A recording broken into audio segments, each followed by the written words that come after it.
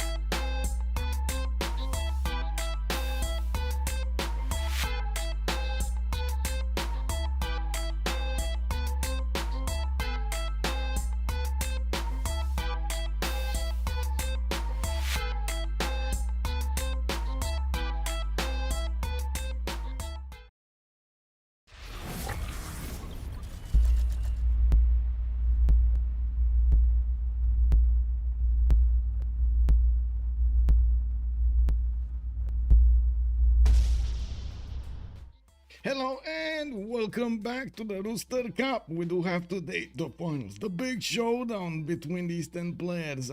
We met 6 of them yesterday, but 4 of them were staying on the bench. It should have been 5, but Ideni, the top 1 rank from the CPL ranking, said, "Oh, I can't make it." So we had to take 6 from yesterday. We do have them joining the lobby. As you can see, we're gonna have the Dune theme tonight. I know not a lot of you, and me neither, actually know all of the details about these characters over there, but that's exactly why I chose them. So we get to talk a little bit about them. Listen, Al-Gaib, yeah, we got Lady Margaret Fenring, we got Ishes, we got Faken Corino, looks like Daikon Idaho, Steelgun is gonna be in the game, Reverend Mother. Ooh, we got all of the big names over here coming in. Good evening, Kepor, and welcome, sir. Good evening, good evening. Karate, also good evening, sir, and welcome. Alcohol Parrot, good evening, sir. Let me actually put it up on the screen because I'm gonna forget if I don't. Let me actually take a quick pick where it is. There we go. We did have yesterday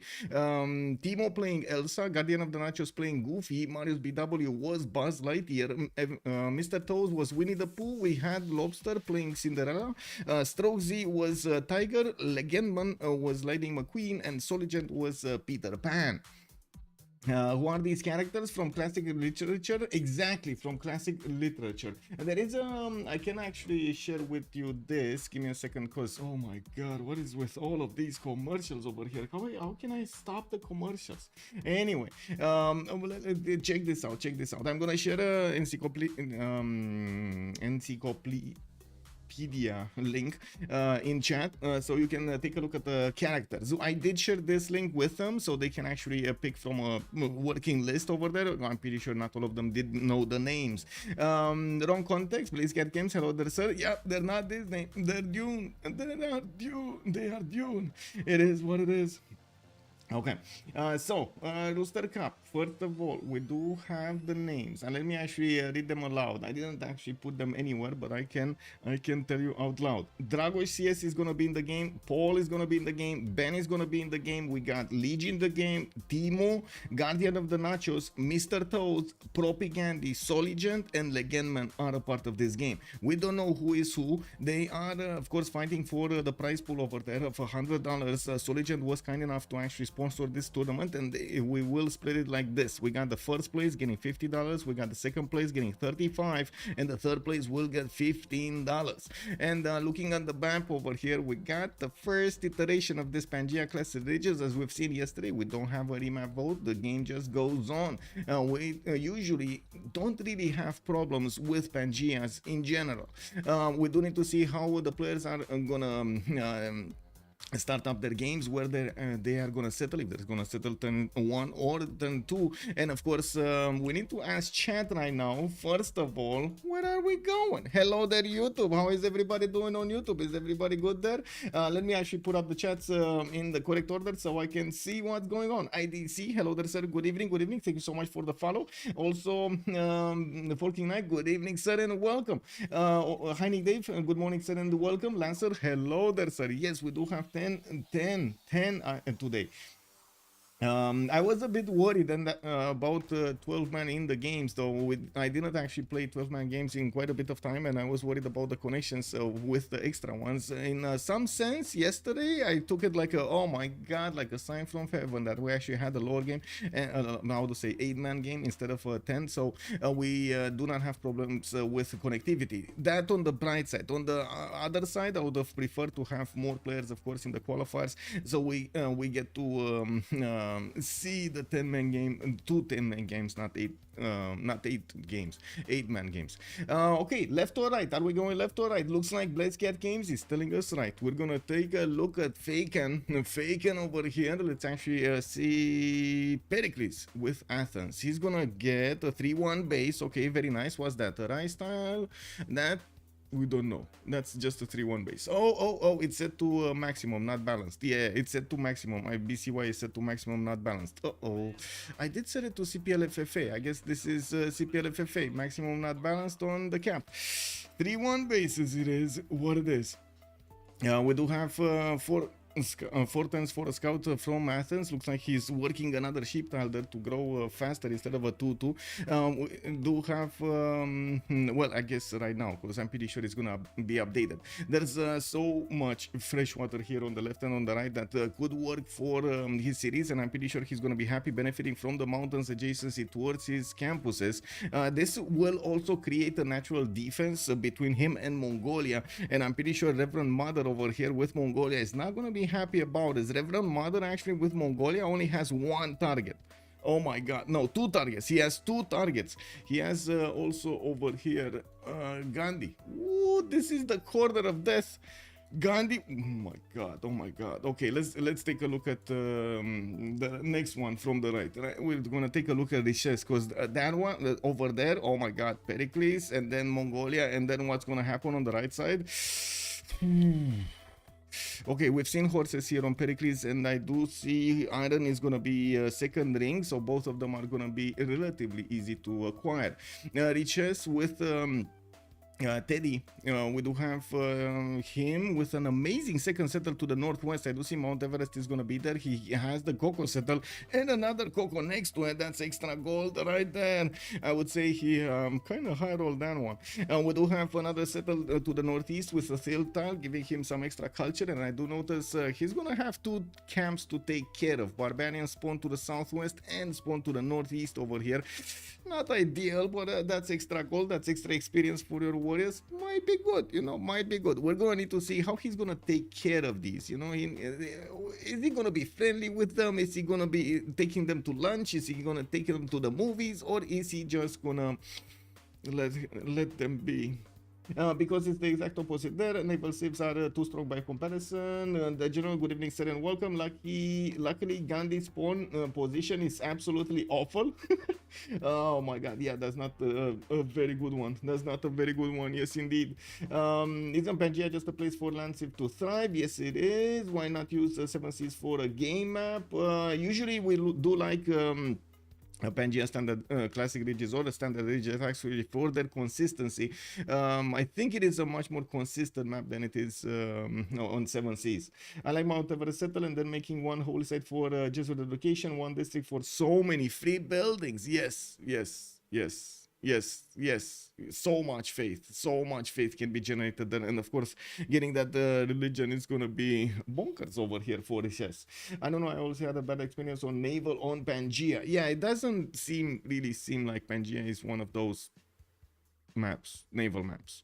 I do see Washington is gonna benefit from an iron tile in the second ring. Also, he's gonna get the horse here in the second ring. Both resources are relatively close to his capital, and I just realized I do need to turn my phone down. Okay, there we go. Looking at the next one, let's see where Simone Bolivar, that's going to be Lady Margot Fendring here from Gran Colombia. Let's actually see. Scouts coming up in 3 turns. He's going to get a 3-1-1 fertile to couple with the 1-3, and he's going to start. Ooh, expanding everywhere here. This is not gonna be easy for him to get, right? He could try to get 1, 2, 3, 4, 5, 6, 7 to settle. 1, 2, 3, 4, 5, 6, 7 to settle. Right in the face of Washington. Who do you think is gonna get this? Can we actually have a prediction right now? Let me actually put this up. Let me put this prediction right now.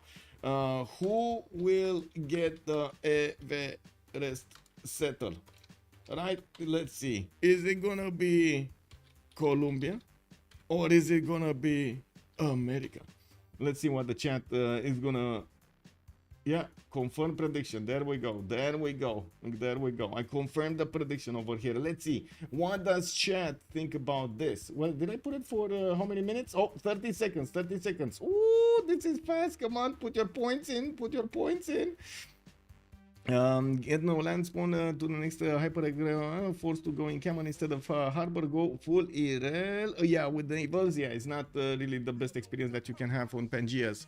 Okay, Lady Margaret here, I do see him getting scouted out by one of the barbarians. The barbarian camp is to the southwest. He's gonna get that warrior close there, but of course he did see Mount Everest style. He does want to see what's past it, and if he does have fresh water, this one is a freshwater city, and he can settle 1, 2, 3, 4, 5, and a 6 to settle. And he's gonna get to buy these tiles, but they're very expensive if you actually start buying them. And of course, having a settler right in the face of Washington is not gonna be ideal either.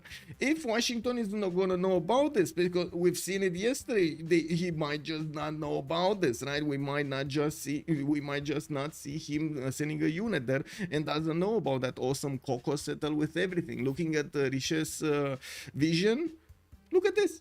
Unbelievable, right? Whoa, he doesn't see it. Like he doesn't see it. He doesn't know. Like so his decision is gonna be limited to the information that he has. He's gonna go either to the east side or he's gonna go to the south side. If I would have to bet, it's probably gonna be near one of the bananas. And that actually reminds me of another subject. Did you guys see Spiffing's Brit movie about the banana that killed the Steam or broke Steam market? Actually, not killed Steam, broke Steam market. Oh my god. Yeah, we got the Rooster CUP is way more punctual than the CWC. It seems so. Colombia will get it. Washington won't scout it until 10:30. You can imagine that's going to be quite late in the game.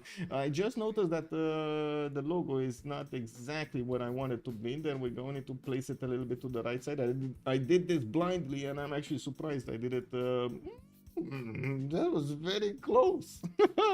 Both is also so they can share it. Yeah, they can share it. The problem is if they want to share it. There's quite a bit of added pressure to this game. That's one of the reasons I actually wanted to take it a little bit slow to see exactly what's happening over here, because there's quite a bit of pressure, right? With the prize pool starting to become something. Let's see how this is going to evolve here. How is this going to affect the diplomatic relationship over here in the game between them, so they can climb for every one of those points over there, or are we going to see a balanced approach to everything? Now, moving forward, we do need to take a look at Philip II here. That's going to be to the southwest of America, and he is going to have that slinger to take out here on the east side. He's seeing it. The slinger is seeing him also. We do have Madrid also with basically his own peninsula to the west side. He's gonna have so much territory to go for. Unfortunately, not very good one. You do notice over here we're gonna have and non-freshwater cities. Yes, coastal. Yes, Spain. Yes, lighthouses. Totally get it. And also he's gonna have the ability to take one city-state and oh my god, and work the other. Check this out. He can go take Anshan, bam, boom, bam. He's gonna get that extra city for himself, and then Auckland getting him the production he needs. He's gonna build those muscles in the Spanish people until he's gonna get to stomp the map. The Loon, thank you so much. Another month. If it is what it is. Good evening, sir. Hello. Okay, well, I think we'll find that. Ave Machiavelli also, good evening, sir, and welcome.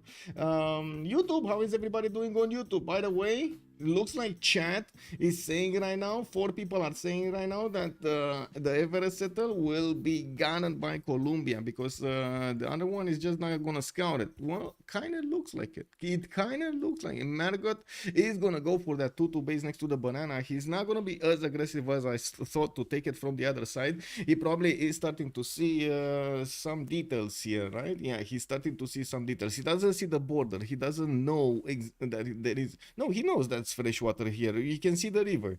Okay, anyway. I think it's more of a risk problem than anything else here. I think I also need to. I did click on that, click on that, click on that. It's all good. We got this. Okay. Bonjour, object. Hello there, sir, and welcome. How are you doing? Right side of the map feels really cramped, while left side, Colombia, Spain especially, have so much space for King Knight. Yeah, that is true. We're going to need to see how things are going to evolve over there on the right side. I do notice that Lisan Al Gaib is going to choose to go for the inner settle and not stay on the coast. Of course, that's where he's going to get the fresh water. And I do have to point out, I kind of agree with him. Like looking at the southwest over here, not good at all. Looking at the north, not good at all. Like you don't have a single 2-2 in the first ring if you want to settle that rice city, and if you even go further, you're going to need to spend more gold. Good thing about this land here, there is a +4 campus that's going to be on an island, but by the time you actually get that campus, as in you actually build that campus, you could have got it to other cities. Now we do have the Barbarian camp also quite close to his upcoming settle. I'm pretty sure he's going to be interested in settling next to bananas so he can get the extra food going. The extra population growth is going to be quite important. I would imagine he's actually going to get the olive settle and buy the banana.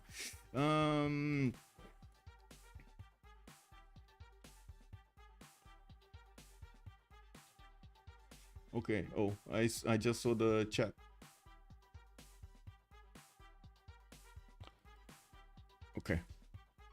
Okay, next, what do we have here? We're gonna need to take a look at Matthias Corvinus being played today by Daigan, Idaho. That's gonna be to the north of America, east of Gran Colombia. Looks like Sejet and Bura are gonna start developing empires here. Okay, I do notice Sejet is gonna have 3 tiles of the Pearl of the Danube bonus of Hungary, where he's gonna get the extra production towards the district and the buildings in it. In the capital, he also has 3 tiles, and I do see the horses, of course, are gonna block 1, so only 2 are available if he discovers animal husbandry before he puts a district down.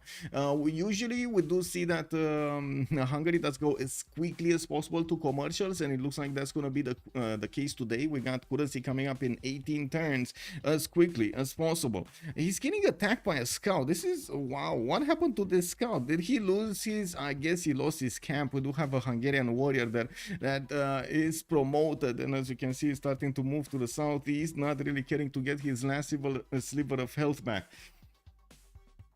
Galukshan, good evening, sir. I did answer the question in chat. I did.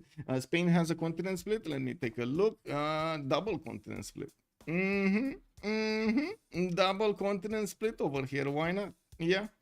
And I do see Gran Colombia is going to get that settle. Yeah. I do also notice America is going to get to scout out Mount Everest to the northwest. He's going to know about the Coco settle to the west side there. And I'm pretty sure he's not going to be happy that he settled on the east side first. Religious settlements also has a pantheon here for America. Looking at Hungary, he's going to benefit from an iron tile on the west side, and I do see horses are going to be first rank. So both of these resources are going to be easy to improve and acquired here.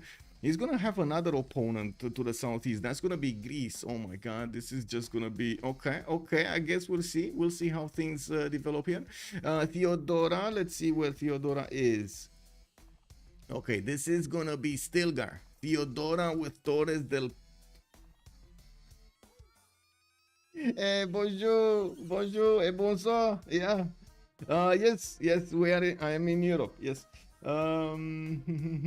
Blaze Games also calling out the typical England no land spawn. Yeah, Andram, good evening, sir. What do you think about this Theodora spawn? Andram, what do you think about the Theodoran Torres del Pain with 4-3 tiles and 4 2s, 2 4 1s over here? My god. Oh my god. And he did manage to get a dice tile in his capital. That's gonna be giving him that extra faith point that he needs to actually get his a pantheon a 10 12 or something. And I'm pretty sure he's gonna want to of course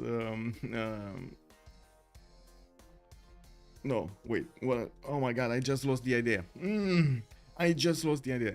Anyway, now we're gonna need to see him settle more cities over here, and I'm actually quite curious what kind of pantheon is he gonna get. He's getting the 2 holy sites, so he can spread the religion to both cities, and it does look like he's gonna invest quite a bit in the 5th generation. I'm pretty sure this is gonna be him going for monumentality here. He's getting also scouted by England, Paul Muad'Dib to the southeast, already kind of for all settled Byzantium. We do have him, I guess, with a min distance settle, but yeah, that is gonna put a bit of a problem for Byzantium to get a city to the southeast. Probably will not go on the coast. I would think Theodora is not gonna put her toast in the water today. What do you think, chat? Nathan Simpson also, is this team based or everybody against each other? This is everybody for themselves. They can make one friendship with one of their neighbors, so they can actually get the benefits of an alliance, and at least one of those directions, one of those fronts is going to be silent, it's going to be more peaceful. But that doesn't actually stop them from breaking the alliance, for example. That doesn't stop them from moving units from through an allied unit to empire to go for another one, for a third party somewhere behind it, and so on and so forth. So we're going to see quite a bit of a dynamic over here, trying to get the benefits of everything while going for the victory condition, and while knowing that they can't really have the friendship all game. There will be a moment in time where they will need to decide what will they do. They're going for first, they're going for second, or they're going for third. And Sasu, bonsoir monsieur, and bienvenue. YF6 versus 5. Good evening, sir, and welcome. Thank you so much for the follow, sir. Also, yeah, we got you. What is the pantheon of Theodora? It's gonna be city patron goddess. He's gonna get the 40% towards the first district built in a city center. We do have him also getting the trader from Adrianople. Quite quickly in 3 turns. He benefits from horses in the second ring from Adrianople, while he's getting a builder from Constantinople. I'm pretty sure he will get to improve these resources. I'm thinking gems with diamonds and rice tile for the upgrades here, so he can get the bonus points like the pasture bonus, and then you get the mine bonus, and then you get the rice bonus. Anyway, like the how to say. Anyway, we do have him settling towards the north, of course, not choosing to actually go towards England, towards the southeast. Paul Muad'Dib this time. Paul Muad'Dib Atreides. We do have multiple monuments coming out from his cities. He did already settle his other 2 ones, and I do notice he's improving his coastal tiles. I would imagine, since Spain did not actually get the other cities on the west side, and I do see, yeah, he's gonna get another the coast settled to the south. I would imagine God of the Sea is gonna be open, and Paul is gonna get it, but that doesn't mean that he's gonna get that many bonuses here. I don't see that many resources. He's gonna have a few islands that he can expand with in the east, and again, that's gonna make it much more important to actually get God of the Sea, to get some good production tiles over there in the water, in the IDC. I do notice with the use of the banana, he's actually on 5 pop already. He does have the 4-to-1 fish tile also to grow that population faster, and of course quite a few other 2-2s around his territory. Fakan is telling Hungary that he's not gonna steal. Ooh, I see. Wow, Fakan actually is quite how do you call it, peaceful today, diplomatic. It is my understanding players have to choose, so no one. Why does Torres not double science? Yes. Why no Gurney Halleck? Yeah, basically they had to choose. We just, like, the only thing that I did was take a look at the names, make a list, and then if there were if somebody picked a name after somebody else picked that name, I would just tell them that it's taken, and that's it. Basically, I was like the registration bot that you see normally when you pick up your profile picture, profile name. You're like over there. Ooh, let me actually see. Let me put in my name. Oh, player name is taken. Please choose another one. Oh, may I suggest that you add your birthday to it? Kick W. Anyway. Let me come back to this. Let's go through Gandhi. What do we have on Gandhi? What is Gandhi doing here to the southeast? First of all, he's getting his holy sites down. I do notice he's gonna get a trader from Delhi, and he didn't settle Madurai to the west side. He does have quite a bit of territory to the south and the northwest, as in at least another 2 cities can be settled here, and quite a few to the south. Some of them might be coastal, and that actually would be quite. I would be quite curious if they made friendship here. No, actually, Victoria made a friendship with Theodora. This is gonna be quite problematic since lack in Nefad over here is gonna have one coastal city. He's gonna have Hyderabad on the coast on the east side, and that's gonna put it that's gonna be vulnerable to the English Navy. And we do have a God of Open Sky chosen, so he's gonna get the extra culture on his improved pastures. Has quite a few of them, can't really say that's bad. And we're gonna need to see if he's gonna go for that cattle settle to the southwest, or we're gonna want to improve it. The extra food is always good in that city center. Greece too nice, maybe should have stolen. Yeah, I think so. I think so. That might actually come back to haunt him. We don't know, because Greece over here, it's not like he's far away. And looking at Duncan, I do notice that he has a friendship with Simon Bolivar. Maybe they actually paid the dues. You know, usually the players do ask for a delegation. That's 10 gold in the game to have their units be safe, basically. You know, you pay for safe passage around the map. Michael bot confirm. Beep, boop. Yeah. Theodora with a good spawn is scary. Yes, it is. I seriously need an illegal emote, and it is what it is. Oh my god. Okay. Yes, I need to actually remember that somehow. How do I need to write it somewhere. Give me a second. I need to write it somewhere. Illegal, and it is what it is emotes. There we go. I wrote it. There we go. Need to think about how to do that. So the science comes from geothermal vent features and resources bonuses aren't doubled. On what? On Torres del Paine? Only the base yield of 1 and 2. Yeah, it doesn't double the extra science if that's what you are asking. Okay, next time we do have we were talking about Gandhi here. Looking at his iron tile to the south, he's gonna get it and in the second ring, and he didn't grow yet in there, but I don't think it's that big of a problem. He does have his horse already improved, and looking to the west side, of course, he's gonna have Mongolia to friendship, and this is gonna cause a problem for actually England if we're gonna have actually Gandhi have a peaceful relationship with Reverend Mother. Laken over here might actually take down Paul Muad'Dib. I don't know. It looks like Paul is in danger here. I would call it right now. We might have a 2 versus 1 bonking of the Paul on the seas over there. He might get pushed out. Suggestion for it is what it is, Emo. Just try to take it like... yeah. That's why hills are the best. They're base 2-1. The forest grassland is 2-1, but the +1 production comes from the feature forest, which is not doubled. You see, Paul Muad'Dib calling it a cringe science gate. Oh, we got 4 of them in the game. We got Taruga, Anshan, Fez, and Nalanda.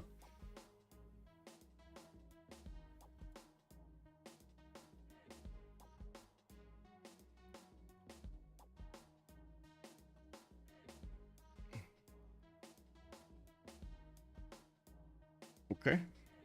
Going next, I was thinking if I should have set a limit on this or not. Going next, we do have to talk about Genghis Khan. Korakoto, God of Craftsman, in retrospect, I should have. We do have God of Craftsman being picked up as a pantheon. We do have the horses, the 3-3 ones over here already improved, and of course he's getting that extra bonus production from. That makes Korakoto a pretty poke city, getting his builder out in 1 and 1 from Korakorum. I do notice he's putting down his commercials, and of course we're going to need to see his trade routes where they're going at. Probably internals with Magnus establishing there in Karakorum. I would imagine internals for quite some time, since he's gonna have peace with the east, with India, and not really a choice to go for Greece to the northwest. He's only gonna have a single direction to go against somebody, and Mongolia's firepower might be all on England. This will be painful. Imagine the Keshiks next to the Varus. Wow. Yes, yeah. Oh well, it is what it is. We do have to take a look at also his final opponent, Javraman the 7th. I do see he's still on 2 cities, and by the looks of it, he's gonna get his 3rd one on an ivory tile towards the west side. He is gonna be close to Spain, not really ideal because they are he's a faith series state, Civ, and Spain is a civilization that does get bonuses. Of +5 combat strength against civilizations that do have another religion other than Spain. We do have Spain, also shrines coming out from Hariharalaya. Magnus is establishing in Angkor Thom. A bit surprising that he is actually choosing to go for Magnus here. I do see he already built his shrines, and usually you do see moksha for the extra faith.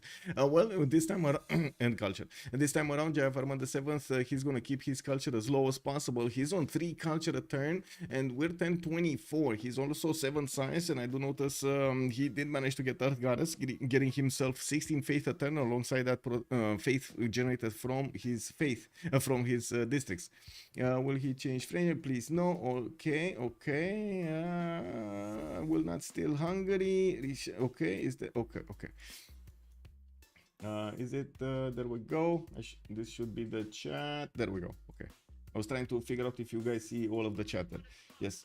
Why would you to keep faith per turn down? I'm not talking about his faith per turn down. He actually is keeping his faith up. I was talking about more his culture. Did I say faith? I was meaning culture. Whoa, what happened over here with Khmer? Oops. I guess we're gonna need to wait for him to join back. Oh, why would he keep his culture per turn? Because you do. This is not a French tournament. It's an international tournament on the CPL one. You want to keep your culture low, but there's a trick. You need to keep your culture low enough. Too low is gonna be painful.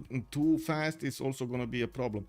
If you keep it at the right pace, you can actually discover. You don't discover too fast the civic tree, so you don't discover those extra district slots, district types actually, right? The extra theater square or the I would say Government Plaza, and then later on you're gonna have the entertainment complex and so on. All of those are changing the equation for the district discount. If you want discounts and you know what path to take, as in what your civilization development path will take, you can try to min-max as much as possible to not discover those, so you can actually get the district discounts. To not discover do not have enough culture to discover those civics, or not enough science to discover those technologies, so you do get the district discounts. But it is tricky though. It's still tricky. If you're too fast, you just have to adapt though. Yes, I mean, there is a high tempo strategy, and it's been used successfully by quite a few. 1 second. Lady Margot. Simon Bolivar is saying that he doesn't want to actually antagonize anyone, but he thinks he has to be selfish and friendship Spain. So he thinks that America has encroached on his territory here. Uh-oh. Okay, well, Jayavarman, come on, let's see what he's gonna do. That means Spain is not gonna be friends with Khmer. That also means he's not gonna be friends with America. America might become friends with Khmer. And yeah, we're gonna need to see what's gonna be popping here. It's definitely looking like Spain is gonna want the inland cities.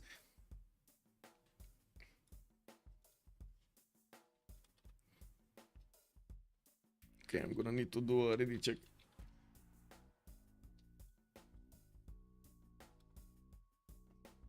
With my skill level, I don't have to worry about too much culture. Yeah, with much pleasure. Also, fast culture can be used to spam feudalism builders earlier. I think Rome kind of has no choice if they get too much culture, whether they want it or not. Just doing a ready check here, so so we will know when to actually unpause the game. Let's see, what do we have here? 2, 4, 6, 8, 9. We're gonna need the 10th. Hello, Smorior. Good evening, sir, and welcome. And Baxter also. Hello there on YouTube. Good evening, sirs. America settled mid distance from his camp. Colombia just has to deal with it. Yeah, I mean he could have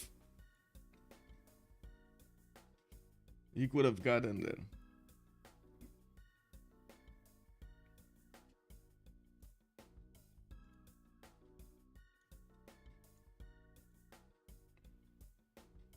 Okay. Lady Margot, right? Lady Margot is gonna need to appear. He never picked Simon to be peaceful, you think? I guess we're gonna need to see. It doesn't have a lot of territory to expand towards the northwest, but that is decent. He's gonna get like 7 cities here. If he wants some more, he needs to go through America or go northeast. Northeast, not that cool, man. Not that good. Okay. Let's go for the unpause. Let's take a look at Khmer. What was he doing? Getting finalizing those shrines in the city of Harihara, getting those extra faith points per turn. Looking at his faith per turn, he's on 16 faith per turn, not bad. Also putting down a third holy site here from Angkor Wat. It's gonna take a while to get it, and he did spend the gold on that instead of getting the Silk Tiles extra production and extra culture. He would have lost a little bit of food, but it's not like he would have lost anything else. He did spend the gold for the 2-1, getting a balanced approach to get his surplus food and of course grow that city to the second population quicker. Now we are also getting closer to the next era, so the players are going to need to figure out how they're going to get their golden ages. Sometimes hitting the 19 threshold even in a 10-man game is still quite tough. We do have a few more of these pantheons being chosen by the players. I do notice that Jayavarman the 7th did get it. We do have Reverend Mother also on 14 out of 19. He needs 5 more points. Lakin is going to be 7 points out. Looks wow, 6 points out. Looks like Paul is going to be 3 points out. Stilgar is going to be 2 points. Duncan is going to be 6. We got Lisan over the next points, and Lady Margot is gonna be on 1 point out. Riches also 1 point out, while Faken is gonna need 3. Don't have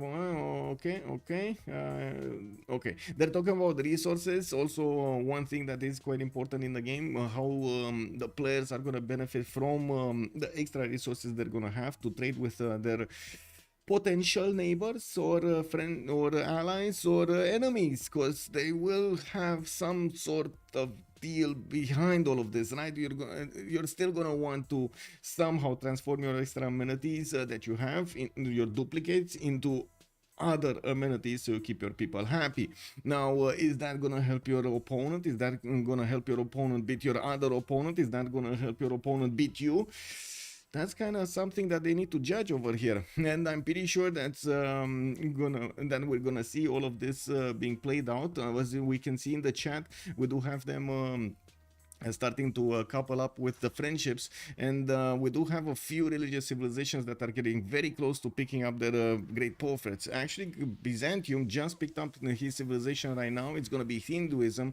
Just like yesterday, we do see a work ethic prioritized very early on, with tithe getting the extra gold for each city following the religion. This is quite a resurgence of tithe. It's been quite some time since we've seen tithe. Lay ministry actually was preferred over tithe for quite some time, and I'm actually curious. I'm curious, but I gotta agree, it does give you a working economy until you actually get a few commercials of your own to get the extra trade routes and get some gold. Early on, wow, this is gonna be commercial opener.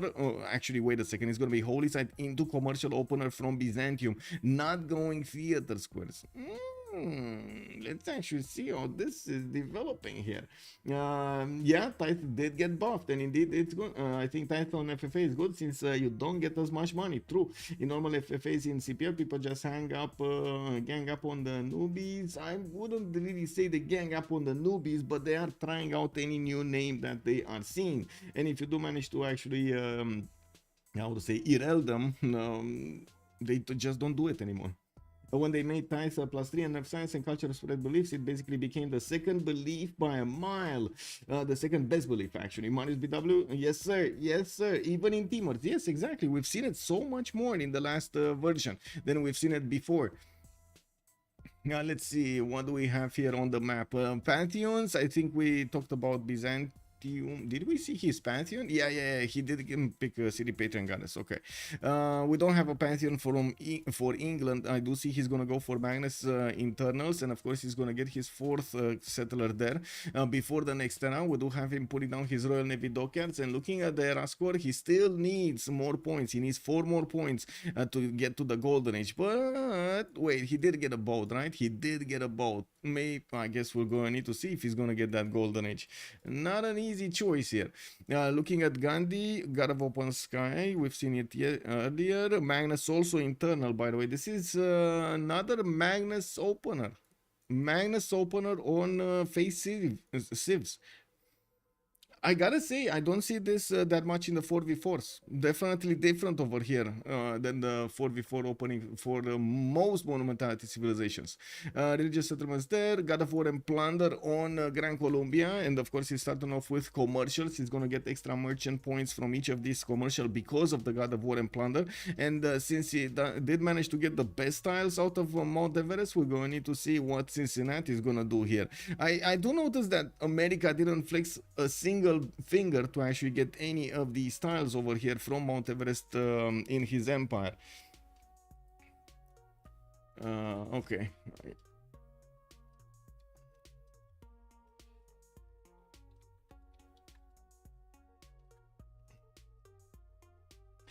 Guess it will be rotating Magnus on Khmer, chop everything in cap with monumentality, builders, move Magnus, establish Moksha. He's trying to get everything, right? They're trying to get everything there.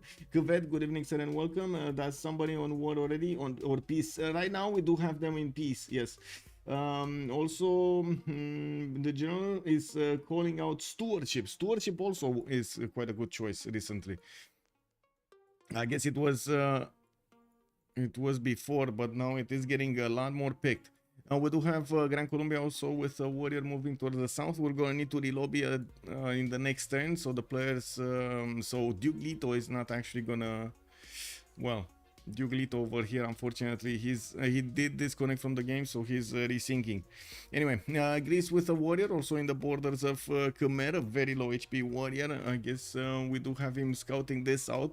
We don't know all of the diplomatic deals between them, but I guess if Spain made a friendship with Gran Colombia, we're going to need to see what happened on the right side.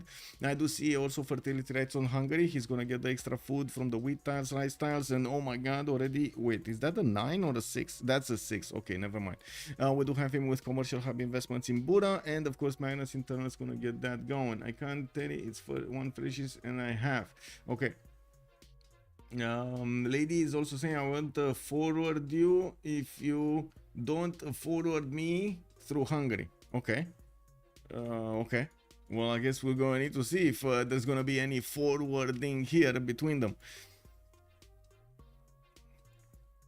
Pericles, still no Pantheon. We do need to go for the next round here. Dioglito is going to need to actually do his round. I don't know, maybe he's actually still loading it. Even then, Magnus better. I agree in Timur, sometimes you go Moksha or Pingala because you need to fight and you need to get as quickly as possible those science points and those culture points.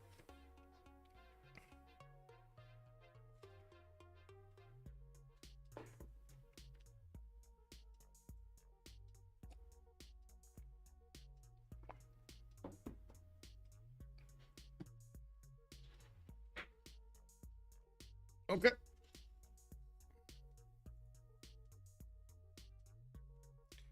Let me actually get the new lobby and get them the link. No, not cutscene.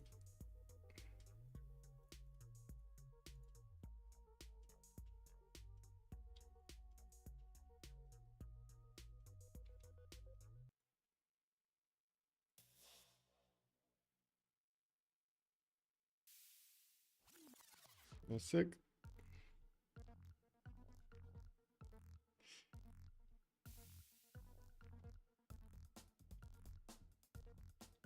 Yes, I am pasting the link to all of the players because, you know, that is what I need to do. It is what it is. There we go. And as soon as I was pasting, players were clicking and clicking. Anyway. Thank you for the follow, Atom Z. Thank you, sir. I think I need to actually do something here because I just realized that I might not be hearing, there we go, the sounds of the game and everything. Okay, we just need Diuglito to get back in.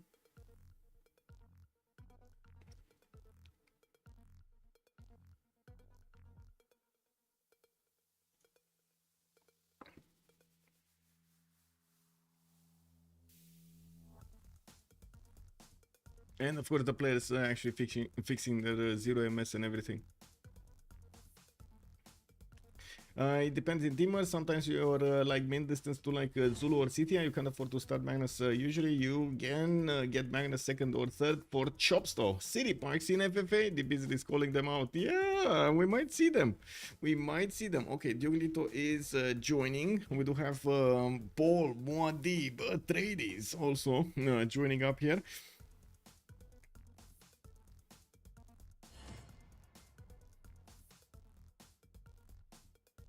Okay, well, Lisan Al Gaib. Looks like Diuglito was too big for the lobby, so he pushed out Lisan Al Gaib. Yeah, yeah, it's fine. They got back in. And then Diuglito went out and Lisan Al Gaib went back in. Wow. Okay. Well, I hope he's getting back.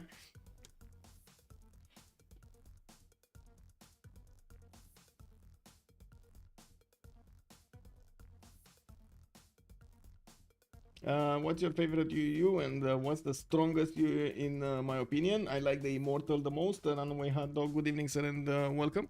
Okay. All in. Just calling out the all in, so the players are gonna have a chance to know that they need to check the zero MS here. And if they don't see anybody, they can rejoin. Immortal, the Immortal, sir. I like the Immortal.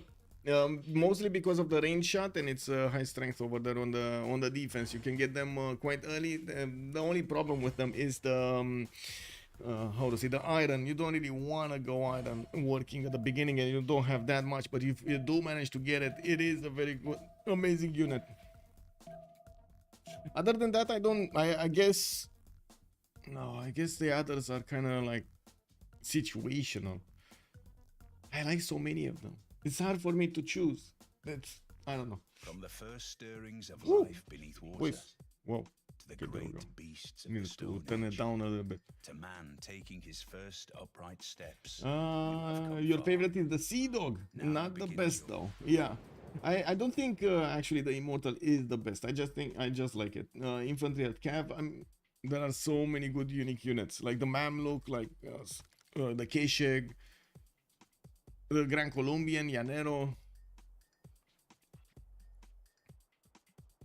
Oh, Goddess of Festivals for Spain. He's gonna want that culture here on the styles around his cities. Let's actually go Magnus Internals here.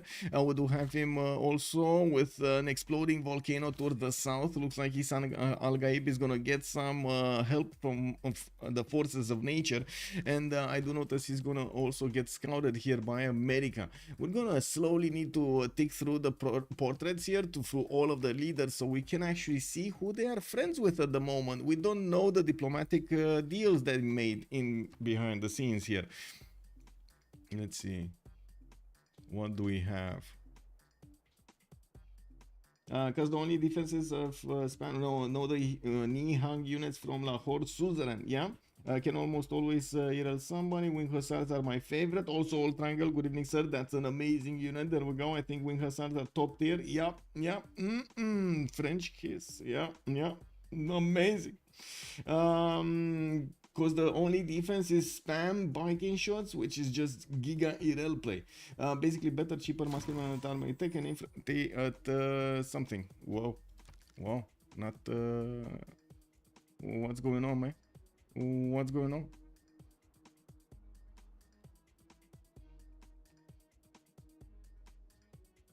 Give me a second.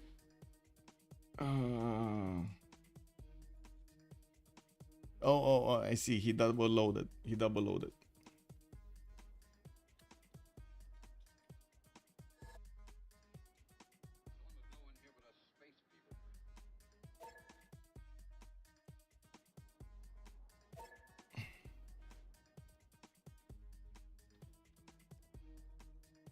We're gonna relobby quickly, so we actually rip the band-aid as quickly as possible. So we don't have a problem. This is a very weird problem actually, and it's coming out of two fast PCs. Kick W. Wow. Okay.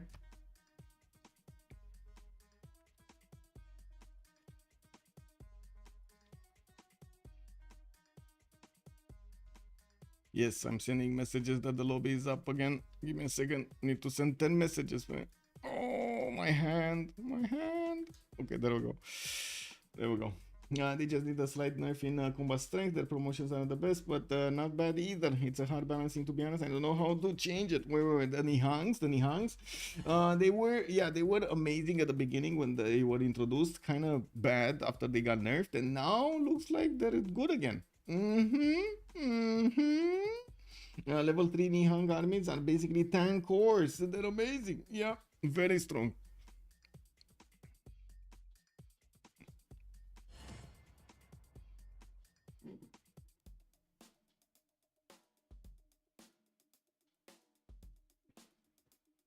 Okay, let me actually put it up over here on YouTube. Can we get 240 likes? There we go. We're right now on like what, 6? Let's actually see if we can get to 40 likes this session this evening. There we go. Starting up. Click. We're just waiting for Rishes and Paul Divatridis to come back into the lobby, and I do notice that they are trying to fix their 0 MS as quickly as they're getting in. They did that where it was +10 instead of the +15, basically ruined the units and made Lahore the worst Suz in the game. Yes, the nerf was quite bad.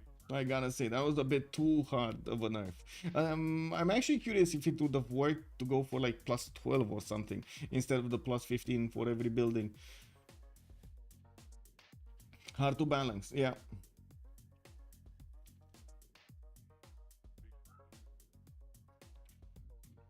Maybe nerf certain increases like early mid game +15, but last one not +15, be +10. All triangle also makes a good point over here, and it wouldn't be the first time that we got the point split up like this through 4 segments in eras. Gelushan, I hope not. I really hope it's not gonna be a relobby simulator. And we did have a relobby, and one of the players disconnected. I have seen that. How to say, the first disconnect was fire access crash, unfortunately, and now we're waiting to see another join of the lobby. Okay.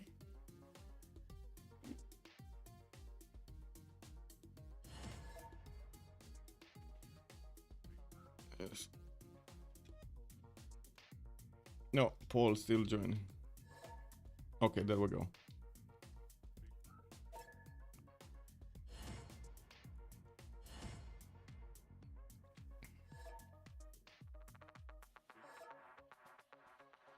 Okay, we got 2 rejoins, Reverend Mother and Paul Muddy. They're fixing their 0 MS, and we should get going. So this is one of the questions that I really need to answer here, and it will depend the next session for the next session. If 10-man games are not gonna work, we're gonna need to go for 8 to have a stable how to say, tournament from the beginning to the end, which is kind of like weird because definitely 10-man games do feel quite strong. At the same time, and they are the preferred choice, the preferred number by the community, usually in our FFAs. Although we've seen quite some interesting developments there yesterday in the 8-man game. What does Stream Chat think about this? What does Stream Chat think? How do you compare the yesterday game? Like, think about this, right? Compare yesterday's game with today's game in terms of what they did.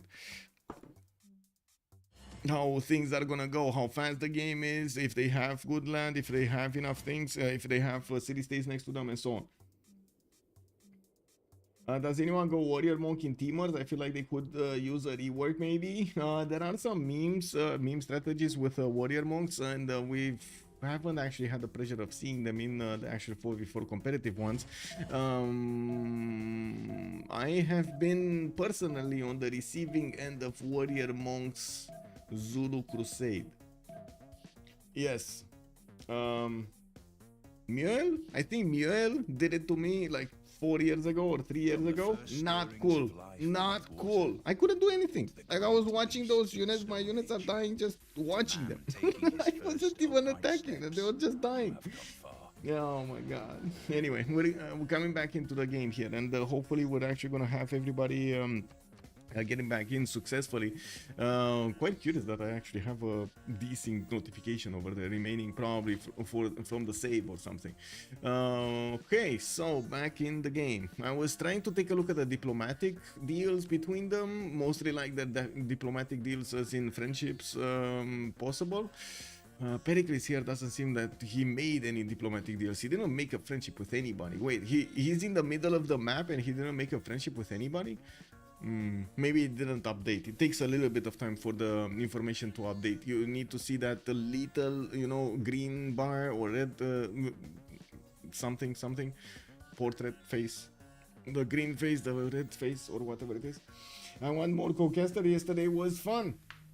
Yes, indeed, it was. Today, nobody actually asked me if they want to concast or not, so, you know, that is what it is. I did also have a bit of a weird few days. Yesterday, all day, I actually had to stay and do stuff, and then I didn't get to sleep, and then later on, I was like, whew. I got to sleep last night a bit too early, like after the game has finished, and guess what? This morning, I woke up too early, so I had to sleep again during the midday, so I can actually be full energy for tonight. And now I'm thinking, am I actually gonna sleep until like 1 tomorrow or something? Anyway, I never forget when someone Irel warns me. Exactly, Brace Cat Games, and exactly that's the point, and that's one of the reasons in how to say, in FFAs, or I should say in throughout the community, that we are choosing to go for the hidden names, so they don't actually have all of that baggage, all of that history behind their choices. Let's actually take a look. So okay, no portrait appeared for Teddy. Let's take a look at Lady Margaret here. We got Simon Bolivar, West Side. Did he make a friendship with Philip II? Because that's what we heard in chat. No, he actually went with Matthias Corvinus. I have to point out, I did not see him getting this going there. Okay, now looking at what we do have next, let's actually take a look at Philip II. Who did he make a friendship? Was this Khmer? Did he make a friendship with Khmer? Whoa. I mean, it would be a good match for Khmer, but I don't think it actually helps out Philip II that much. I don't see him having a friendship either. Wait, hello? Yeah, he doesn't have a friendship. Not at all. Okay, let's take a look. So Matthias Corvinus had a friendship there. Let's take a look at Theodora on the right side. What do we have him? Getting his cover on Plaza in 2 turns. I do see they only have 3 more turns until they're gonna get in the next era. And we do have the Destroyer actually starting to meow all over the place and getting around me over here. Yeah, what are you doing, the Destroyer? What are you doing? Oh, I can give you a chair. You want chair? I give you chair. Okay. Good evening, Sigi. Good evening, sir, and welcome. I never. Okay, I did see that. We do have also 4 cities coming out from Byzantium. I do notice Victoria did manage to actually get a friendship with Byzantium towards the northwest. That means both of the nations in the south, India and Mongolia, are gonna be friends and come against him. They can actually go against Victoria. That is gonna be a problem. Gandhi, let's actually see who did he make a friendship with. We do have Gandhi here getting his traders out, getting a boat out, a galley to scout out the coast. Of course, he did see the English galley just passing by. Genghis Khan did make a friendship with Gandhi, and he's keeping the friendship with Gandhi. We do need to see how Paul Muad'Dib is gonna manage to get the defense to the south. Looking at Jayavarman, let's see, Jayavarman, who did he make a friendship? Was it America? Was it America? Because, wait, yeah, it kind of seems like that was, oh my god, wait, is Spain not gonna have an ally? Is that what's happening here? We got a religion being chosen by Khmer right about now. We're gonna see what his friendships are, but I don't see any portrait popping off here, any kind of image, so it doesn't seem like he actually has one. Okay, let's give it another 10 seconds. Maybe one will appear here. I don't know exactly when the updates are needed to be appearing, in how much time or something we need to wait. Okay, let's see. Diuglito gonna get his units towards the northeast. We do have also quite a few scouts moving around here. I feel like I should be closing the door so I don't see the I don't hear the meows. Okay, the legend finally. General Armand the 7th X. Feed the world with lay ministry. He's gonna get his extra food from the shrines and the temples, since work ethic, which would have been amazing over here for Khmer, got taken. He can't actually get the extra production. Lay ministry gonna give him the faith on his holy sites, also culture on his theater squares. Now we do have him also with pretty good holy sites, I would say. And not all of them next to rivers. This Hariharalaya one, for example, is not next to a river, even though he could have put it there, but it wouldn't have been a +3, and I think he really wanted the +3. Didn't he get this one? Oh no, because he did get, yeah, no, it is a +3. Anyway, it is a +3. We do have Khmer also starting to improve his amenities, especially these ivory tiles. He will use them to send them to his neighbors over here and try to get some amenities from them. I do notice America is starting to put a city towards Spain, and of course that is mean distance from his capital. Can't really blame him, but I'm pretty sure Spain is gonna be like, hey, what are you doing here? That's my territory. What do you mean you're coming by to have dinner? What do you mean? What's that? We do have Recess also asking Hungary for a friendship. Recess is Teddy, and we do need to see. Well, did I call him Lincoln? I was thinking of Lincoln, but yeah, this is Teddy. Teddy Rough Rider, not Bulmus. Bulmus got banned. No, I guess we can talk about the bans also, right? I didn't actually mention which bans have been done this game. We did have Australia, Teddy Bulmus being banned, Zulu being banned, Aztec being banned, Nader Shah, Chandra Gupta, Gol, Trajan, and that's it, because Zulu and Gol got banned twice. So yeah, they kind of overlapped a little bit there. How are the golden ages looking? We're 10:30, and let's see, is anybody gonna miss it? No, everybody managed to get a golden age. What do you mean? They need to get the golden age, right? Okay, let's see, what do we have here? We do have to talk about every one of them. This time around we're going to be talking about Jafar Man the 7th on the west side here, getting his stuff going. Did he just desync? Oh, who did desync? Wait a second.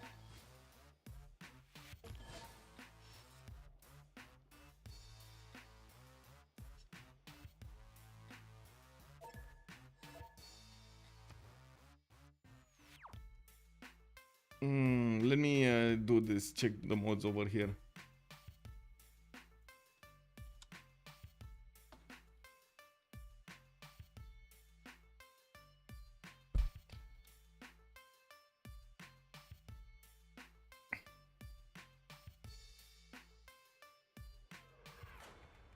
Liken is also making a deal with Genghis. You can settle on the Madurai Lake if you want, trade through there. So I guess we're talking about Gandhi making a deal with Mongolia to trade through here. Okay, here he wants to trade through here. Okay, that makes sense actually. That's also very close to the Mongolian capital.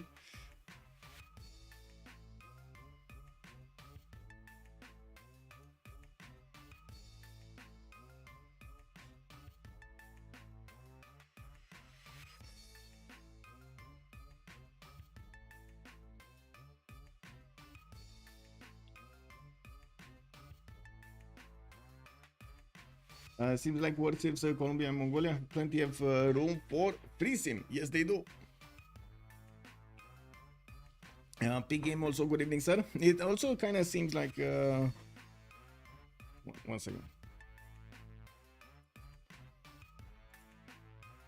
Oh my god.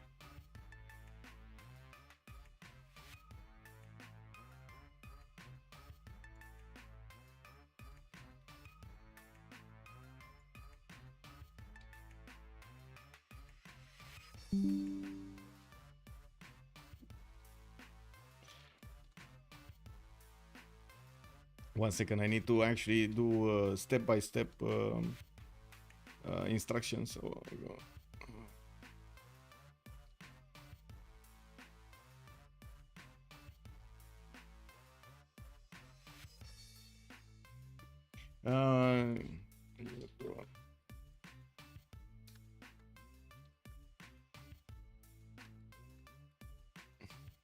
Seems like what saves Mongolia. Yes, yes, yes. We will see a red code push to the max the Joe. That's actually quite interesting to work out. First of all, I do want to say that Age of Empire here is not going to get his extra continent.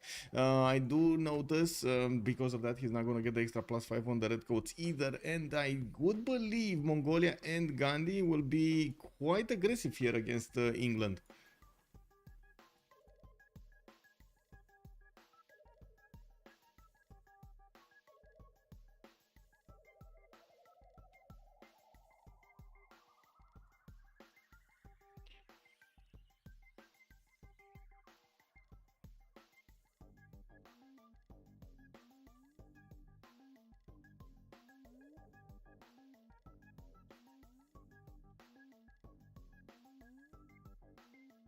Okay, found the culprit. There's a mod missing and an extra mod on his side.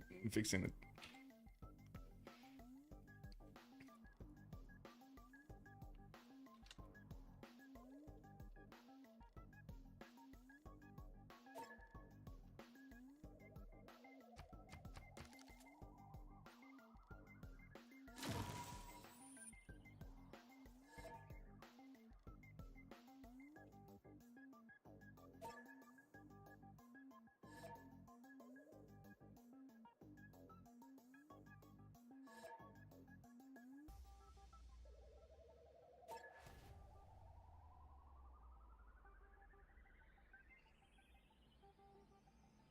Okay. Okay. What? Ce dorești, Atena? Ce s-a întâmplat astăzi? Hmm? She's yeah, in her hit period again. She's extremely vocal, I would say. Extremely vocal. Extremely vocal. Come on. Oof, every player in this game should be competitive.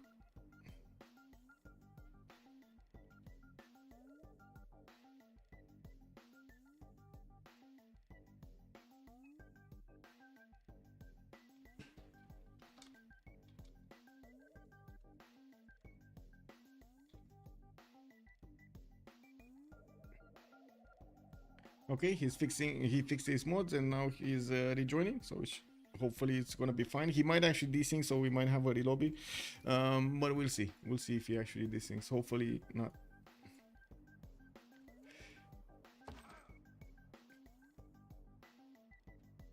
Man, I gotta ask,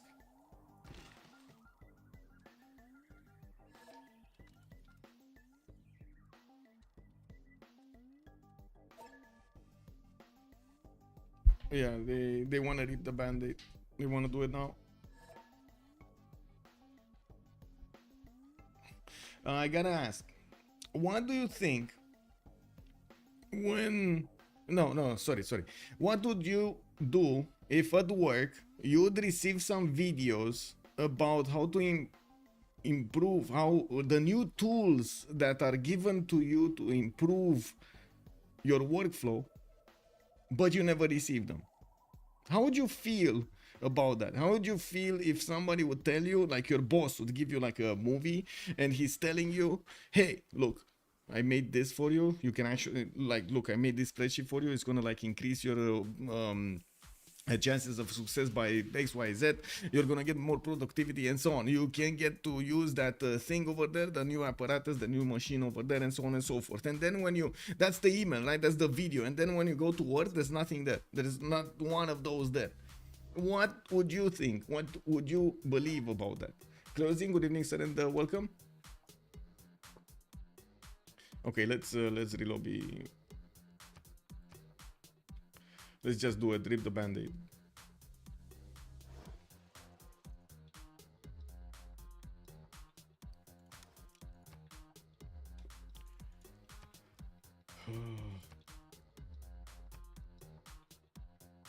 I would tell boss, without the new tool, I'll be same productive level as I was before. Yeah. Maybe accidentally forgot the attachment in the email. Man, man. Oh my god. So imagine this. I asked you this because I just saw a movie like in the back, in the dashboard of YouTube videos of how to say, of YouTube Studio. There's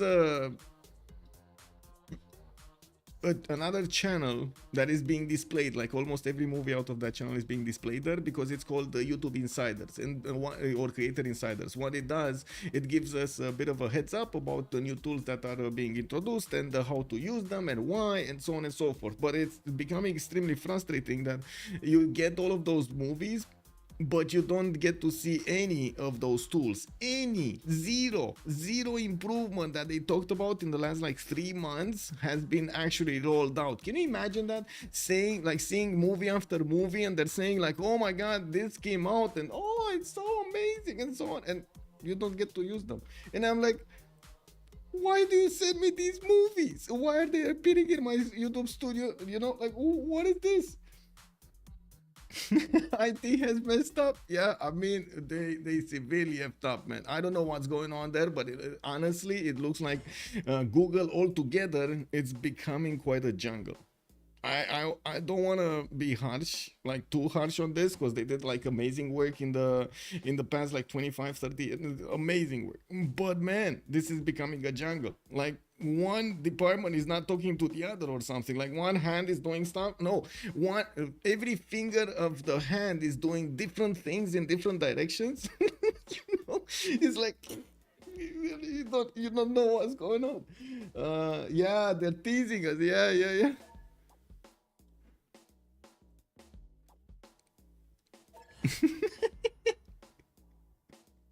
Oh man, unbelievable.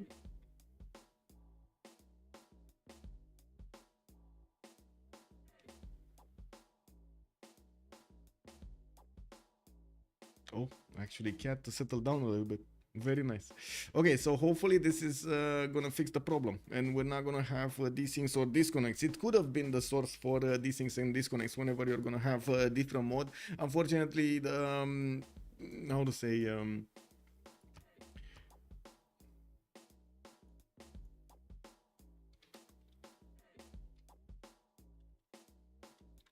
okay, he joined.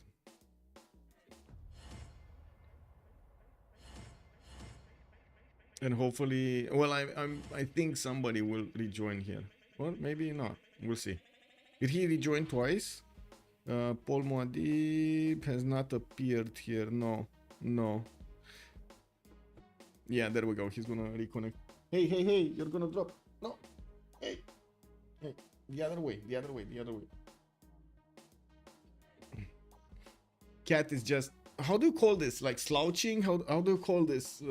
Stretching over here on my desk, just trying to be everywhere and spreading her hairs everywhere.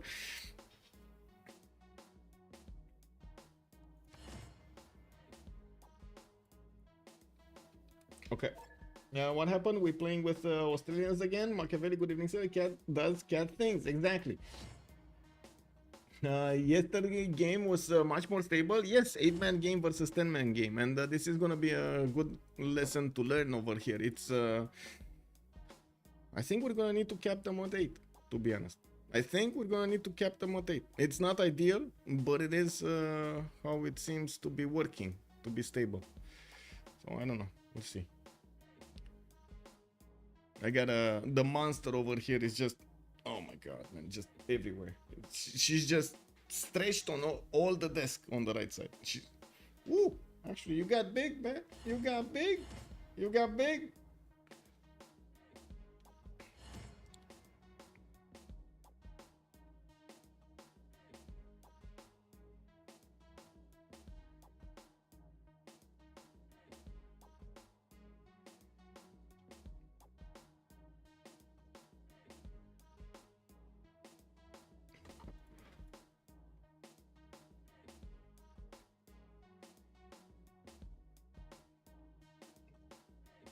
She was about to fall again.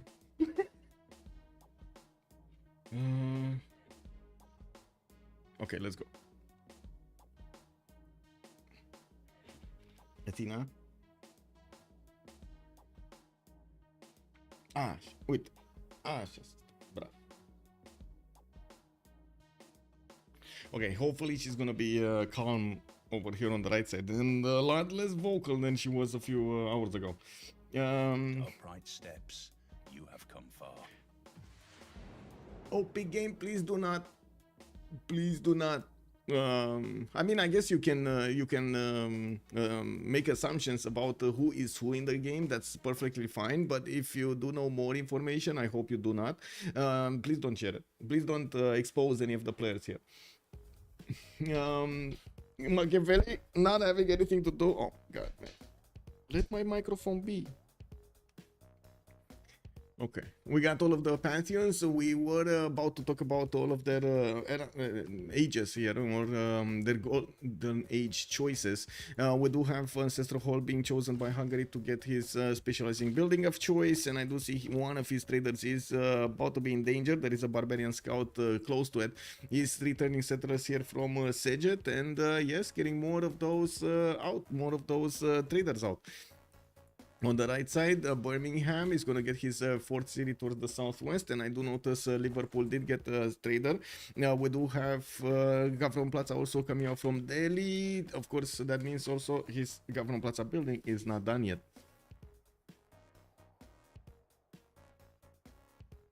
Where is your combo? Where is your combo? No combo? No combo, no combo. Greece. We haven't actually seen Greece in quite some time in the games.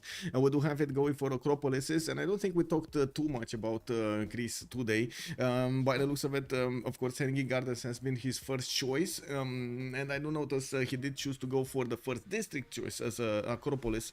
Didn't put his Gavron Plaza yet down, and he does have quite a bit of rivers here to benefit from. Faken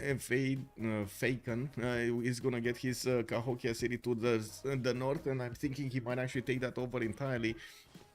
I think this is the moment I need to close the door. Give me a second.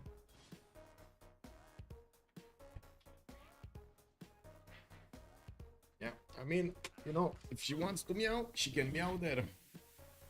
City Parks is just slower scaling. At higher levels, games tend to be decided at 1080-90, which Audience Chamber Plus start stakes have an advantage over.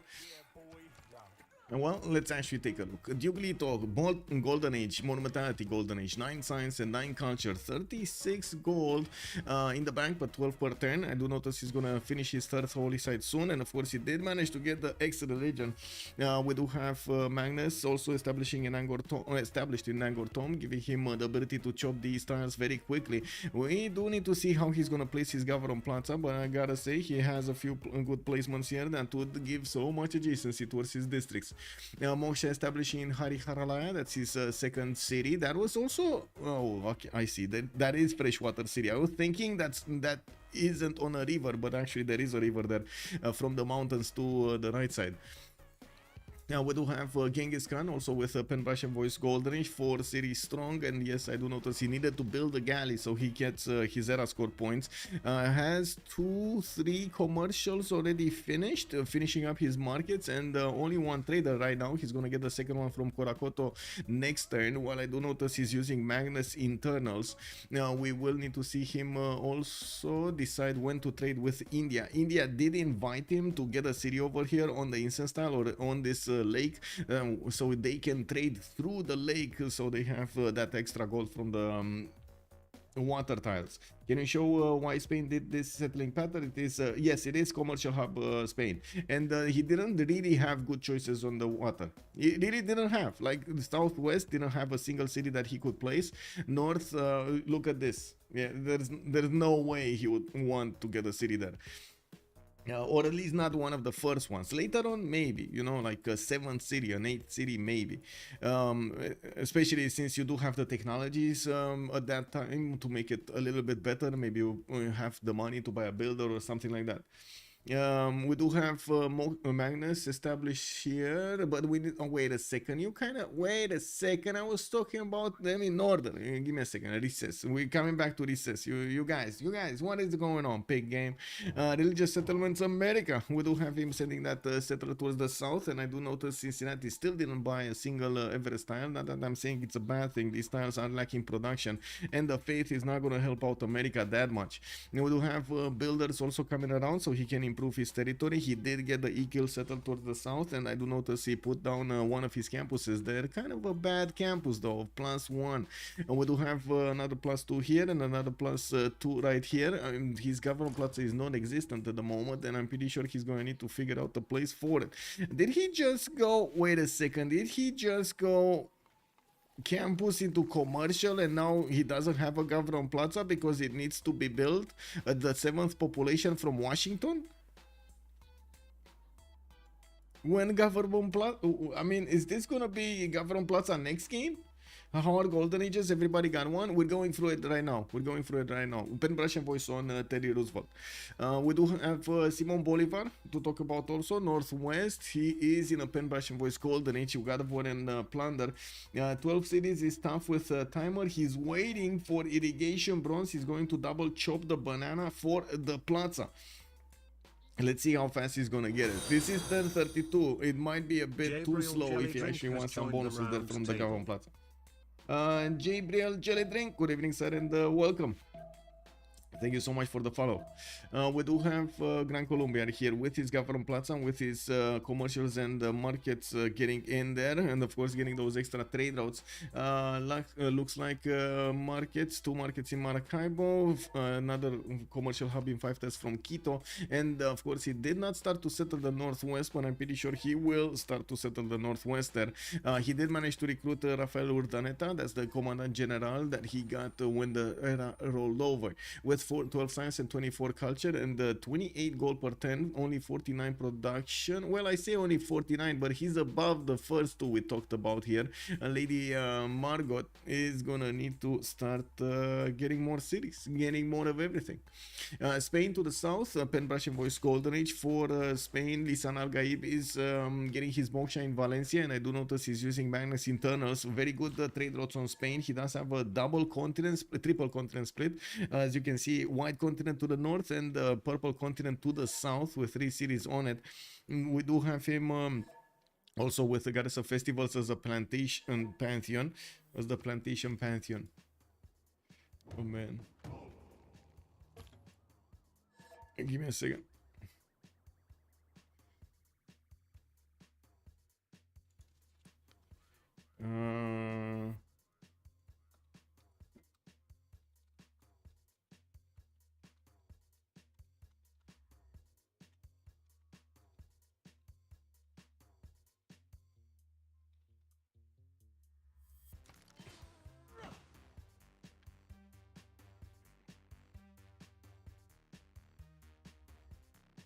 Okay, hopefully we're gonna get to fix that too.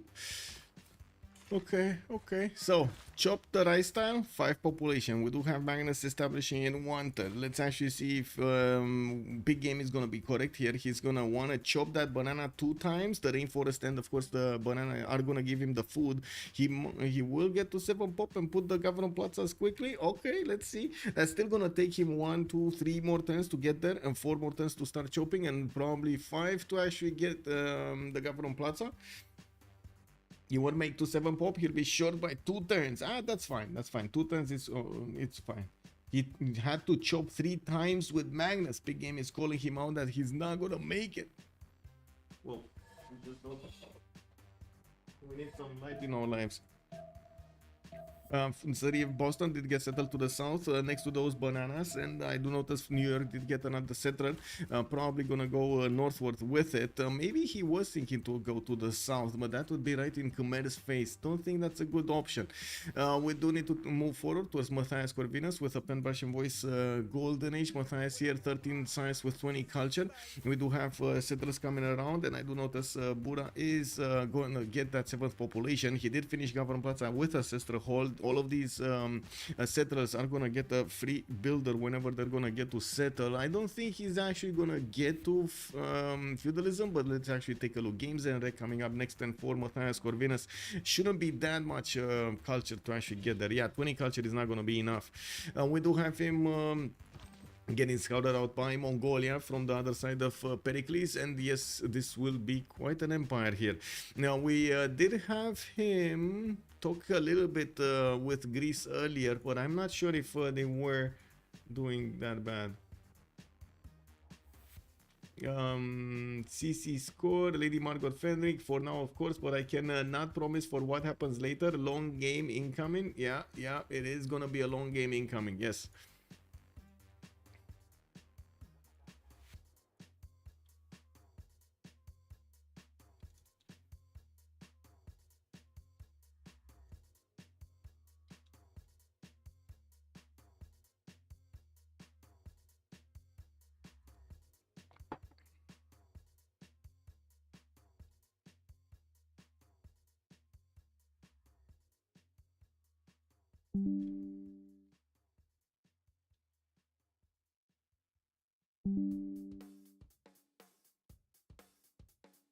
Okay.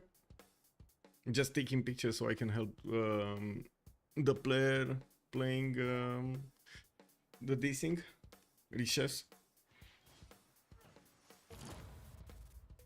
Ancestral Moksha is kind of strange on Hungary. Yes.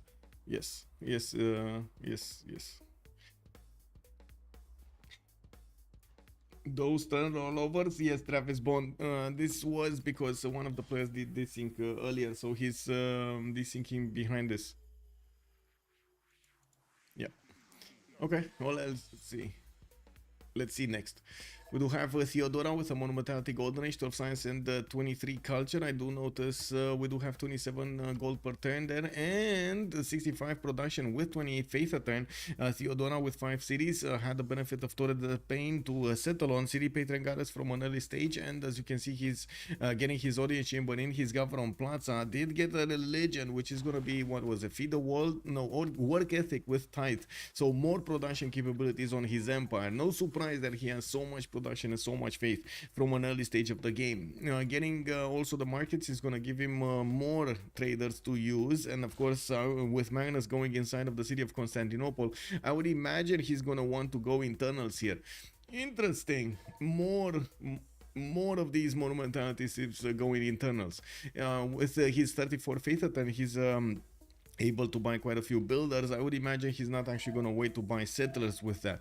Looking at Victoria, Age of Empire, Pembrasian Voice, Golden Age, she's also getting converted by his neighbor here, Byzantium. I'm not sure if it's an opponent yet, but I do know they made a friendship. Yeah, we're going to need to see how England is actually going to protect Theodora from India and Gandhi, from India and Mongolia. Audience chamber in 5 turns for Paul. We do have him getting scouted out by India from the south, and of course he's going to see the 3 cities on the coast on the east. He's getting his campus out in Liverpool, and that's going to be a +3 using the reef tile and of course those rainforest tiles.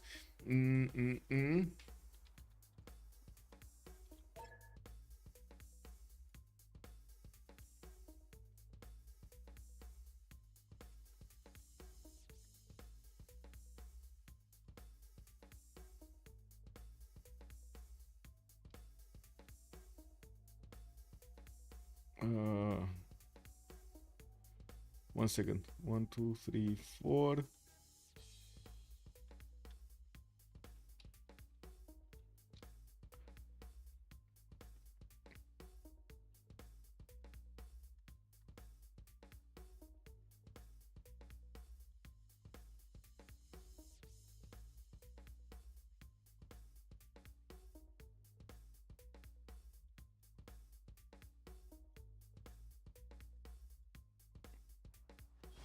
Yeah, I found the problem. How can people have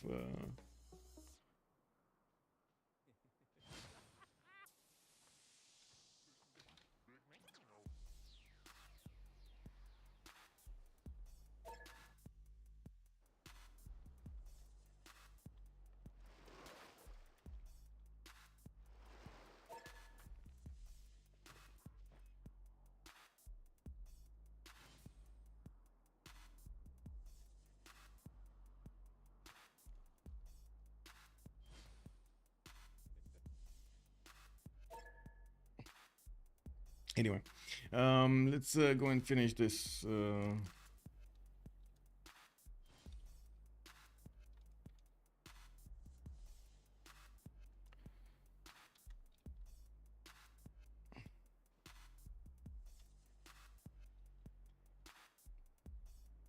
But the singlet is brave, making a holy site. Yes, yes. Well, let's see what kind of religion he's gonna pick over here. Usually it's Zen meditation and something, but I guess we're gonna need to wait and see. Paul gonna get his 58 production. Gonna also start getting some admirals because he's getting the admiral points from those dockyards. 8 great admiral points a turn. Still doesn't have a pantheon, by the way. Still doesn't have a pantheon. This is turn 35. He did choose to go for a pen brush and voice golden age. Looking at Gandhi to the south, he's with a pen, brush, and voice golden age. India did not go for monumentality, but he did manage to get a religion earlier and did invest quite a bit in his face generation. Zen meditation was already picked, and I do see cross-cultural dialogue with itinerant preachers are going to be his next two choices. Audience chamber in 2 turns for Delhi, and looks like harbor coming out from Madurai. We do have Magnus establishing established already in the capital city, and of course we're going to need to see him couple all of his cities towards that capital city. Doesn't have a lot of space, probably another 1, 2, 3, 4 more cities to the south and another 2 to the north. Okay, that's not that bad, but not enough for an empire, so he's 100% going to need to actually do something about England towards the north.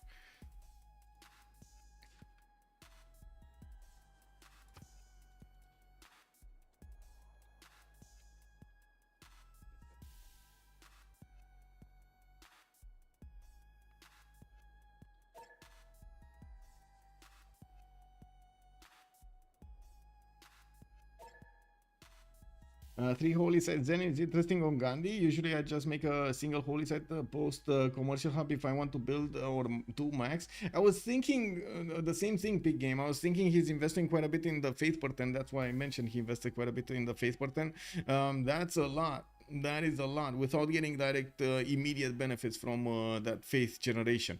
And my guess is not that he's having not enough faith for a monumentality. He's on 33 faith a turn right now with 44 production. He does the double discount harbors, which is fine. Yes, no, but the shrines are gonna they're not giving him anything. Yeah, well, he did build them both, I guess.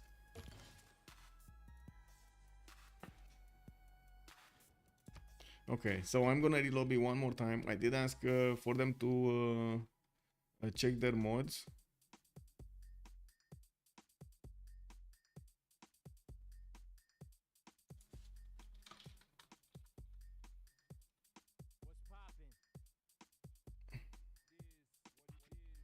Give me a second. I'm gonna paste what the list should be to everybody.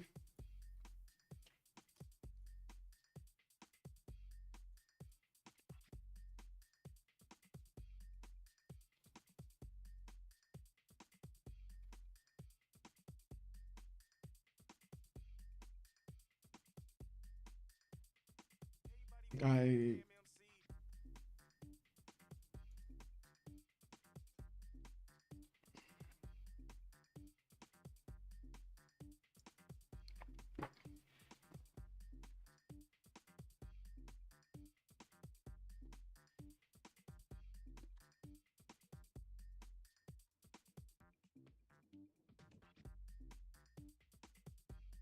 oh, and I need to actually get the lobby up, right?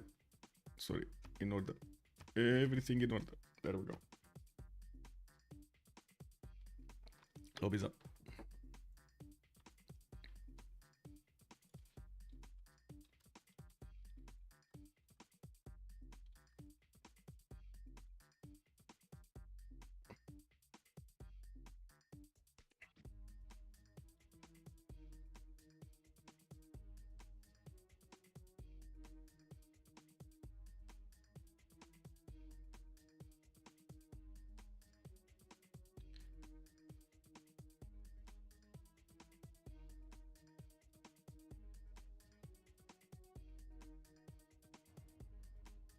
Okay. Sometimes you should do retro PC games for names. Retro PC games for names. Wait a second. So, what kind of retro games? Wait. Retro games. Retro PC game names. Can I have a list? Names. Retro PC game names. Doom, Half-Life, Fallout, Mist, Deus Ex, Quake, StarCraft, System Shock 2, Monkey Island 2, Thief, The Dark Project, Wolfenstein 3D, Age of Empires, Diablo 2. What do you mean? I mean, hello, where is Superplex? Where is Lemmings? Where is Carmageddon? Where is, like, oh, hello, Duke Nukem? Yeah, exactly. Like, where is Duke Nukem? They don't know about, oh, there is Duke Nukem 3D. What do you mean 3D?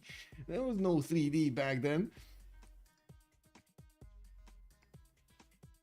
Then again, these guys didn't play all of those amazing games. One was a Descent. We had Descent also, a very good game. I think that was one of the first ship simulators, if I remember correctly. We had all of those. Oh my God, what was it? What was it? I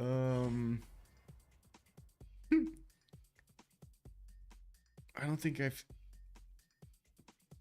Let me see. Strategy games to 1990s. I think it was that, but I don't remember. It was Sudden something. Sudden Strike. Sudden Strike. Do you guys remember Sudden Strike? Sudden Strike, right? I think that was how it was called. Let me see. Real-time game tactics. World War II. Yes. Okay, yeah. This game was amazing.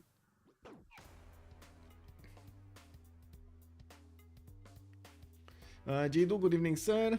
What country do I live in? Romania, sir. Romania. Commander King, good evening, sir. I was playing Colonization last night where it says exciting to DOS where you leave the game. Exiting to DOS when you leave the game. Yeah. I mean, yeah, that was what it was back then, right, Commander King?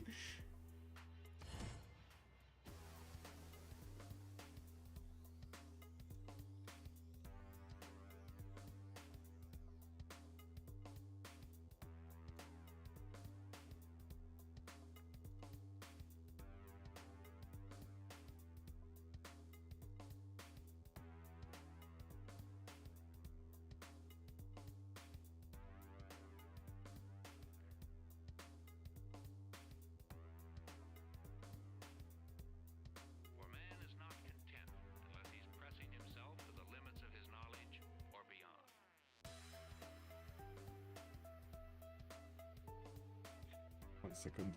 Oh my God.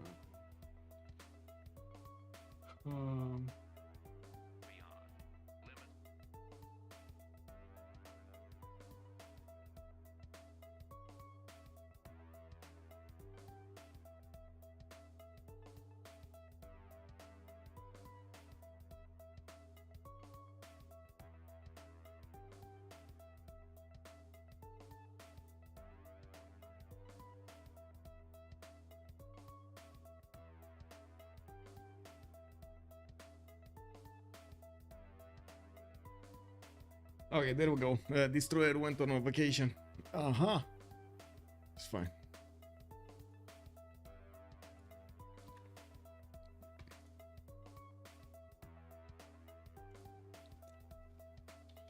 Okay, looks good now.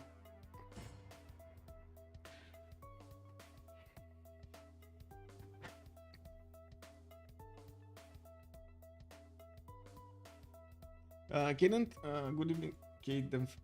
Good evening, sir. What music? What do you mean? Oh, what music is this? It's just my music. I do music as well.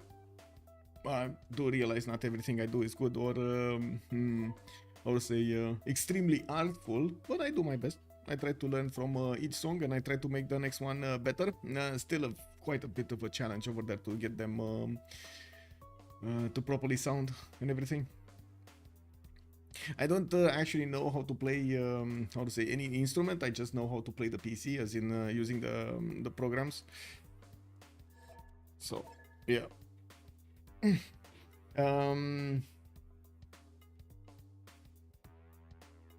Thank you, sir. I hope you like I have quite a few of them. I actually throughout the stream, I think you first of all, it's all of the music on the stream is mine. I made it, but I think we have right now how many hours?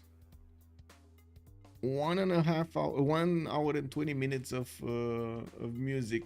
I have a playlist like of 1 hour and 21 minutes, to be more exact. And I try to keep optimizing it. I try to take out songs that kind of I feel like they're lower than the others in quality, and try to put new ones in that I consider that are better than the other ones. I will need to actually increase a little bit my activity on YouTube to get them going there also. I used to make some animations for them and put them as standalone videos on YouTube because it made sense for me. It makes sense to me that I should have them over there separate with like in a different playlist and so on. But when I changed to the new PC, I still didn't get all of the After Effects projects that I had back there on that drive, so I need to move them. It's a little bit tricky, but I'm gonna need to actually set aside time for quite a few administrative things on this. It is what it is. So we got all in. We do have let's go. We do have them getting this going. This is really pleasant to see. Cake W. I'm sorry about this, Rafifi. I'm désolé, monsieur. I wish, of course, you can imagine it's not really ideal for me either, and I do try as much as possible to get to interact with everybody, different stories, different subjects, answer questions, and something that we get to see to pass the time, so we don't feel it as heavy as it should. Okay, so gave them the mod list. Let's actually see what happens now. Did anyone have different mods? Yes, 2 of them had different mods. Yes. Hoping this will fix. Really hoping this will fix. Okay, resyncing. I see 5 resyncing. Hoping, come on, hoping. This is me hoping right now. Let's go. Let's go! Have you ever thought, by the way, if your thoughts influence the next like 5 seconds over there? Can you do it like the Jedi? I want this. Be stable, make stable game. You have not seen wrong pings. You have not seen wrong mods. These mods don't belong here.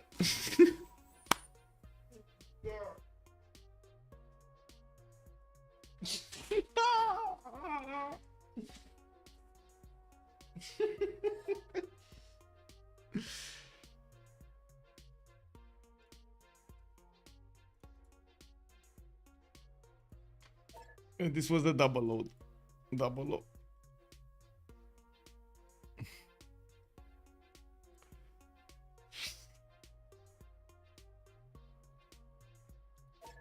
Yeah, he double loaded kick.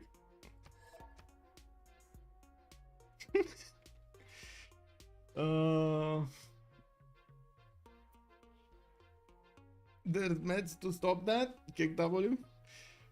Did anyone have different? Yeah. There's best to stop everything, right? Yeah.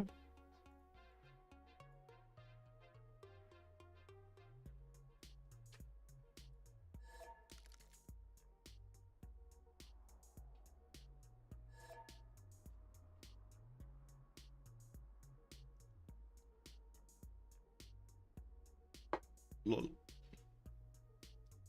Bonsoir monsieur Andireo, bienvenue.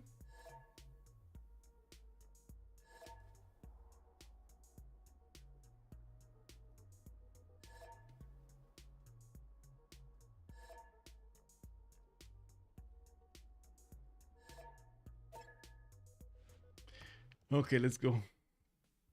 We do another reload. Wasting time. He's right. We're wasting time. I can't say he's not right. Okay, lobby up.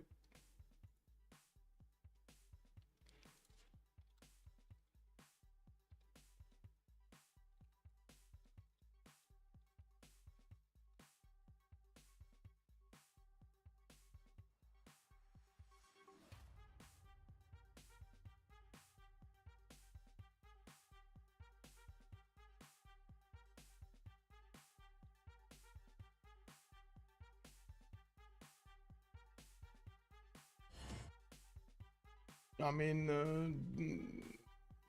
America, Asia, South Africa, South America, all of those have 5 ping to me, but that's not a ping issue. They can guess by ping true. Try to guess. Yes, they'll do this for 3 hours before they scrap. No, I hope not. I think scrap plus go new. I hope not. Really hoping this will go through. Not really how to say the evening. Of course, you can imagine. I would imagine, but you know, hoping we're actually gonna get through this pass point and we're gonna get to see the game to its fruition. We're just waiting for whoa, all in. We actually have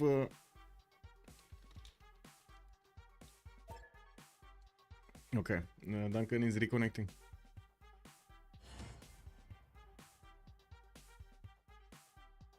Guys, this is a stress test. You know how in that movie Anger Management you need to do whenever you're gonna be unhappy with something? You need to start singing I feel pretty, oh so pretty. You know the song? Yeah.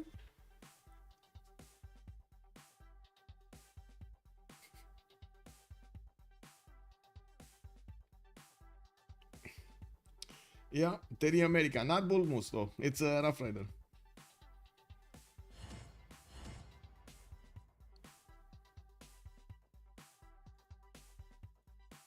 Oh my god, look at that, those likes over there on YouTube disappearing. I'm so sorry guys, I'm so sorry. I really hope this is gonna be going on. And yes, Access, 3 lobby simulators for 2 hours and 2 days. Wait, for 2 hours 2 days ago, stress test failed. What stress? Oh, stress test failed over there. Wait, what was the test all about? Did you actually try to and just go for a normal lobby, or was there something special about it? Did it have like more players or different regions, or what was it?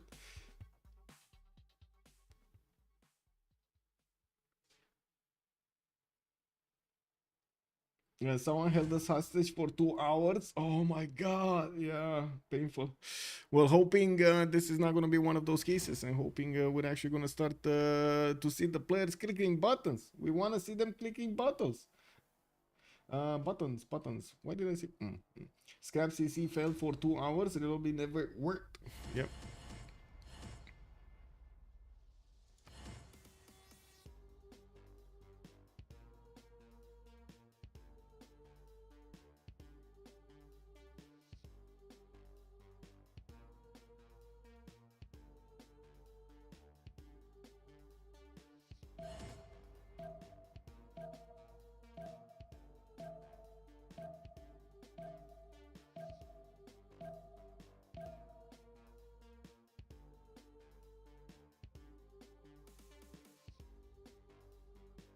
Interesting that sometimes you have players that rejoin and have no issues, no more desyncs, and sometimes you have players that just cannot get back in after a re-lobby. It's unbelievable how this happens, and it's not it's just related to that particular game for some reason. It's not related to a connection between two players or other conditions in the game that might change. Not even to mods. I don't think it's even connected to mods. It's I don't know. It's very weird. One of the weirdest things that we had to deal with. LeBlanc Sebiano, good evening sir and welcome. Below the player list is available somewhere. I'm gonna put the player list down below in the description of the VOD after the game is gonna be finished, so you get to see who are the players and who do they play. Actually, that's a good interesting question. Should I put it there? As in, should I actually put, or just the player list without who is who? You are interested in just the playlist without the who is who? That I can reveal, but I was thinking maybe I shouldn't reveal details before the game ends, and I'm not that convinced I should reveal details in the vote details either. Man, he did it again.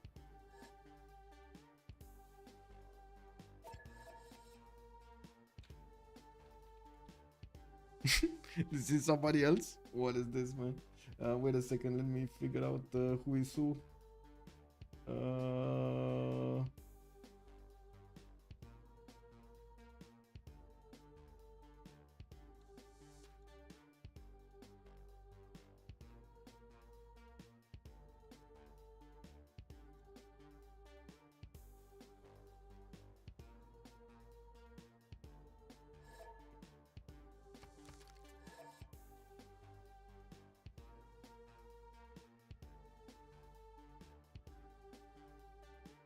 Oh, this was a PC overheat.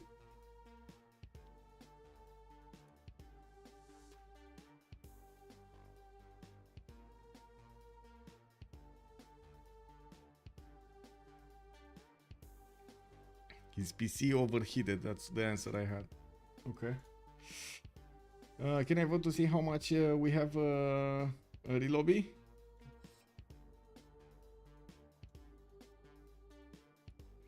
Kick.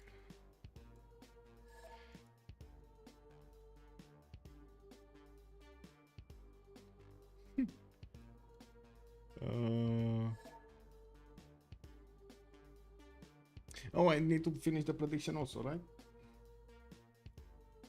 Choose outcome. It was Colombia. Actually, yeah. Colombia did get it first. What is special about the i9 CPUs? They're extremely quick. And but usually they're so quick they are actually if you get into the lobby too fast, like much faster than the host, you get to double load. Yeah. And like Big Game is saying, that the advantage of having a faster load time does give you first moves, for example, which is very, very good. Double loading bug is when you load in, you see the loading screen, you see a few seconds of the game, and then the game goes back to the loading screen and gets stuck there. It never actually loads into the game again. Yeah. We don't know exactly what it does, but well, as in why it's happening and so on. But the players did figure out that if you do have a very, very, very fast CPU, that's basically the thread, the common thread between all of these. If you have a fast CPU, it will be much faster than the host. Although this is kind of like weird, because it's I would say I have a fast CPU also, and I don't think it's that much lower than anyone here. It's still an i9.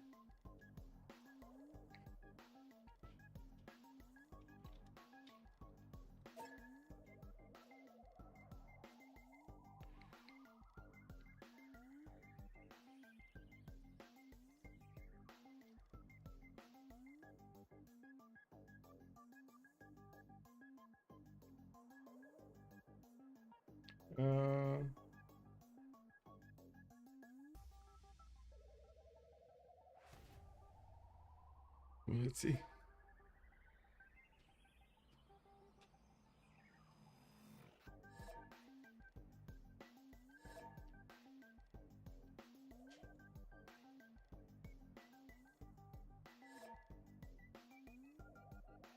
The problem is that this game is almost old enough to be in middle school. Yes. I mean, middle school is like what, 1 to 8? That's middle school? I don't know exactly what middle school.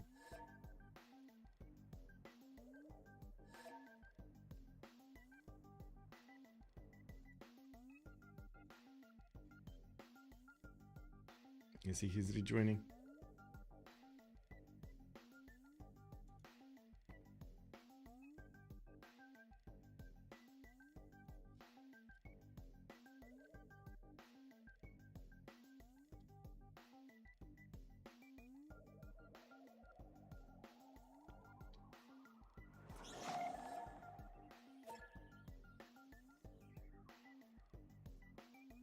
Yes, I'm hosting this whole thing. Yes. And trying to do the moderation and everything. The problem is that this game is yes, and base, yes, I did read that. Yeah.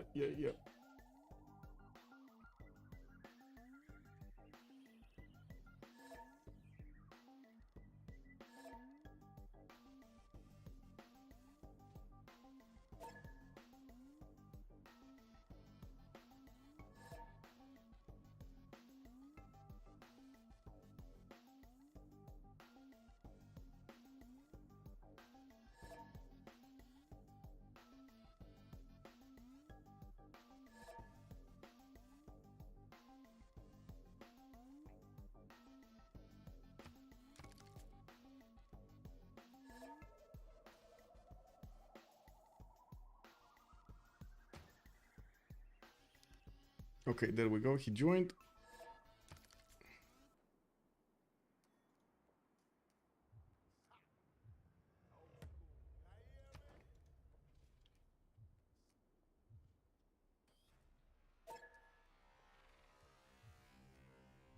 Some say he's the LeBron of Civ. Oh, I wouldn't go that far. I wouldn't go that far, man. I do what I can, man. I do what I can to help and what I can to evolve here. 2, 4, 6, 7. There still are a lot of things on the road that need to be done, and a lot of things that I should do, that I would want to do, and I don't have time to do, and something that I don't want to do, but I know I don't want to do. I need to do, and I still don't have. 4, 6, 8, 10. Okay, 2, 4, 6, 8, 10. Okay, let's go. Well, let's see. We do have Hungary moving towards the south. Like Idaho is going to have 2 of these settlers going around, and 1 towards the north, east of Buda. We do have another settler coming up here from Buda. Also, I want to say, respond a little bit to the chat. Maybe they're going to see it after, and I don't think it's a good idea to actually leave it unanswered over here. Maybe even get some feedback from chat from both YouTube and Twitch. Hello, check this out. Okay, I didn't want to actually start anew, because right now I do feel like they already chose their they already see their situation in the game. They see the map, they have quite a bit of extra information. They see also their neighbors, and all of that information does at the moment it's getting processed in their brain a little bit, and there's quite a bit of emotion is coming out of this. The problem is if I do this, no, sorry, how to phrase this?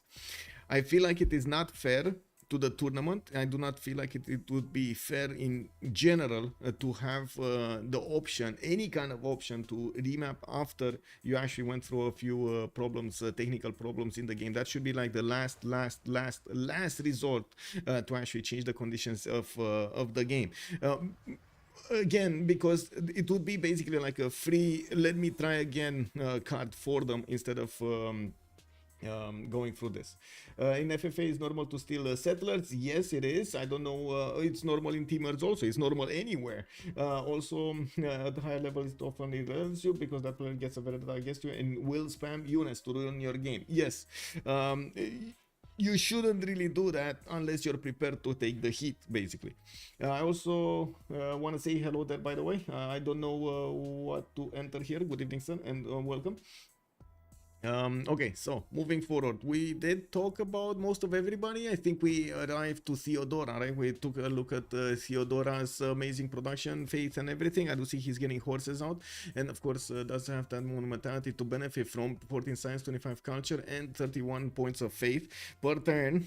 Commercial hubs are coming out from his cities, and I gotta say, he did choose Moksha here in Adrianople, and Constantinople did get Magnus. He did not improve a single tile from around Torres del Paine. And I do notice his forces are first deployed towards the southwest over here. Stilgar is saying that he will most likely desync. Oh, I really hope not, man. I really hope not. Looking next, Paul Muad'Dib with Victoria Age of Empire. Let's see, what is Victoria? 5 cities, or 4 cities actually. He's gonna get 5th and 6th one. Interesting that Paul is gonna go towards the west side. Mongolia. They're splitting this land up, and I do see that Reverend Mother is actually gonna put a city right in the face of Paul, and not on that lake that India called him out for. Right? He wanted to actually settle a city here so they can start trading, but getting the position, Mongolia getting the position on the north, on England, would be quite interesting. And now the moment of truth. Are we gonna have a desync or not? I guess yes. For all settle a Mongol. Yeah, these names hidden for everybody, so they don't know who they're fighting. Exactly, sir. They don't have any kind of whoa, it didn't actually desync.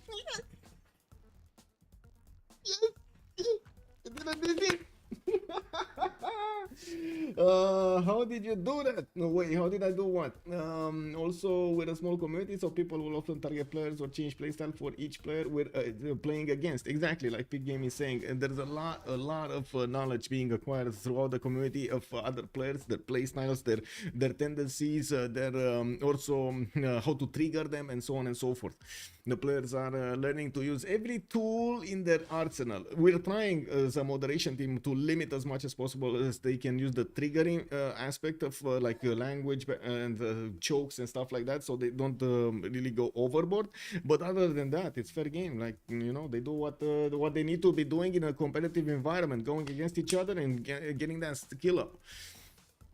Now we do have Gandhi, 13 science and 27 culture towards the south of England, and I do notice builders are coming around here from Jabalpur. He has chosen not to go get that more mentality golden age, right? Looking at his settler going towards the south, he's gonna put another one on the coast, and yeah, again, he's exposing those cities to aggression here from England. Maybe he's basing his strategy on the fact that Mongolia is right next to him, and he wants to actually, and he might actually go against the England because that's his only target. Right? What is the visibility? Does he know Lakin? Yeah, he knows. He knows this is amazing, by the way, mountain range between Mongolia and Greece. Mongolia will never go towards the northwest before he's gonna have passageways there.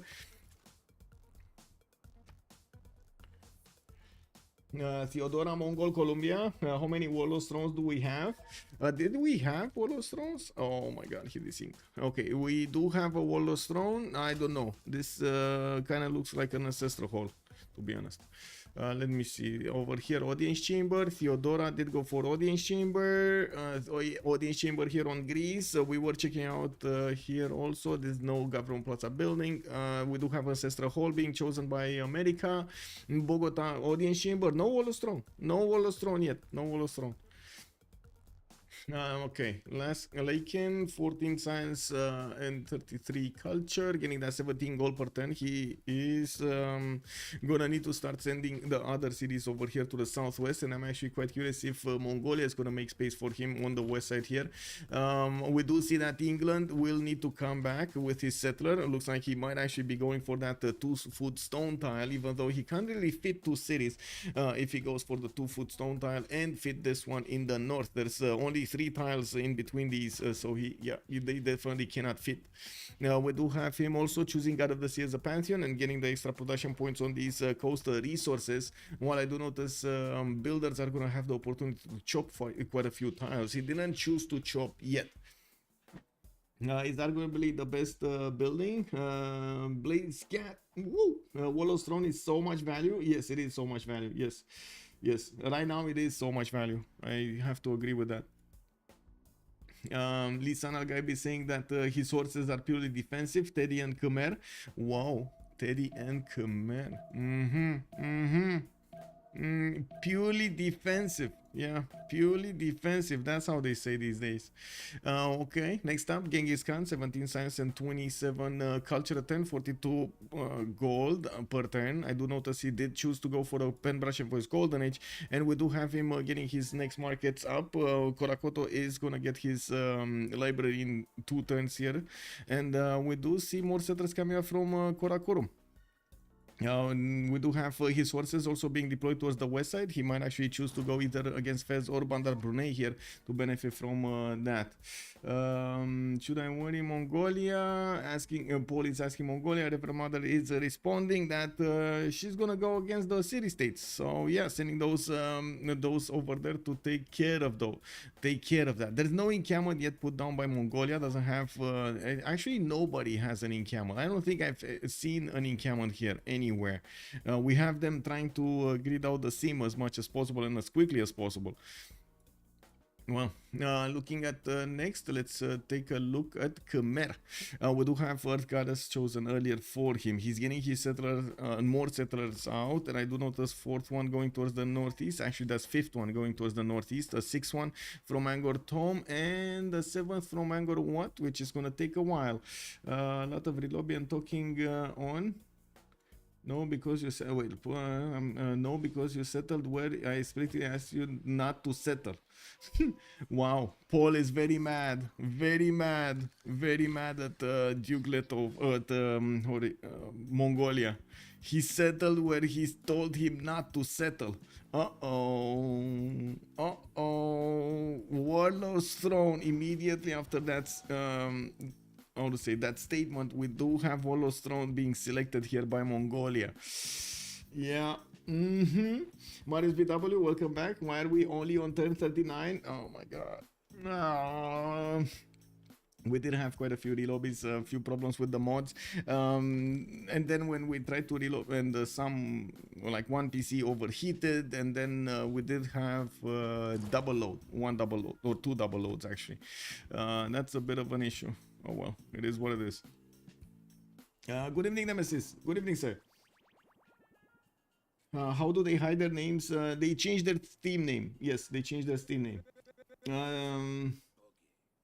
Yeah. Man, I'll fix it. I'll fix it for him.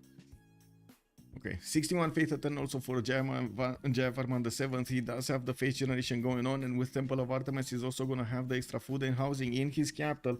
That's 22 food capital at the moment. We do have him getting the next settlers going, getting also a working economy here. He's on 17 gold at 10 at the moment, and by the looks of it, he's getting new commercials in the southeast. I do also notice he's going to have a decent amount of territory, fresh water from the lakes and rivers towards the east side, towards Bandar Brunei, while in the northeast we do have Pericles. We're going to need to see if he's actually going to go towards that. Greece did start to do what Greece usually does, gets a lot of these acropolises down, gets his amphitheaters in them, and tries to get as many of these writers as possible, or actually just passively getting them. Looking at what's going on here, Greece is the only one at the moment making great writer points a turn with 5.7 a turn.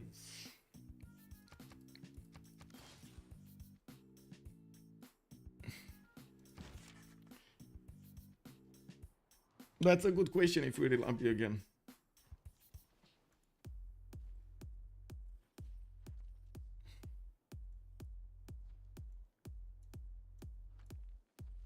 We do have Moksha establishing here in the south, and in the south city of Liverpool, and I do see campus research grant is getting built in 3.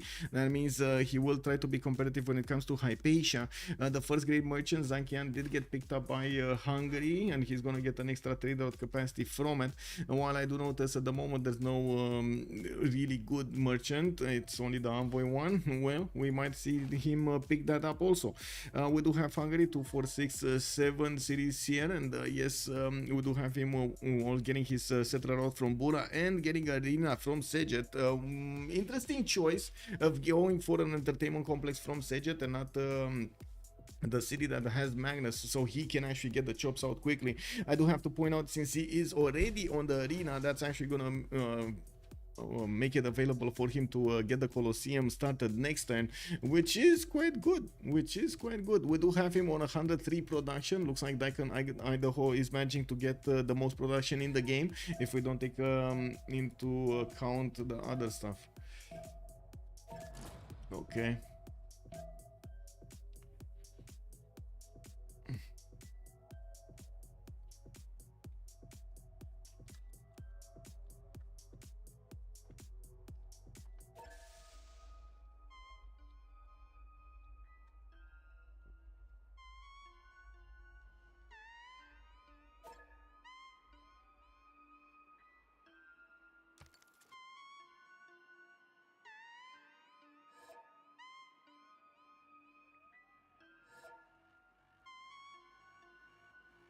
If you go don't win, then you just go Irelno. Wallows in FFA is very good. The strategic value is much higher. The GPT value is higher, and the unit production is better. Yes, I do have to agree with Pig Game. The fact that Wallows Throne gives you those extra strategics in your empire, it is gold. Gold, so valuable in FFAs.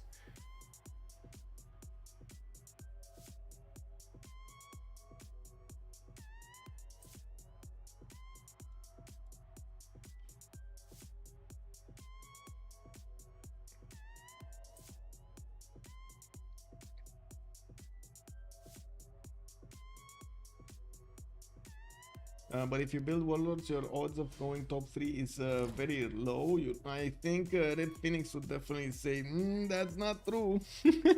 You go Warlord's Throne, you take over everybody. What do you mean? You don't build Warlord's Throne just to look at it.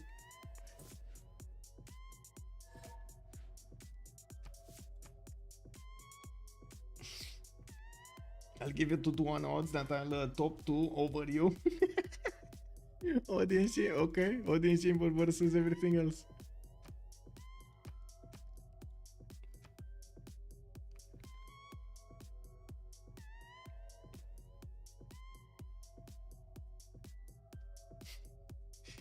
Semperfish, good evening, sir, and welcome. I just want to say thanks for the fantastic content. I truly find these games fascinating. I've never played online myself, only recently got Civ6. Used to play Civ 1 and 2 as a kid. Oh my god.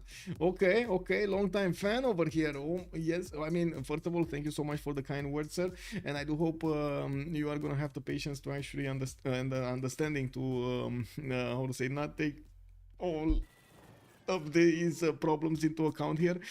These sometimes are happening, especially since we are using quite a few mods. We do have players from all over the world in this lobby.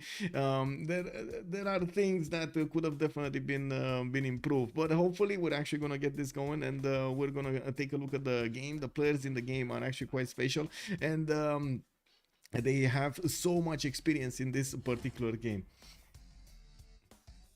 Wallace is just RNG though. Like if you're against someone who isn't prepared and the snowball, sure, it's good. But if they just defend and derail, you're elite and you'll get outstatted by audience. I'm not sure if you get outstatted by audience or ancestral though.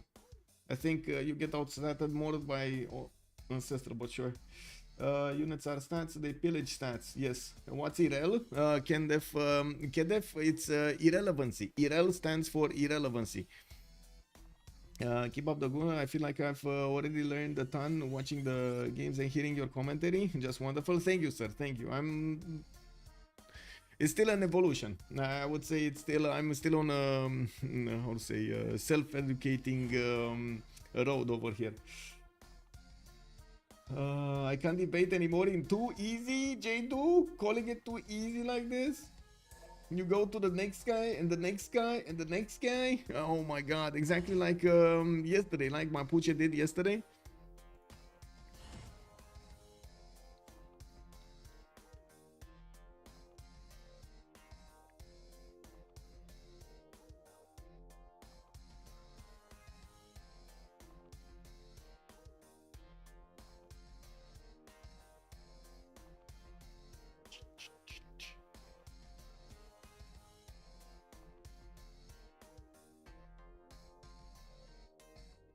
If they're not good at the game, yeah, it's fine. You can march around the map and pillage. But if they're good at game, you're irrel.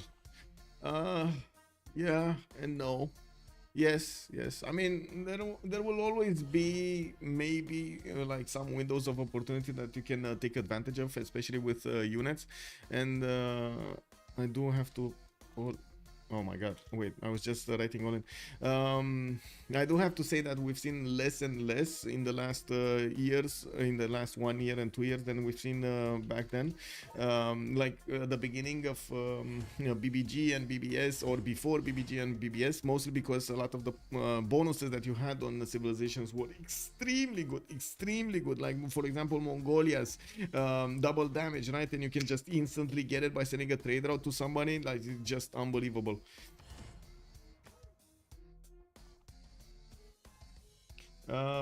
Walrus was always value because your win condition on Mongol isn't too same. Yeah, Millennia sucks, but the reload is almost instant. I hope Civ7 is like that. Okay. I have not actually tried the Millennia multiplayer. I haven't tried Millennia actually at all. I really severely dislike actually that picture they did. I really resent the, I would say, the idea that they're trying to put from the output from that picture. It's they're painting the death of civilization, not its I would say not its strengths, not its longevity or something. It's the death. Why would you put a skull with a, you know, like, why would you do that? I don't know, like that thing, the right there, that screenshot right there, the main picture of Millennia, right? It just made me not want to take a look at the game, not at all. I don't care about, like, why if the game advertises itself as the death of in general life, like a humankind, what? You know what, death of kings. Oh my god, he double loaded again.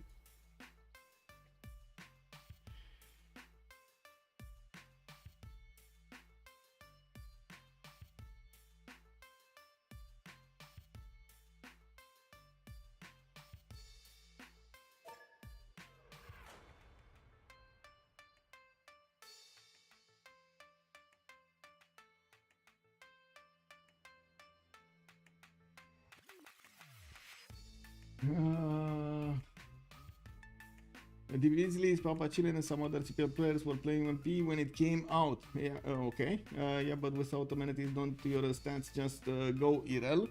Sometimes, yes.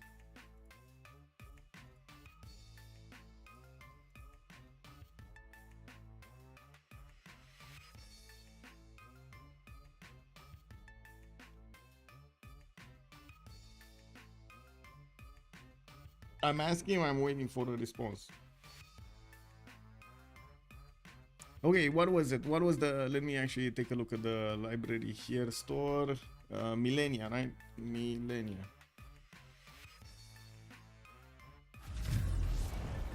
Okay, let's not... Showdown. Where is it? This is the picture. Look how this game advertises itself. This is basically a dead game by design. Look, this is the advertisement of the game. Dead game, right? This is dead. You play this game, you're a dead king. Basically, that's what it says.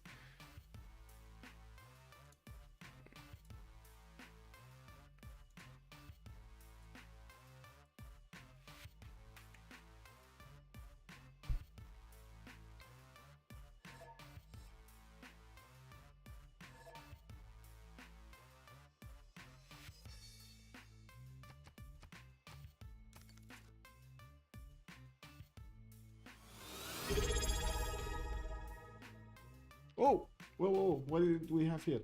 Thou shall be knighted primer. 100 kilograms underscore 200 underscore 25 centimeters. Thank you so much for the prime, 100 kilos, much appreciated, sir. 200 IQ and 25 centimeters.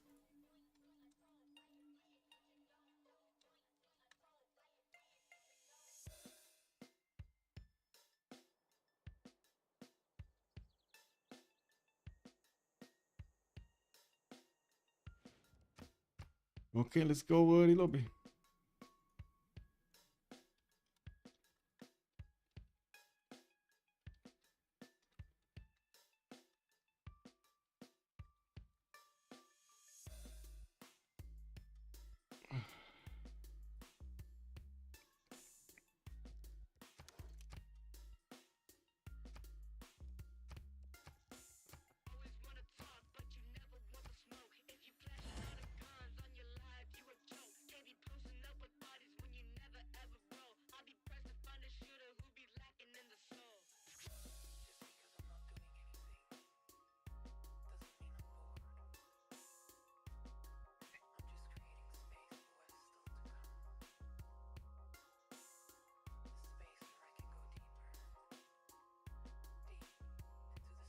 Defending isn't fun though. You just idle yourself.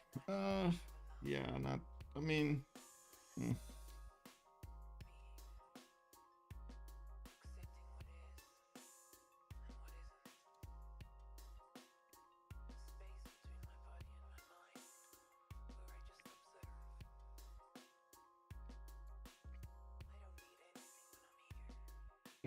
levied line infantry plus hussars. Okay, I think Civ6 should remove all units. What do you mean? So we can play city builder? No, I don't want a city builder simulator. Come on, man. We want to see these units, right? We want to see how the empires manifest themselves and how the players make the empires manifest themselves. Blaze said defending isn't fun. No, how? No, defending what?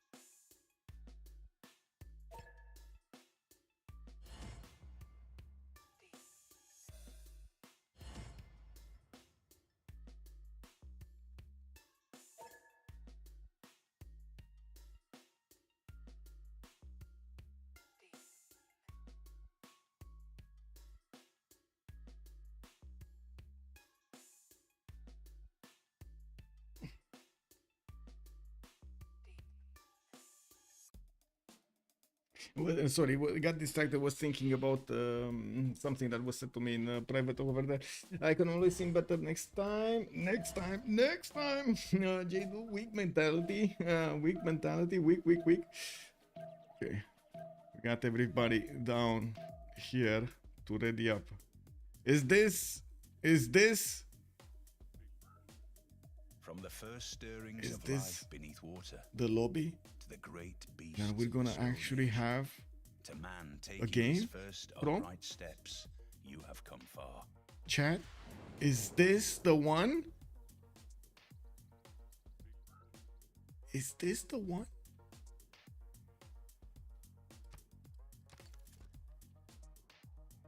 Okay, I saw a bit of a thing. Did you feel that thing? I saw a thing.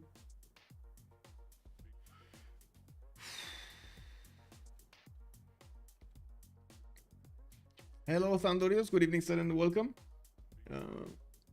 They're not too ahead because nothing can ever match pillage economy. Okay. Yes, but they might not have as much units as you. Okay.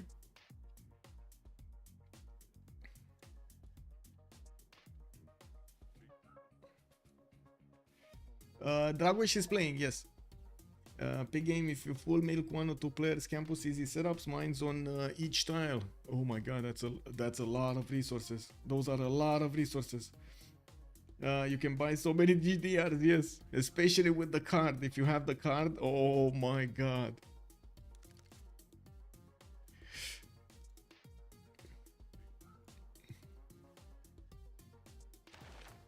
We did have quite a few writers being picked up by Greece, and I just realized that I didn't actually count them. One? No, sorry, it's just one. Never mind. He's just one, and he's on 5.7, so he's gonna get another one in 5. Now clean 100 more turns. Okay. Well, let's see. We're still waiting for Paul to rejoin, to resync.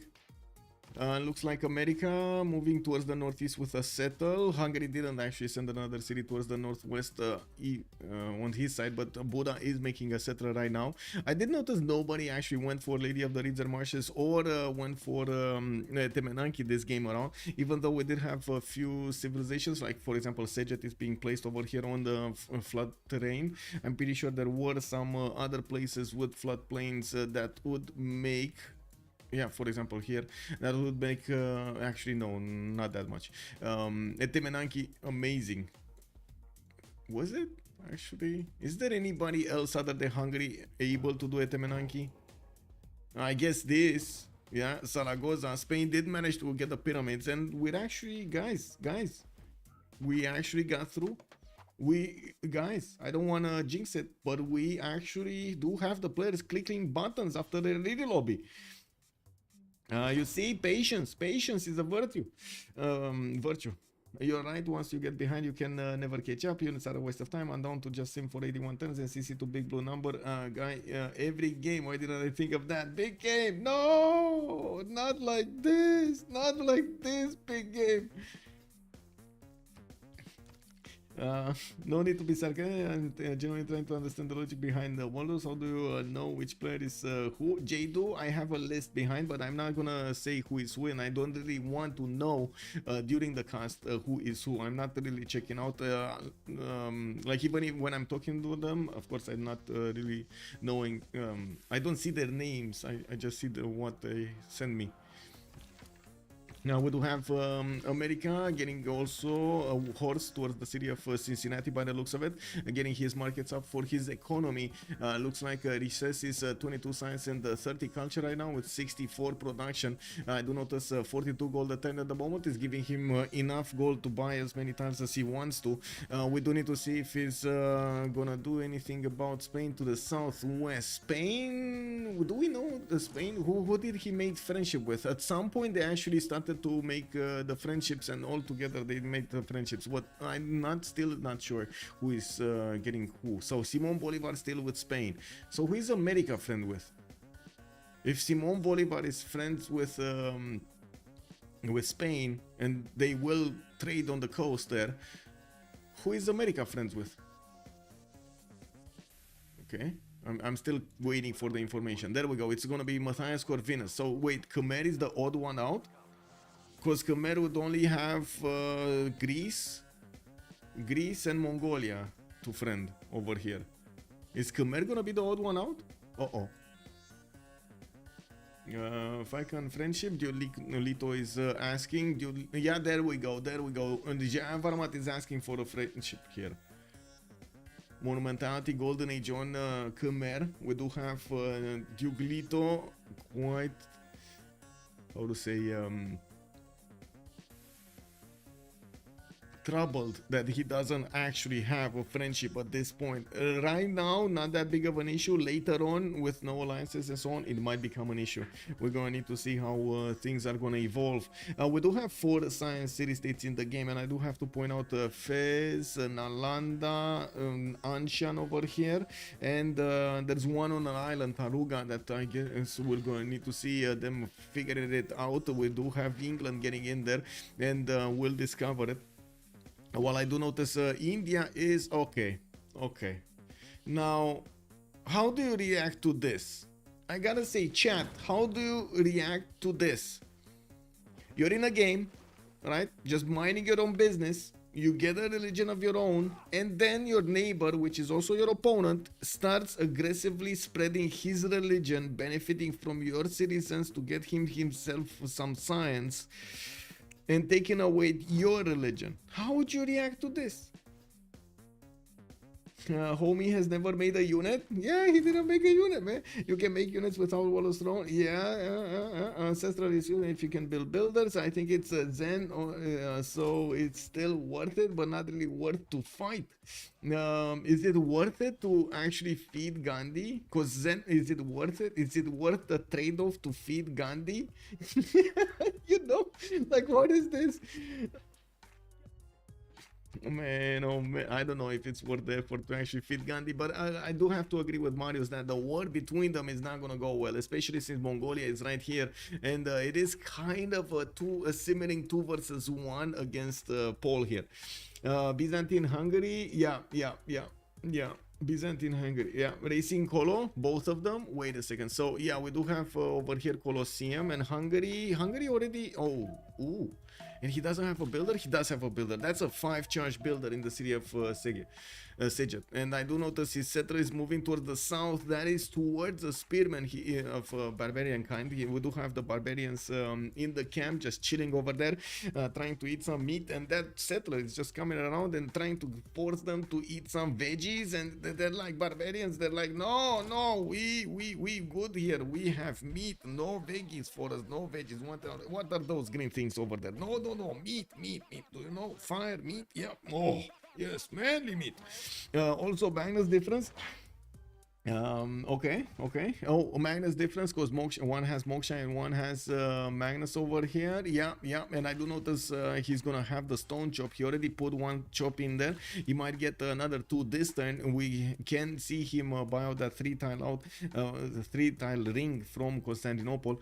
The 1-2 forest and the 2-2 stone tile should have enough production for him to get Colosseum. Ooh, there's actually another one here. Wait a second. Does Stilgar have enough gold? Gold. Stilgar, where are you, Stilgar? There we go. He's 85 gold in the bank, so he should have enough gold to buy the tiles if he needs to. I don't think at this point in the game it's more than 80 gold a tile. We do have some heavy chariots in the southwest getting out. I do notice he's also going to get Stonehenge in there in 2 turns, and did manage to take over Cahokia. Stilgar is trying to expand as quickly as possible, setting up also Pingala in the city of Antioch for a few more points, and he did actually buy out that 1-2 tile. He might chop Colosseum right now in the last seconds of the turn. Oh my god. Wait. Isn't this really for his protection, but also to the detriment of everybody else trying to get the Colosseum?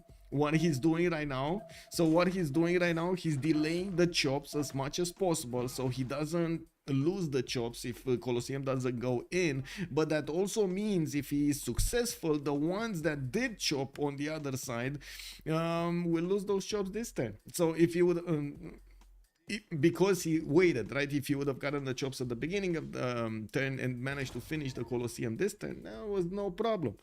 Otherwise, it's a bit of a problem over here, taking away, denying that those chops, those extra advantages from his opponents.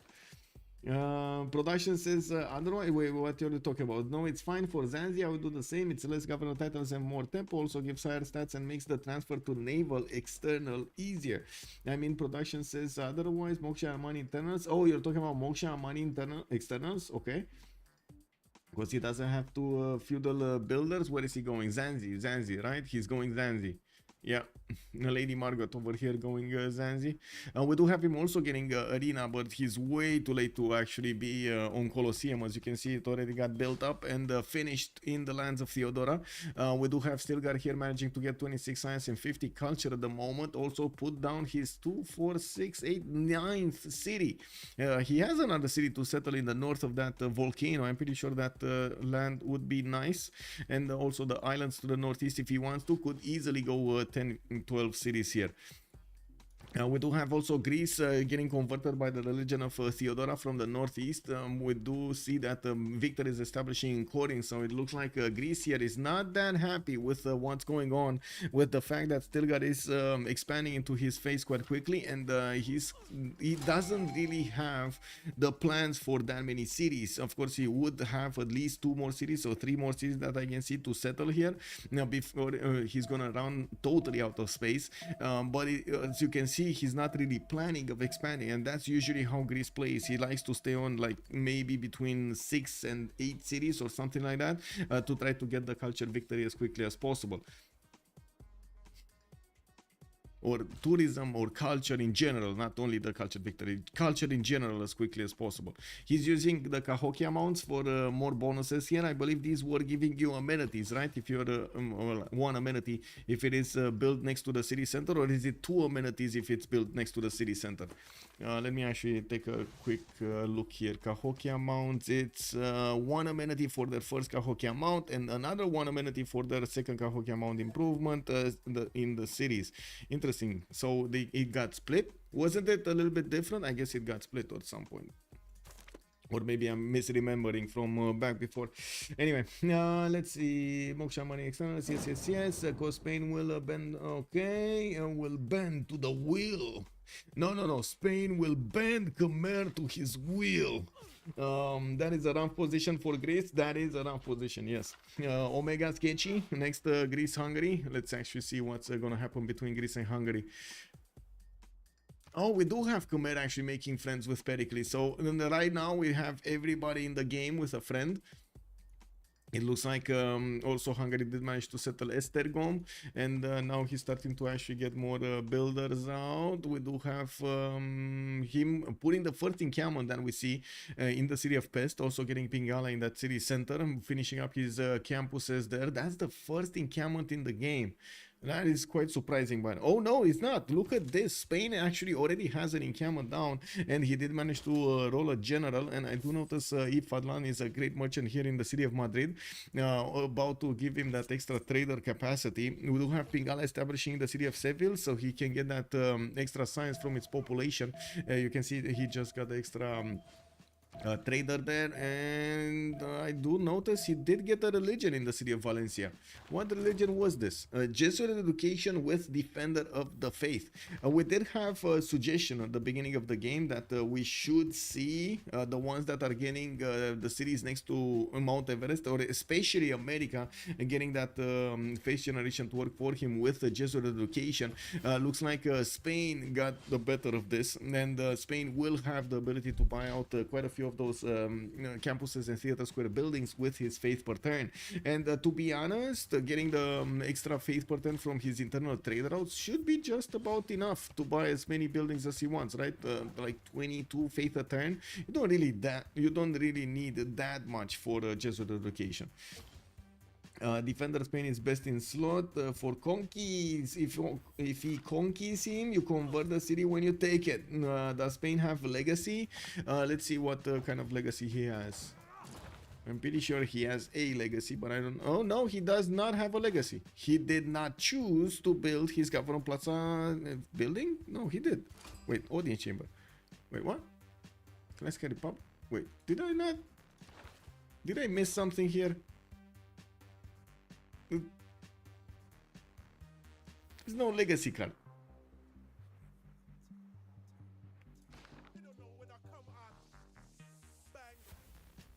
Yeah.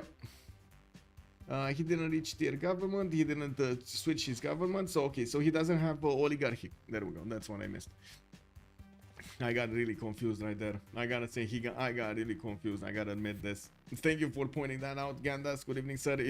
I was like thinking of every other reason than him being in that government. Kick W. Anyway, let's actually move forward. Let's see what do we have here.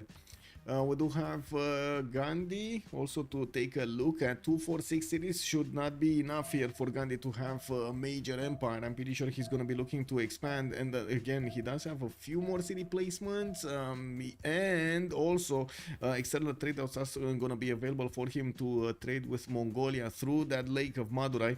I would imagine he's going to be quite happy also spamming out these missionaries all over the place, converting not only the lands of the north of the English people, but also the Mongolians to the west side. Looking at his builder count, he's getting quite a few of these builders. He did get Stonehenge. That means he did actually finish his religion with cathedrals, getting the extra free faith and the one slot for great works of any type. I gotta say over here for Lakin, I am a bit confused about how he's gonna get to the next part of the game. He does have good science. He does have good culture. Don't get me wrong. He's also 87 points of production here with 55 faith a turn. But I am really curious. What is he gonna do here? Because at the moment it doesn't feel like he's gonna have the good tempo for the next part with all of his bonuses. A mixed bag of things that I didn't actually get to see in this particular formula before.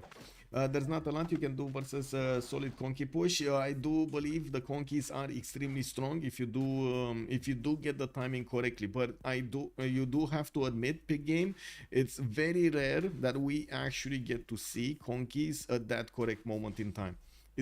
I don't see them that much. I don't think I've seen a conky attack like one of those perfect conky attacks. I haven't seen them since like a year ago or something like that. Okay, but conkies against other religious civs can be very strong if the guy is low science. True. Also guards and red coats have better timing. They're used more often. Yeah, I pushed Russia into V2 with 100 CS conkies, 100 combat state conkies. Oh my god, I don't think anybody took Crusade, but let me double check. Defender. No Crusade, no Crusade. Yeah, nobody took Crusade. And India cannot Crusade anybody anymore. Simon Russian UU. Let's actually take a look. Lady, he's going for engineering. He's going bottom 3. I'm not sure if he's rushing or not, but he is going bottom 3. He will have the targets on the east. It's either America or Hungary that is gonna be on his plate. Since he did manage to get the city of Kali right in the face of Hungary here, you can imagine he actually opened up all of this space for him to settle cities if he wants to. He really needs to get to connect that city with his capital so he can resupply the front line faster. I would imagine also he's going to need the 7th population in the majority of his cities. We did have him with a Government Plaza somewhere. Audience Chamber was chosen. Okay, Pingala in the capital with Moksha in the 2nd city. Magnus in the north, where he does have an army of builders able to chop whatever he wants there. Looking at Spain, we do see Great Library also getting placed down from Valencia. I do notice he's getting a few horses out, and we do have him getting his missionaries to start spreading his religion to his own cities, making it much easier to keep the religion afterwards, since when the religion is only in one city, it's not giving that much pressure to the cities around it. It's not spreading that quickly. The more cities you have converted, the more pressure it will be for the next city, for the other cities that didn't get converted. But that also works if they're still converted, they still pressure each other and they keep being converted. We do have Spain also managing managing to get Bilbao to the southwest. He is gonna have the ability to settle a red bar if he wants to later on to get some extra era score points. And I did notice the countdown time when it's starting to take down the turns until the next era. We do have 7 more for the classical era to finish. We do have also markets from Cadiz here. The traders for Spain are going to be very valuable. 115 gold a turn. That's the most gold for Simon Bolivar. That's the most gold in the game. I do see Philip is on 83, and I don't believe they actually have externals right now. You can imagine how much gold they're going to make when they will start actually sending those externals. Lisan Al Gaib is on 158 production, not the biggest one in the game. We do have Duncan with 168 and Stilgar with 176. So there still is quite a bit of opportunities there for him to keep on getting the production capabilities up. Or should I say opportunities, or I should say Jalouane. I don't know how to say it in English. How do you say it in English? Yeah, when you have like those stages, maybe stage. Anyway, who's under and why is he a legend? Under. That is a very good question. Under is a legend. Will need to answer for that statement. Is Under in the lobby? Under is steady. Wait, Under is steady? No, he's not in the lobby, man. He's not in the lobby. He didn't sign up. I don't know why he didn't sign up, because I'm pretty sure he's on the rank ladder. So why not? Why not sign up? Guys, like, it's honestly, I thought to myself when I made the registration as it was, it's much easier to just put an X, and if you get in, you get in, you get called out, and you play, right? That's as easy as it is. You don't need to think when to play, how to play, and if he's gonna be there, if he's not. You just put an X in the registration. At the end of the registration, we're gonna draw the line, and we're gonna need to see where we are and who gets into the games. Isn't it this easy to understand? I think that's the easiest method, right, to understand. And this is like the mixed Elo Rob. Yeah, basically. Some really good, some no, we don't have anybody here that is bad. Blazegar Games. I have to say there's nobody here that is bad. Nobody. Not one player in this lobby is bad. Is Pericles being fed books? No. He's getting the books, basically. He's we do have Byzantium with 2.3, but he's 11.5 great writer points a turn. Gran Colombia, Spain did manage to get a few points, but nothing major. I do see that Greece did manage to also get Hypatia, and he has 2 books or 3 books. 3 books. I see 3 books. He got 3. Writers, 6 books. Byzantium is casually taking over everything. Yes. Stilgar over here is slowly getting very big. How many turns do we have? 6. Let's take a look at the era score and how things are changing. Looks like Duke Lito is going to manage to get his goldenish points, 58 out of 56. We do have Reverend Mother, 40 out of 50. 10 more points to get there. And Genghis Khan over here, I do notice he's on 2, 4, 6, 7 cities. He did manage to successfully take over the city-state of Fez, while he has more cities coming out. Oh, wait, he did manage to get a Temenank in the city of Urumqi, but did not get to upgrade his farms. I see. I saw the science on this rice tile and I was like, whoa, extra point of science from that marsh tile. Is this the swamp monster? Yeah, Hungary is such a good save, good war bonus, good sim bonus. Yeah, true.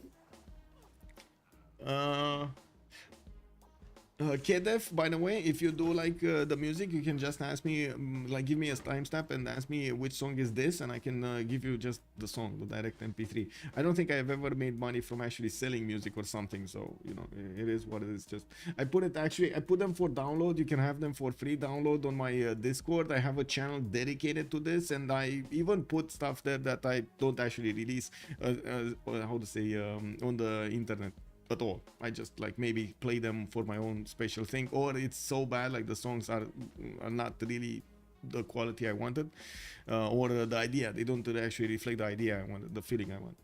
I'd rather be Byzantium than Hungary in this spot. Why Hungary is actually doing well? Why do you think Hungary is doing bad here? What is this? He has a 2 4 6 8 10 city empire. He has the general. He did manage to get a good working economy, very good production, 190. Yes, he is next to Theodora, but he's managing to outstat him, and by the looks of it, he did manage to get the land he needs for the late game. He's doing super well. Yeah, he need. Oh, that's why, because he needs a golden age. I mean, he can try to get to his UU. He's 44 out of 48, right? His stirrups coming out next turn. Castles shouldn't be that far. His UU is gonna be easy to upgrade. He has the gold, no problem. So I would imagine his UU is in the replacement Corsair, the Black Army that Hungary does benefit from, the Castles technology. Looking next at the era score, we do see that Philip II also needs 2 more points to get that golden age. Lady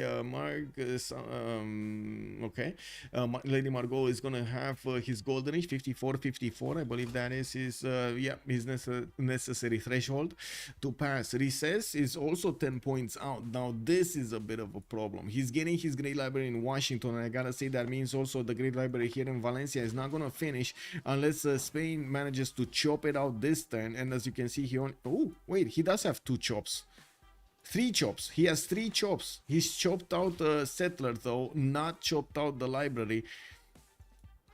I guess he didn't need that library anyway. Is he gonna switch this tile to Valencia? I think so, but that chop of a forest only gave him 1 single point, so yeah, 1 single turn, that's not gonna finish.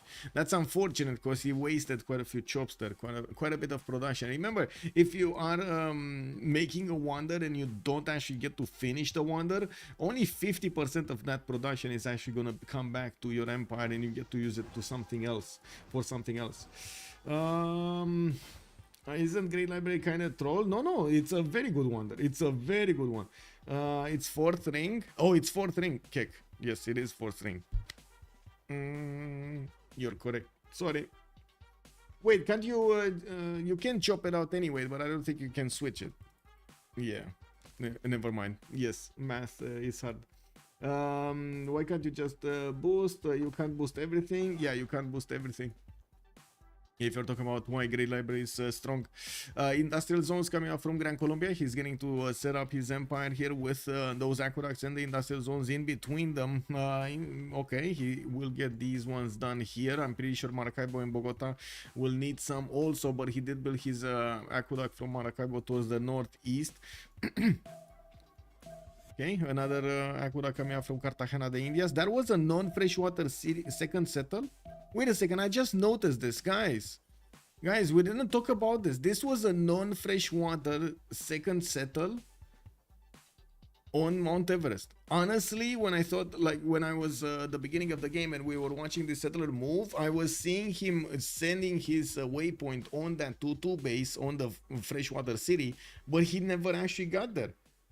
This is a non-freshwater city, Cartagena de Indias, that has been settled as a second city for Gran Colombia. Unbelievable. That it's unbelievable because he got that and he kept being competitive with everybody else in the lobby. Yeah, he probably needed it for the golden age. Let's actually see if he does manage to get the era score. Spain 59 out of 61, still needs 2 points. He got the boat out. He probably did get the boat out, right? Whoa, he never actually killed Anshan. That's very strange indeed. Is there a boat going towards the north? No. So wait, he can get a boat. He should be able to get a boat, and that's a boat coming from the capital. Cordoba just got to chop some tiles there. He got to chop that harbor. Maybe he knows he's gonna get it with something else and he doesn't want a boat. There still is time, don't get me wrong. We do have wait, this harbor is gonna be a +2, it's not a +4, and I don't think he has a +4 anywhere.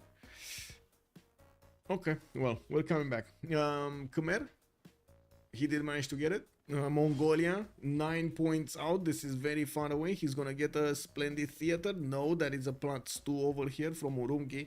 And I do notice that Fez is gonna get his commercial also. We do have campuses from Kokekota. I do see more builders coming around. Aqueducts from Korakoto. He is gonna get another aqueduct from Korakorum soon. But again, where points? Where Keshek? Where Horse? Where Swordsman? Where points overall? Second continent. Okay, second continent settle. He's gonna get Urame. No, actually, wait. Yes.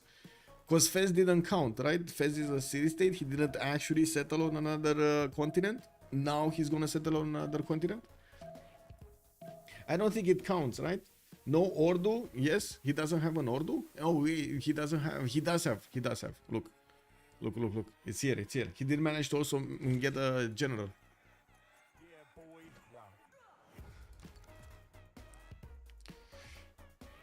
Yeah, he did it. He did it.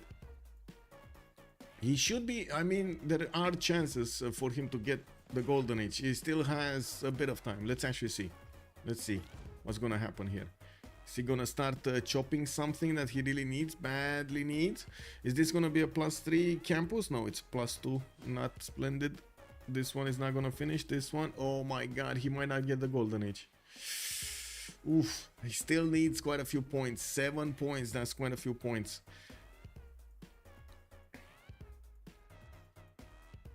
Oh well. Duncan also needs 4 more points, and looking at his cities, I don't see the Black Armies coming around, nor do I see a horde that could be upgraded into Black Army. We do have him campuses, and looking at the tech side, Divine Right finishing up next, and okay, that's good. I do also notice Genghis Khan is Divine Right in 210s. Unfortunately, that would be a bit too late for him to get the benefits of Divine Right. That's also one of the perks of the extra culture that you get.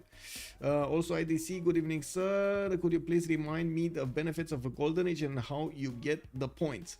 Okay, so every 20 turns, or actually it's a little bit 20 turns in our meta, because the players are basically speed running every game, but in the general game every era has between like 20 turns and maybe like 40 turns or something like that, and it is dependent on the status status that you have in the games, like what kind of yields the players are gonna have, science and culture, how many takes, how many civils they discovered. In these eras, the game tells you that you're gonna have 3 major categories to pick from. It's gonna be a Dark Age, it's gonna be a Normal Age, and it's gonna be a Golden Age. Actually 4 of them, because you do have the Heroic option, which is gonna give you the ability to pick 3 bonuses out of 4 that you're gonna have to pick from in each era. The bonuses related to each of them, you're gonna have them shown up as 4 different options for every era. There are options to increase your culture, options to increase your science, option to increase your usage of faith generation, and options to have the war, like the drums of war, for example. As the game progresses, you're also gonna have other options appearing and some other options disappearing, so I won't really get into those details. The era score points you get from achieving some I still don't know how to say that word. It's not segments, it's not benchmarks, it's not anyway. Pillars, no pillars. Anyway, I got stuck by a word. My OCD is keeping me from going forward. Okay, so the era score you get from achieving some special things in the game, by building splendid districts, by taking new units, by having the new tech of a new era, having the new civic of a new era, wonders, settling next to wonders, discovering stuff, like a lot of bonus points, which I gotta say it's quite a long list. I should not go over it right now because we don't have time. The players usually, as a main logic, the main logic of this is the players will want to be in a Golden Age or a Heroic, for that matter, so they can actually have the bonuses that they can, the maximum bonus that they can get, and the Dark Age. The Normal Age is the like one of the worst things ever. From the Dark Age you have some cards that you can actually have some ways of catching up to your allies, to your opponents, and so on. On the Heroic Age, again, you're over there, you're top tier, right? You get the full benefits as much as possible from your bonuses, while Normal Age doesn't give you anything, like really anything, like no good cards to work, no amazing bonuses, nothing. It's just there. Not so fun like yesterday when actually it's happening. It's starting to happen actually. We had a bit of a rough start at the beginning. I gotta say, I gotta admit the rough start probably did trigger the players quite a bit. It's one of the things, like even if we do play like 6-hour, 7-hour games, we do like to actually click buttons and not watch the screen as it is paused, and I totally get it. It's something that we work to fix, and hopefully it's fixed. Hopefully it's fixed. You go normal versus Mapu when you mess up. Yeah, basically. Acts so annoying how normal age is just nothing. Wait, what? It is nothing. It's nothing. Nothing. Oh man. Hello there, Keiju, and good evening, sir. Natro, also good evening, sir, and welcome.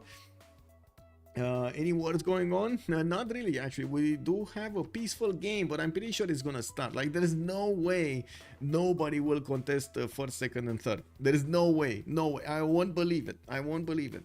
I mean, we do have a prize pool for this particular game. Imagine, for like $50 with for a game for 6 hours over here, and having pleasure playing it. You know, like that would be amazing. That is amazing. We got also $35 for the second place and 15 for the third one. So you can imagine the players do have a bit of an incentive over there to get to the top tier.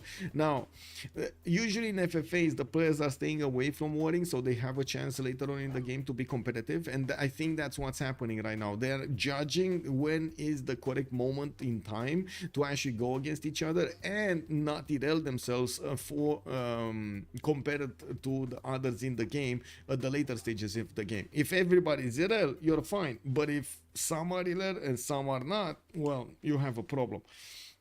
Max, not a fan of Mapuche. It has its place though. Yes, this guy is Giga Big Brain Min Maxer. Who's the biggest brain? Who's the biggest brain? We gotta know. We gotta know, Blaze. We gotta know. Maddie is a Giga Big Brain. That's what you're calling? Maddie? Who's Maddie? We don't have a Maddie. We actually don't have a Maddie.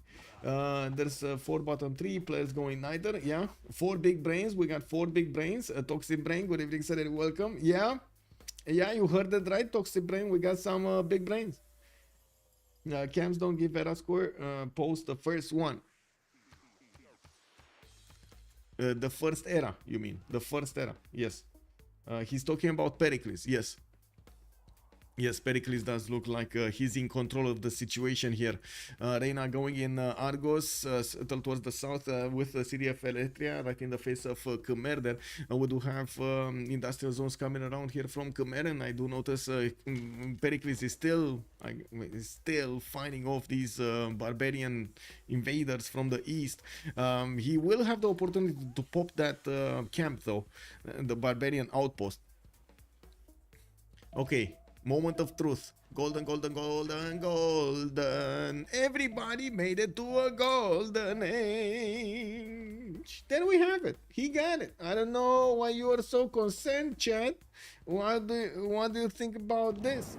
Meyer Sans, hello there, and good evening. Ishtapa also looks like the new Mongolian city was settled off fresh. Yeah, okay. I'm gonna vote really quickly on this. And I'm gonna go for a pause of 2 minutes.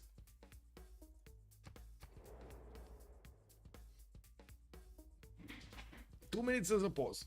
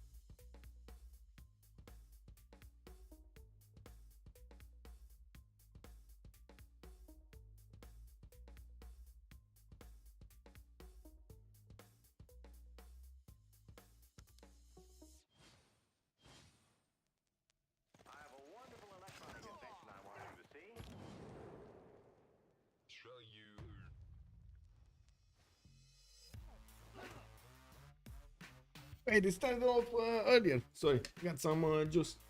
Why did Papa quit? Papa chillin? I don't know actually what happened with Papa chillin. I saw him getting ensnared over there by other games, especially Dune. And yeah, guess what? We're actually getting the Dune thing over here. Relobby Simulator, that's why he quit. I think he got fed up with all of the DCs and relobbies. Whoa, didn't train his patience. He didn't train his patience. He only plays League and TDR now. Wasn't he playing Dune? I believe he was playing. Oh, TFT? No. I do notice we got campuses 100% towards the buildings in there, and I do also notice we're gonna have culture city states not providing them unique suzerain bonuses.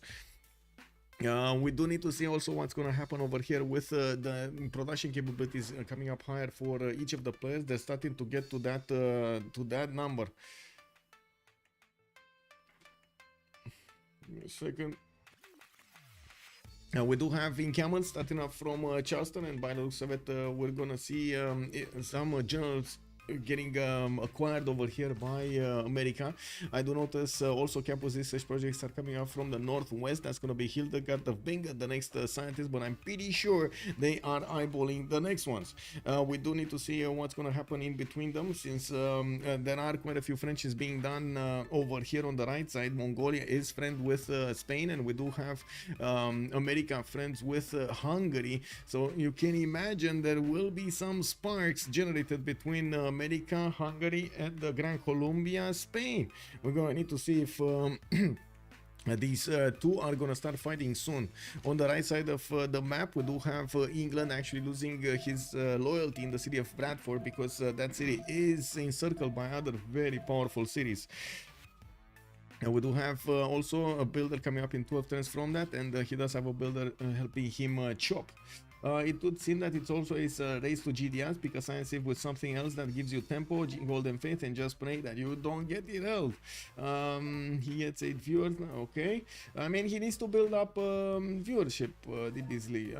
I saw him actually getting like 50, 60 or something, but again, it's a different game, different community, I guess. Happy birthday, Kepor! Woohoo! Civ like Japan, I get it. Yeah, exactly. Under the Gun won the tourney and has a bigger had a bigger Civ pool. Wait, Under the Gun, what did he play?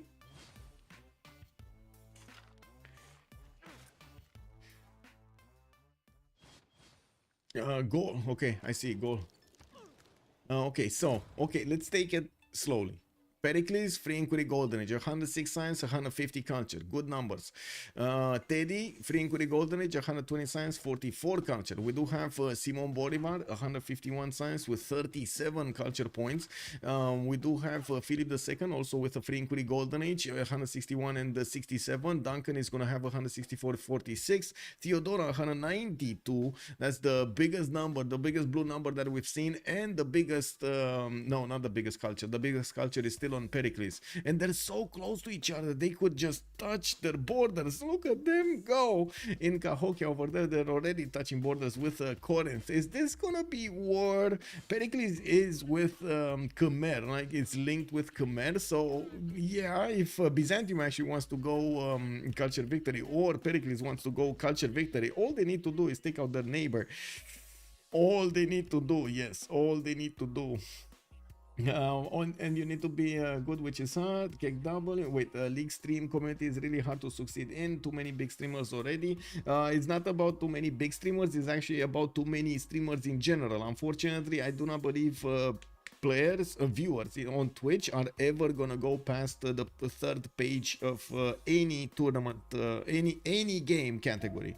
Like, guys, okay, let's test this out. Do you ever, guys, Twitch chat, I'm talking to Twitch chat, I invoke the wisdom of Twitch chat. Do you ever go past the third page of a Twitch category? Ever? Do you ever go past the third page? Just saying. Just asking. I see a lot of nothing over here in chat. A lot of nothing. Isn't top 1% on Twitch something like 50 viewers? What?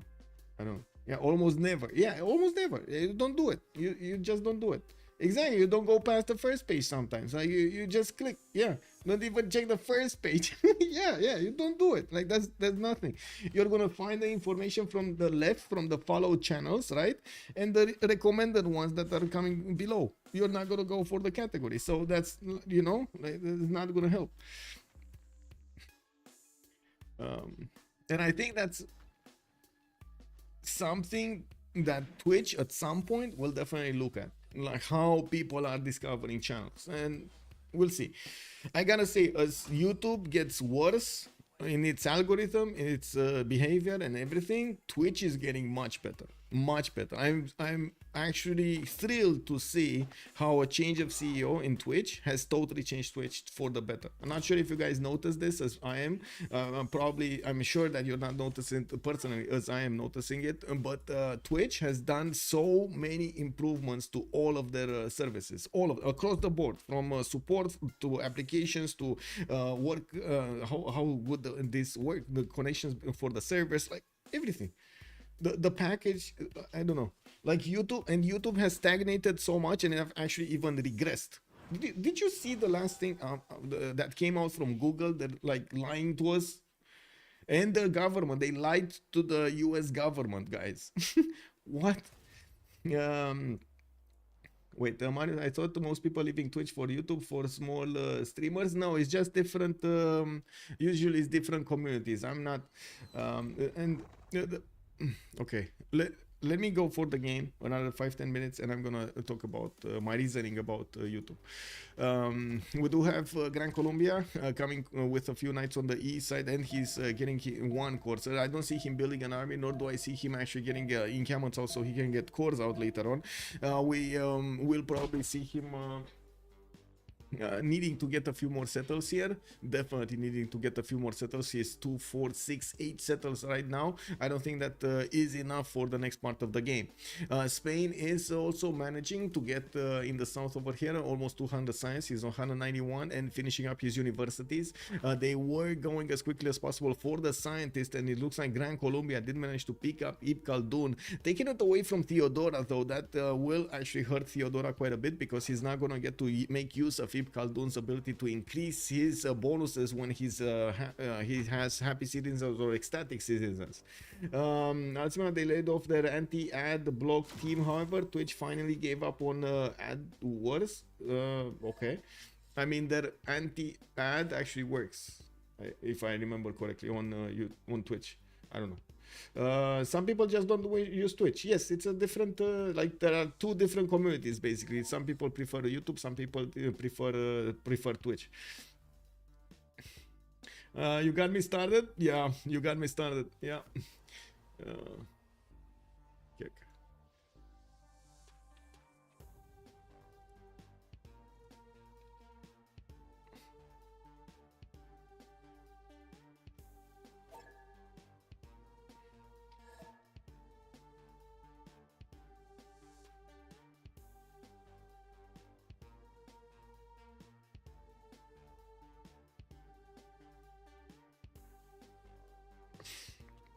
Okay, so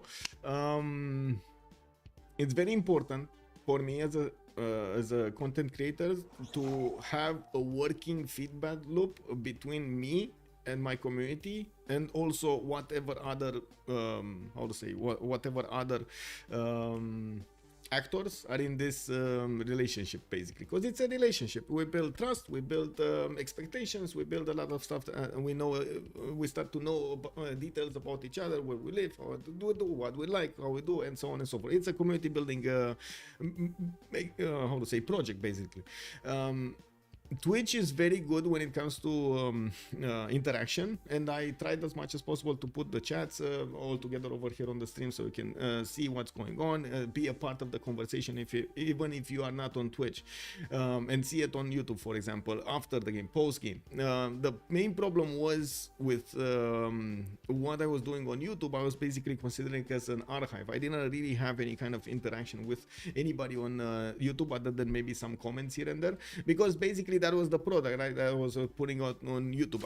I had the streams on Twitch. I was downloading the streams from Twitch, cutting them so they don't have the beginning and the extra and so on and so forth, and they were tightly packed over there, and poof, put it on YouTube as a package. They saw it like that, like a package, like you'd see a movie, and that's about it. There was no interaction there. And even right now on YouTube, I do see I still have to try as much as I can to introduce some subjects over here, so we get to talk about try to see exactly what's going on over there, right? I want to see more interaction, of course. When YouTube actually opened up, Twitch opened up the gates for the content creators of Twitch to actually go on YouTube and be able to stream at the same time, you can imagine I was so happy about this. Wait, what's going on?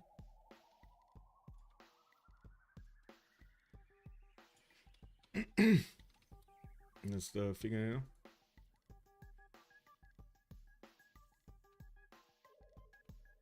Is trying to rejoin. Okay, I was so happy because finally I could have actually had interaction between me and my YouTube viewers. Very important. I wanted to say, you know, like I had viewers, Urek, for example, that was, and I do hope he's still here, by the way. Hello there, papas. Good evening, sir, on YouTube. That was saying hello at every premiere that I had, and I was like trying to respond, but I wasn't able to respond live. I wasn't able to respond with my body, you know, over there.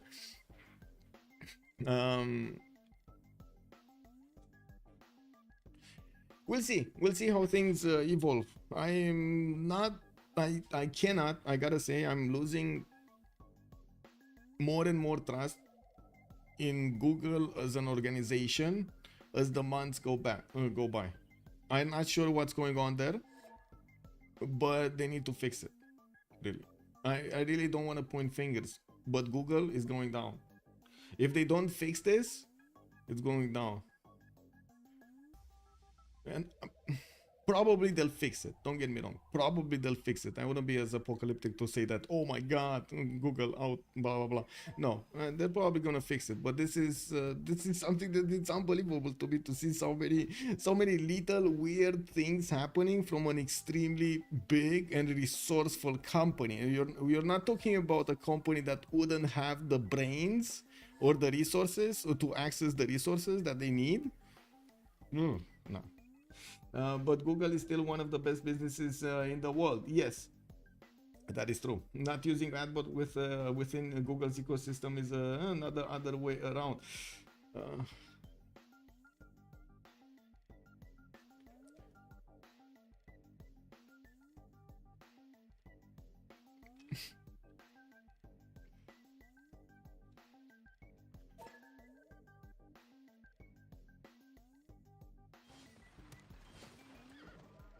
Okay, I got the next turn.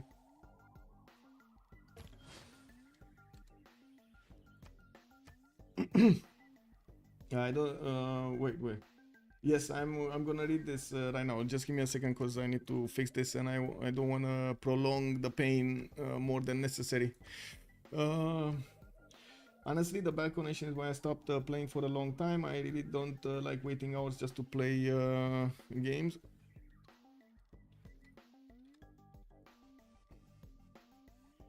Okay, yeah. Google is still one of the best businesses. Not denying that. Not using it, but I did read that. ChatGPT, OpenAI gonna get leaked to some black. Well, it already got leaked, Blaze. It's already out there. That ship has sailed and it's forever and gone. You can always use Yahoo. That's worse. I don't know if you read this on. Okay. Biggest issue for Twitch is it's running at a loss, and Prime is a large loss for Amazon. I don't believe that. I don't believe that at all. While Google AdSense is like light years ahead, making YouTube way more profitable and pays more. I don't believe the primes are causing losses for Amazon, and I don't believe how to say Twitch is running at a loss. I'm sorry, I just cannot believe that. There is some form of something happening over there that is switching the numbers. It can't be possible. I can guarantee you it cannot be possible. A lot of top YouTube programs are leaving for and switching to TV. It would seem that you can outgrow YouTube, so maybe there is a plateau. Yeah, no. What do you mean YouTube? Oh, YouTube programmers, and they're switching to TV, as in they're actually switching to create applications for TV or create something that would rival YouTube. Twitch is absolutely it's in the stock filings. Yes. Okay. There's Altisma. You can run at a loss on one company and have the profit sent to the other, so you don't pay taxes. Like, come on. It's not our first rodeo. And it's a part of a bigger company. It's part of so wait, it doesn't really matter what it does, right? The money still goes there. So just let me give you an example. They're paying for servers, yes? So Amazon can charge whatever they want on the servers because they're Amazon servers and it's their company, right? So hello. YouTube got worse and worse since Google. I miss the old days. The busy Twitch has way more rules and apply them with a lot more inconsistency. I wouldn't be sure.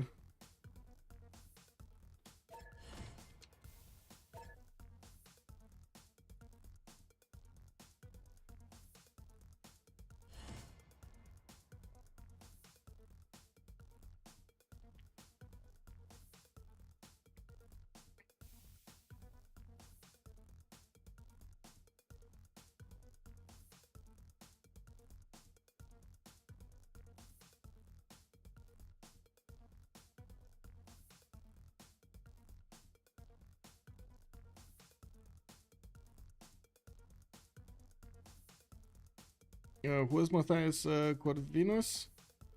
Duncan, right? Duncan? Oh my god, who is Duncan? 1 second, let me fix this and I keep talking. Sure, Amazon can cut Twitch costs by taking them on their end by selling chips, but it's just another loss. It's not a loss, Marius. The amount of value that Amazon is getting from the Prime service overall, it's very, very good for them. There's no loss there. There's no loss. Every tech company I've been to exactly. Look, BlazeCat Games is having the right idea. Hello, there's no loss there, and they get to sit in their ecosystem. That's why also Google has multiple services that right now, Gmail, for example, that are not created to make profit. They're there for PR and advertising services. They're not created to make profit. They're add-ons. Ideally, I do have to agree with you. A company should be created to make profit, but that's not what happens in real economy. Compared to Amazon, it's not a large loss, but it's still a loss with no future, really. No, Amazon is taking a large loss on Twitch. Okay. Marius, do you want to talk about the whole number, as in you want to talk about the minus number, but you don't want to talk about the plus number they're getting? If you want to do that, sure. That logic of yours is perfectly fine. Perfectly fine, Amazon. They're taking a lot of losses. Yes, that is true. They're taking a lot of losses. Are they not getting anything back? Is the loss not less than the advantages they're getting? I would say it's not. And that's what I'm getting at. From the first stirrings of life beneath water to the great yes, beast look, Ishtapa knows. Exactly. There you go. Perfect comparison. If you read the financial reports, Amazon is basically a data center company with a large gift shop. Exactly. They can, so yes, even if Twitch is a loss on its own, PI is worth it. Exactly. That's what I'm arguing. And they wouldn't, guys, we're not talking about stupid people here. Come on, let's be real about this. Let's come back to reality. We're not talking about people that don't have education. We're not talking about people that don't know financial, how to read financial statements. We're talking about people that have a lot of experience when they're making these decisions to buy other companies. They're not doing this because, hey, that's profitable. I can add another 35,000 per year because I'm doing this for that and that. Because I'm buying that company. No, they're not doing this. They're doing this for a lot more, many more placements, how to say, positioning in the market, trying to go for the vertical. So many other strategies that they're applying. It's like min-maxing. It's like we're min-maxing over here with the districts. The companies are doing that in between themselves in real time. Over the impact to the Amazon ecosystem, you're not talking about those people, you're talking with those people in China. Exactly. Okay, exactly.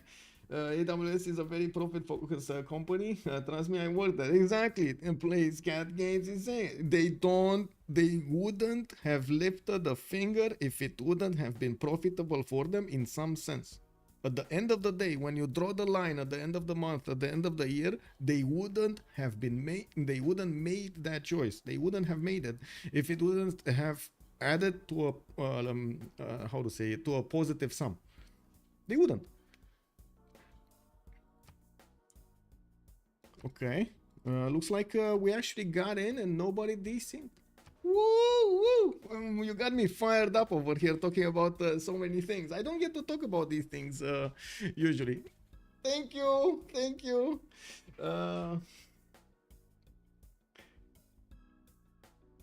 Marius BW, primes do not end.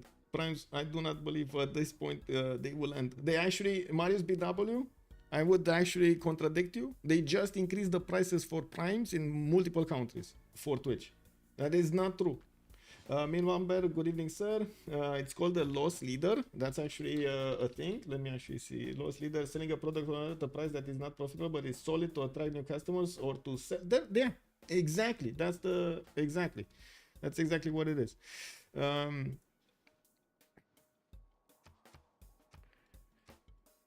Okay, let's see. Javerman the 7th, Golden Age, 121.73. Let's actually see what's going on here. We got campuses, we got more science coming around. He's actually not doing very well when it comes to the science or the culture. At this point, it kind of seems like he's struggling on multiple fronts over here, Diolito, to get everything going. Yes, he's going to get a row of campuses. Looking at the faith pattern, it's 122. He did stay in a monumentality, and he doesn't have the extra benefits of culture or science that he would have otherwise had from his golden age bonuses. Now getting all of these waves of points, I would say actually the major weakness would be city count. 2, 4, 6, 8, 9. No, that doesn't really seem right, does it? Like 9 cities should be fine right here. Anyway, I guess we'll see. It does seem like he also in the majority of his land did manage to improve these cities. So yeah, the potential might not be there. We're gonna need to come back and see if he does manage to actually overcome all of these challenges. 2 turning a university in Angkor Thom is a lot of good production coming up over here in that city center. That's a 51, 52 production city center to turn 59. That's pretty good.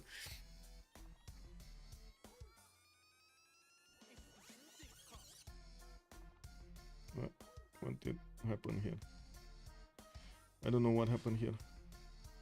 I still don't understand Viking in Pangea. I never see her do well. I am also, like, multiple times I tried to play Age of Empire on Pangea, and I didn't see the same tempo that I've seen on other maps. It was a bit weird to me to see that happening. But, oh well. We do have Kokekota also coming out in 2 turns with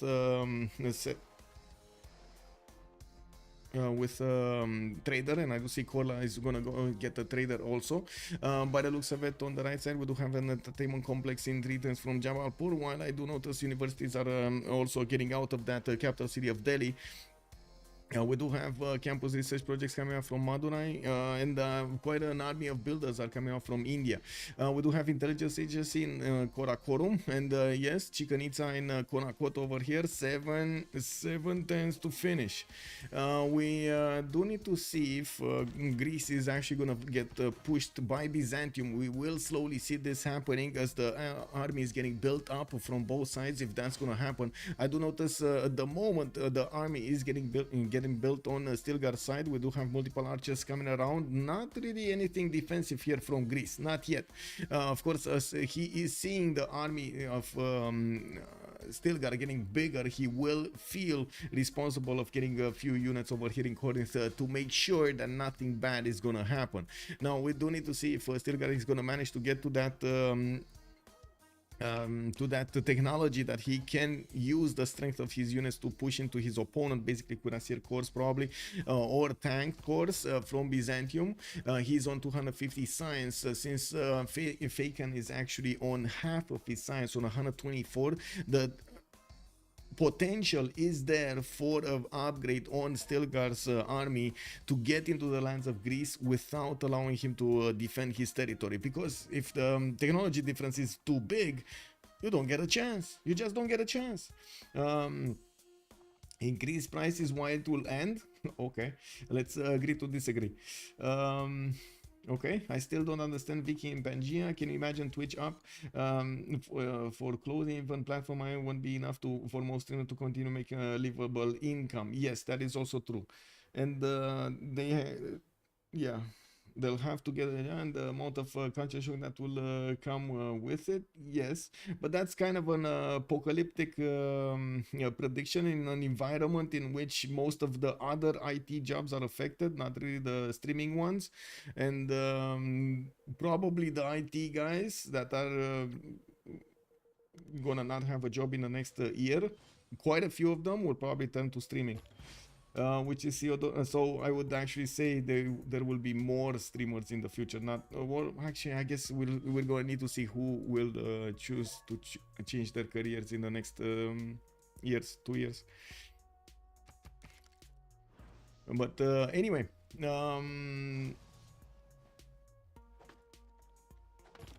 you have to remember they invested into basically Hollywood.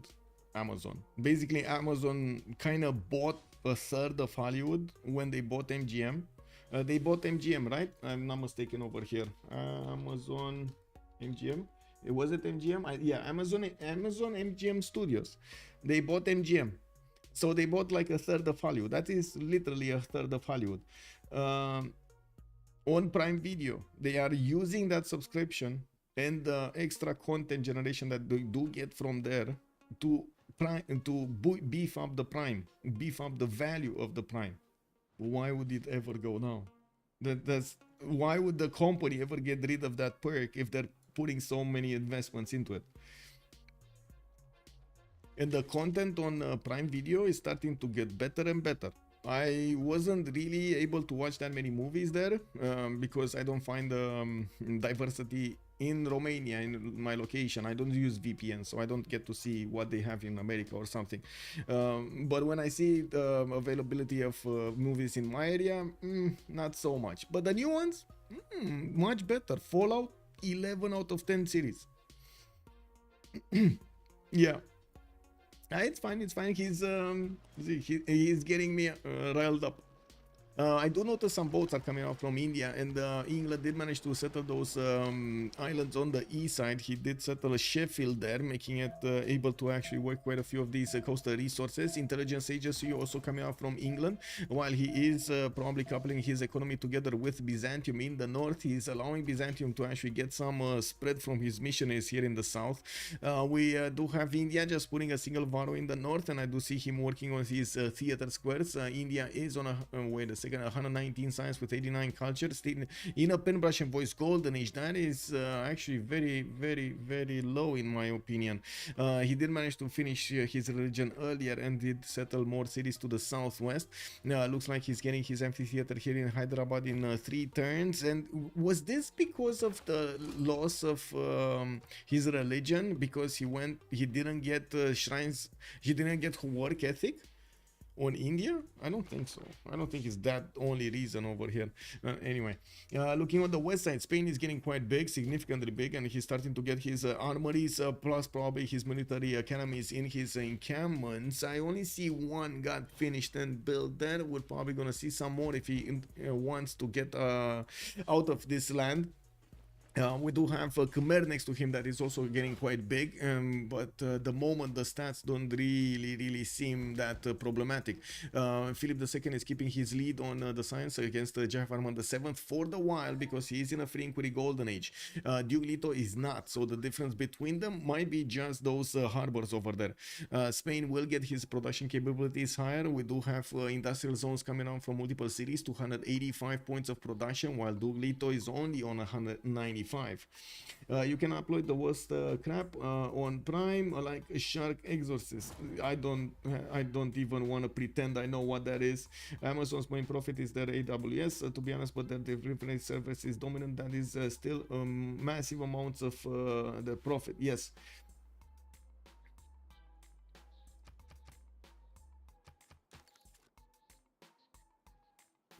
Okay, we got Hungary managing to levy Nalanda. Nalanda is a city-state that is kept by Dakan, Idaho.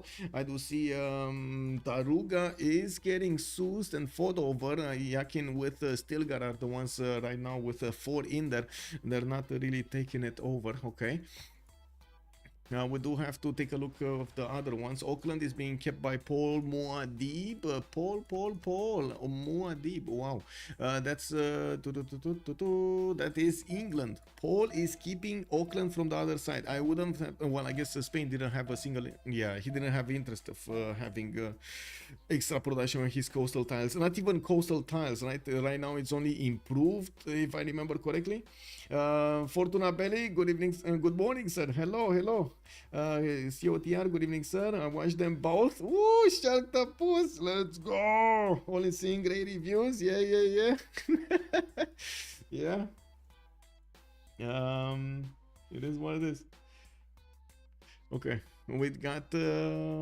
we got Byzantium sending those traders, missionaries and apostles to the south. More courses coming out from Byzantium. He's getting his hippodromes out also. That's going to be quite a few free units. As you can see, they just popped out of his hippodromes, finishing between Trebizond and Nicomedia. This is a sensible army. If he actually wants to start attacking next turn, he will have the opportunity to start attacking next turn. Greece does not have an army. I do have to click over here on Stilgar and see who is he friends with, and if he is not friends with Pericles, this is gonna turn very bad very quickly for Pericles. Right now Pericles is kind of putting his hand in the sand and not really looking at the military strength of his opponent. We already have triple the amount of military strength on Stilgar than on Pericles. No, No, I really don't have a problem with people saying that they really like, for example, the Fallout show, but it really grinds my gears to hear those same people say it's 11 out of 10, like it's a universal fact or something. Hey, man, okay, that's true.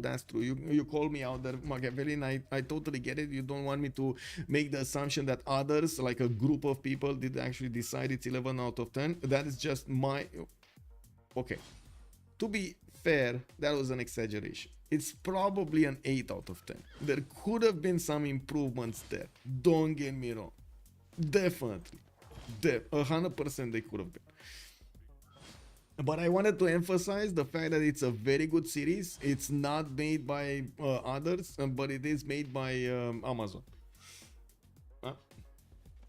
I really like anime girl music. It's 11 out of 10. Blaze Cat game. Woohoo! Yeah. Or those, how to say, the Korean K-pops, right? You've seen a YouTube clip for it? Wait, what did you? Oh, for the Shaktapos? Yeah, bro. Which is Theodora's UU again. I don't think he has how to say the Tagma. No, he doesn't have Tagma. I think it's only Dromon on Theodora, because that's the common one between it and Byzantium. Yes, the Dromon. It's the only unique unit. Yep. Yes, yes, sir. We do have Stilgar managing to upgrade the majority of this army, so it looks like he's gonna be on the offense. Next turn, let's see. Next turn, Stilgar, I can make religion anytime if you want. Okay, Paul is saying that, okay. He's getting him the taxes straight. Wait, didn't he make a religion earlier? No, he didn't. Didn't he? No.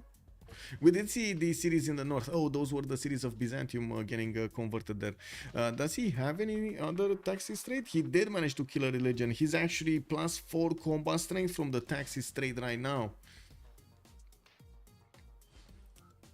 Okay, so it looks like he did manage to kill off the religion of England that he got in Birmingham. Interesting. Okay, well, they're allies, they're helping each other. We're going to need to see if Byzantium is going to manage to get the victory over Greece here.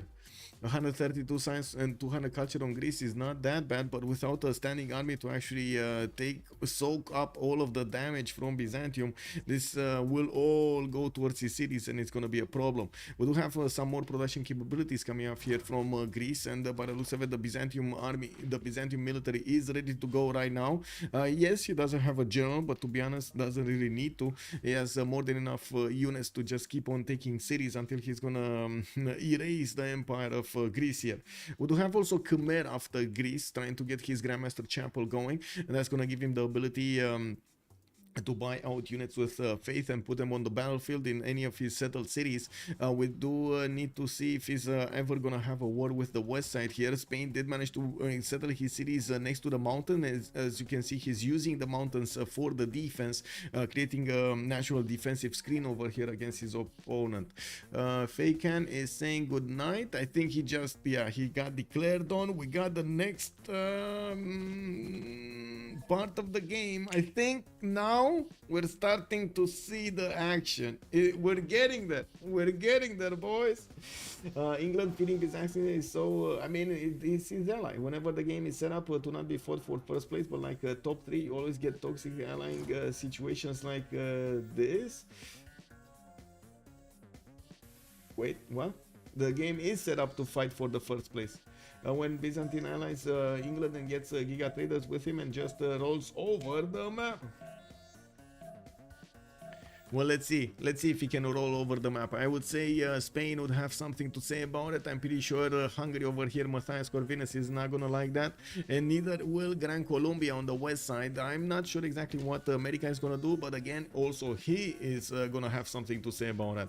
I do notice a special building here. Chichen Itza is gonna be finished in the lands of America in 2 turns, and he's gonna get quite a bit of a chunk of production added to his empire, not to mention some extra culture. We do have the war started, and according to it looks like he's gonna be the first victim in the war between Pericles and Theodora. Looks like Fakan is gonna be the first one that will lose a city this game.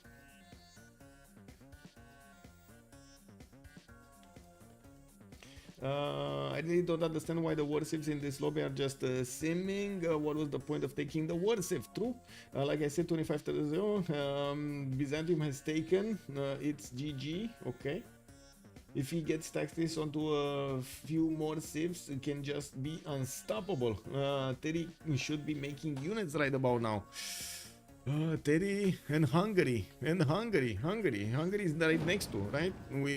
Hungary is gonna be over here. He needs to somehow defend his place, because I mean all of this land is going quickly, very quickly. Forbidden City in 3 turns here from Eretia. That's also gonna be amazing for Byzantium. Chichen Itza in Korakoto. Wait a second, that was same turn? That will be same turn over here between the 2 players? Oh my god, wait a second. We did have Mongolia, right? Mongolia, where is Mongolia? Reverend Mother. Reverend Mother is over here, second to last. And then we do have... Who was the other one? Who's the one? America, right? America is Recess. Recess is second slot. Okay, so I guess Recess is gonna get it. We do have more military coming up from Gran Colombia, as you can see, and moving towards the east side. Already, America is asking some questions. Lady Margot is telling him that he's just chilling, you know, she's just there chilling. While I do see the Byzantium units are going through the defenses of Greece quite quickly. There's a massive amount of military here that doesn't seem like it has been built only to take over Greece, especially if Greece falls quickly. He can just move forward towards the next one. There are more religions in the game to make use of. For example, if he does want to go against India and try to take away his religion, I'm pretty sure India is not going to be happy about that happening, and he's going to try to defend off this attack. We do have Gandhi getting starting to get units out, getting his Grandmaster Chapel, and I do see him also getting a few caravels here next to Hyderabad. Duncan, Idaho is calling out Byzantium over here. Stilgar telling the chat there is a problem, a Theo, very big problem with Theo. He's ringing the alarm. I just noticed the slot order is the same as the portrait order at the top, from the left to the right. Oh, nice. That's a good catch right there. Yeah, very nice.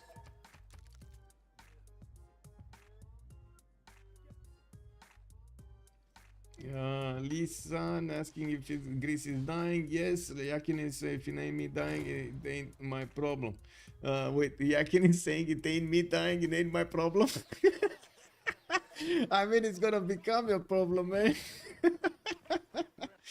Okay, it's gonna become a problem. Not even Night String City. Okay, Greece super there. What is the point? Like, just roll into average Andrew lobby. Well, I guess Greece gridded out quite a few things here. My cam is blocking chat a bit. There we go. Yeah. And I don't really want to move the cam lower, because if I move the cam lower, but I'm gonna do it. If I move it lower, it feels like I'm what? Man. Oh my god.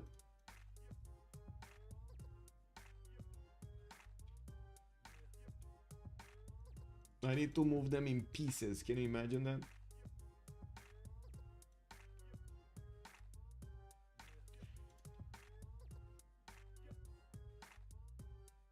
There we go.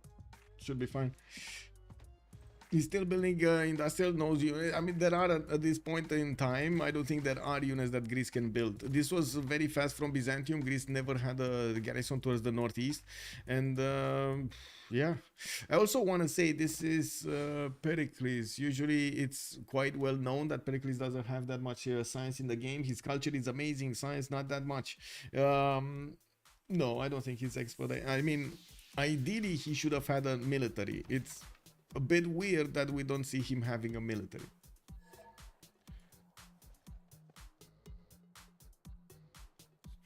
Elisan Al-Gaib getting mad over there because he knows he's gonna need to get very, very big to handle Byzantium here.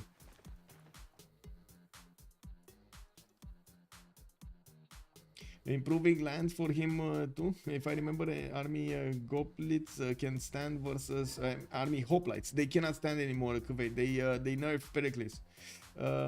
Speaker 27 rifle is not in this game. Ishtampa also Pericles in the middle of the map with no allies. It's just a matter of time before he gets rolled. Yeah, to be honest. You say middle of the map, but the southeast was kind of calm here. Even if it was Mongolia, the mountains were protecting him. This northeast, though, was kind of a highway and an open invitation for Byzantium to get to his cities. If it wasn't Byzantium, maybe it was Hungary. Okay. Well, we do have some shipyards also coming down from England to get his production capabilities higher. I do see Paul is getting to 288 points of production, but I gotta say Spain is on 430 right now, while we do have also India with 169, 174. It looks like he's going to need to raise that number very quickly, because not even his fate generation of 90 is making up for that difference. We do have a spy coming out from Madura in 2 turns, and encampment in 1 there, 3 turns for a Grandmaster Chapel coming out there in 3. Let's see what is Spain gonna do over here on the west side. Gaining, well, a few units here and there, getting his factories up with his coal power plants and his shipyards.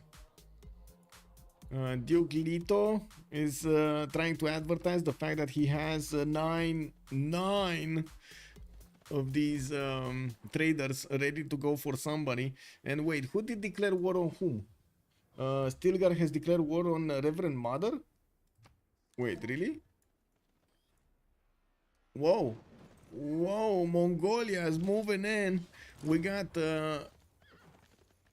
we do have Mongolian units from the Reverend Mother moving towards the city of Hull, Plymouth, and Liverpool, even using the borders of India to get in there and pillage everything he can from England. England is getting his steel walls, and yes, I do notice that Mongolia shouldn't be that far away from getting his calves. This is the moment when Byzantium's military is deployed somewhere else, so he cannot defend his ally here at all unless he buys new units. And we're going to need to see if the commitment of Byzantium is going to be as strong as the commitment of England was to Byzantium. England was just not ready. Yeah, not ready. Building a workshop while dialing KW. This is the most clear. No, it's not. What is this? Vicky has 2 units next to Mongolia. Speaker 27. There we go, right? So how is one feeding over the other? Well, let's actually take a look on the west side here. This is unfortunately what happens where everybody in the game is in a race to get to the top, to get to how to say to those to the top of the game in the score screen, not the top of, as in get in first place or something, to get the most stats, to get the most production points, everything over there. And the players at some point don't know exactly when to stop running, to slow down and build a military, right? That's the most problematic thing ever. When do you slow down from your simming, from expanding, from building district, getting buildings and so on, to build a military? When? Okay, well, we do have Byzantium here able to go through Sparta and Ephesus quite quickly. Argos is also going to 4. The Byzantium calves are going quickly towards Eritrea. That's the southwesternmost city of Pericles here. We do have to the west side also, let's see, Gran Colombia, industrial zones coming up in 2 turns and multiple coursers still coming out. It doesn't really need to worry about anything. He did tell America that he's not going to attack him, but of course we've seen what happened on the other side, so I would imagine this can happen here also. Wait, if you capture until you don't get military science, okay, unless somebody else dies. Well, I don't think anybody can help you. Yeah, Duke Lito is gonna not have a military alliance. That's gonna be a problem for his economy and for his well, I guess he can try to use Amani externals in something like Bandar Brunei or Hong Kong. Why not? He does have 2 city-states that he can benefit from. I think the main question is if Byzantium keeps on going. Because I think that's the problem. If Byzantium's military wants to actually keep on going and going through Khmer to take another religion, to get another +2, that taxes trade, that is going to be a problem for Khmer. And it's not like he actually has a lot of units. He does have the ability to buy them with faith, although he doesn't have a lot of faith per turn. He's only 136. That's not amazing to actually get units from. We do have also the units of Mongolia managing to chew through quite a bit of a defense from Hull, but as you can see, the city will get the ancient walls finished next turn. There aren't any siege units able to actually attack into that city center, and I do notice the Mongolian military is gonna casually just get every one of these tiles. Every one of these tiles is going to be pillaged. We got some knights, we got some units coming out from England. He's going to try to fend off attacks here. We do have also a trebuchet from Korla getting bought. Yeah, there we go. Reverend Mother just invested so much into that. Wait. Was that the general actually? Was that the general for the trebuchet? It might have been the general.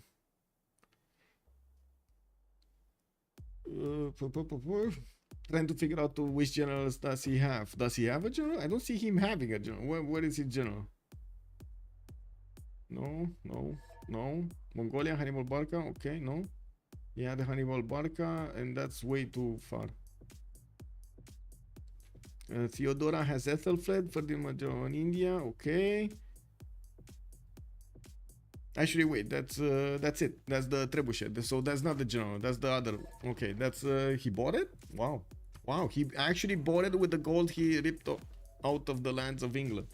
I don't see Vicky making workshops. Yeah, he's now making those workshops. Your brain is literally whoa. He's spamming pikes and walls. How is it close to the same? You mean spamming pikes in 510s? Vicky should have had some anti-cav lineup. Oh, you mean England over here? Yeah. But to be fair, guys, they talk to each other. They actually asked each other, guys, are we good? Are we good there? Are we good? Are we chilling? We big semen over here. And then reality struck. And when reality struck and they started moving their armies, yeah, they got caught out of position. This is sad play for Vicky, but at least she's trying to defend. Like, okay, sure. I'm not gonna argument this a lot more. I do believe Pericles over here wouldn't have made any kind of a difference, whatever he would have done, from the moment of the war. It would have made a difference if he would have smelled out the attack of Byzantium on him and had something to defend.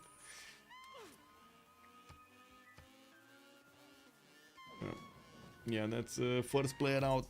Faken. Corino is out of the game. Pericles in between the middle. Plus the 30 IZ card without building. Easy aware. Kick W. This is sad from okay. Didn't Greece engineer forbidden also. He died in 2 turns having a single knight with the help of Ferno. He didn't have a yes, he could have helped, but he didn't have production nor heavy chariot to actually upgrade into. But yes, 30 combat strength series is is quite low. That's what swordsman strength. It was obvious Theo was coming for Greece when she asked Vicky to make a legend. Yes, exactly, Shtapa. He had a bit of a heads up. Not much, but he had a bit of a heads up. Greece had horseman strength. Series turned 65. Yes, smell like I'm sick of this game. Please take me out. I mean, he gave up on the price. What can I say? He gave up. He gave up on it. Maybe it wasn't that important for him. Well, I guess we'll see. Factories coming around from America. We do have also him managing to get a few units out, but I gotta say he is also gonna have a bit of a problem on the east side. He's gonna have a Byzantium problem. You do see Hungary starting to actually get his lines on the east side connected. He's actually getting package shots in quite a few of these slots over here in between the mountains, tiles in between the mountains to close them up and not allow free reign of these units of Byzantium. We're going to need to see if Byzantium is going to manage to convert all of this territory of Pericles into a certain advantage for himself. He did manage to get Colosseum earlier, so he does have a higher amount of amenities in his cities. He still is able to soak up all of these new cities in his empire. Even if he wanted out, at least try. Yeah, I mean, yeah, again, not sure what happened. Maybe he got distracted or something. No, I don't want to make excuses for anybody, and you can imagine it's not what I want to see on the stream either. So yeah, can't really make, can't really do anything about it. Yeah, we do have coal power plants coming up from Spain. We do have also him managing to get new campuses. Finally, that +4 from Cordoba. It took some time to get that going. He also connected his economy to Gran Colombia, and both of them are actually making amazing stats. 333, 359 on the science screen, with Lisan Al Gaib significantly more production, 528 points of production, while we do have Lady Margot only on 388. Now on the other side, Stilgar is on 528, and I gotta point out his face generation is not really that big. He's only on 88 points, and that's it. Now while he is going strong on his industrial zones, getting more of these campuses and putting out enough of these theater squares to give him that culture he needs to get to a fascism point quickly. We do need to see if that is actually going to be the point that he's going to choose to go against Matthias Corvinus. That's probably the new timing when Matthias Corvinus is going to need to be careful, or whoever's next to Stilgar is going to need to be careful. The units of Mongolia are starting to get upgrades. We do have a series of cavalries here that are getting their new equipment in the city of Korla, the new equipment in the city of Korla, while I do see Kokekweta and the production queues going for military engineers. We do have encampments starting to be put down here from Mongolia.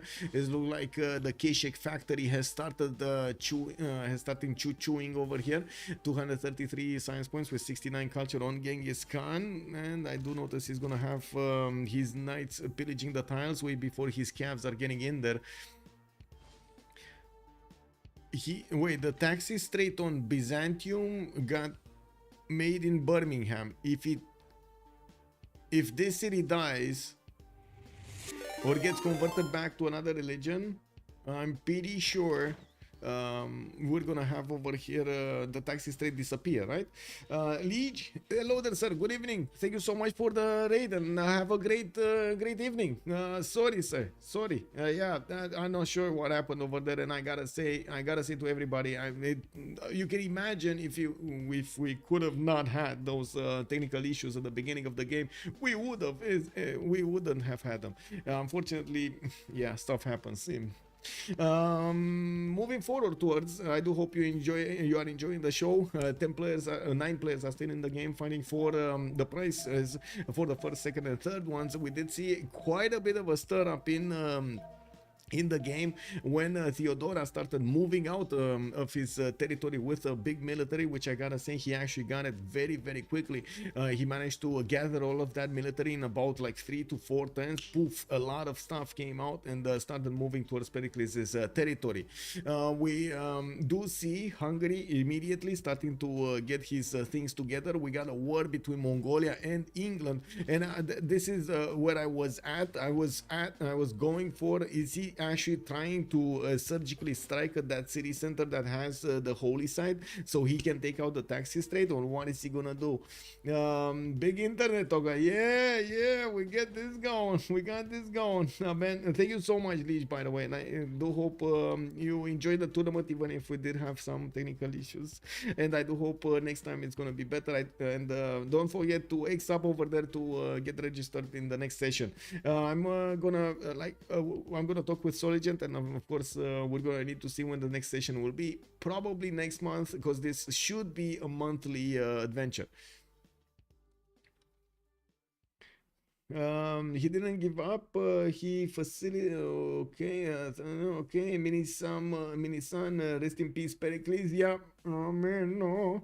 I knew Monsieur was gonna, and I kept quiet. Please, cat. Good evening. Yeah. Good. That's exactly what you should have done. Leeds. Wait a second. Is that is Birmingham? So he's taking out Leeds, not Birmingham. Is he just taking out the wrong city? Is he really taking out the wrong city here? I think he's taking out the wrong city. Because oh my god. Did he? Oh well, I guess maybe he's not. We'll see. We do have Gran Colombia and getting Leonardo da Vinci. His workshops in his workshops are gonna get +3 culture a turn. We do have him also picking up Imhotep, and I do notice Newton has actually been taken by Victoria. 260 science here, but he's gonna start bleeding cities. I do see Leeds is gonna be the first victim. When these Mongolian calves get in, though, it will be a problem. Now, I don't see any extra intel from Mongolia against England. I don't see those extra points coming up over here, so it looks like England did a very good job of keeping his intel balanced. We don't have walls going up in Leeds, but I don't see them in Bradford. On the west side, doesn't seem like the armies of Byzantium are moving anywhere, but we do see how Hungary did manage to actually connect all of the tiles with the mountains, and he plugged up one tile chokes. I think Greece is, I think Gran Colombia is on the move, guys. I think he's on the move. General, also, I mean, England also fed the Theodora taxes. Yes. Did you know that the song Ave? No, it's fake Latin. It's literally just gibberish. Yes, I don't know. Yes. They made it to sound right in the context of the song, but it's not really Latin. Yes. I see nothing wrong with making a farm, armory, IZ, and workshops for Theodora. Guys, there was quite an event a few days ago at the Coldplay concert in Romania. Oh my god, man. Wow. Agonizing to see what Coldplay did. Agonizing. Wow. Honestly, we haven't seen in Romania so much disrespect from an artist in a long time. I think from Madonna, it's like that level of disrespect. Totally disrespected us, like really didn't care at all about what was going on, didn't care at all of where he is, what he's doing, what message he's saying, nothing. He's like the most, I don't know, man. I think ignorant would be the way, but it's unbelievable to me that I need to say this when I see he's actually, I don't know, man. I don't know. I don't like, it's weird. It's just, wow. Just no. Wow. Oh my god. We do have Mongolia over here coming up with his camps managing to take out Leeds, and I think he realized that, wait, I took the wrong city. He's gonna upgrade those units and get them into cuirassiers to probably flex against Birmingham here in the northeast, while the city of Hull is slowly being taken out by the bombards. You do see that these camps are just waiting to take that one down. Who did the Byzantium? It's one would assume, but you never know. Yeah. Yeah. Well, let's see. We do have a spy here in Antioch, and by the looks of it, we're gonna see where it's gonna pop here. I don't see a spy yet on Hungary. Maybe that's actually gonna give us a bit of an idea, a heads up where he's going. He had a spy in Pericles, right? But oh yeah, there we go. Nothing's gonna stop him from keeping on going. And we do have Duke Leto over here that will have a bit of a problem. We do have Byzantium struggling, itching to get that extra +2 taxes straight. And it looks like thank you, Greece, is the message over here in the main cities in the northeast. Byzantium is gonna get his field cannons and gonna keep on moving towards the southwest, and we're gonna see his ally England, and Pericles sold him some free scenes. They also had B2 on Torres, by the way. Fair and balanced. Khmer city names, yeah. He's thanking very much Greece. It is what it is, man. We do see that Gran Colombia actually started switching from building an army to coal power plants. Maybe he got a little bit cold fleet to go against anybody here, and I'm pretty sure also Philip II is not really gonna enjoy at all the fact that Byzantium is coming against him. Philip at least is gonna have a +5 against another civilization that has another different religion than him, so I'm at least that. But with +6 taxes straight, it's still gonna be very rough to handle the late game units that Byzantium will benefit from. Khmer is he had all the time in the world to prepare while Greece was failing. I mean, to be honest, the reaction of Theodora made waves here. I mean, we had Gran Colombia building units when he didn't really need to build units. But yeah, I think slowly they're taking Byzantium, how to say, more and more seriously. Yeah. Khmer is a hero. He had all the time in the world to prepare while Greece was failing.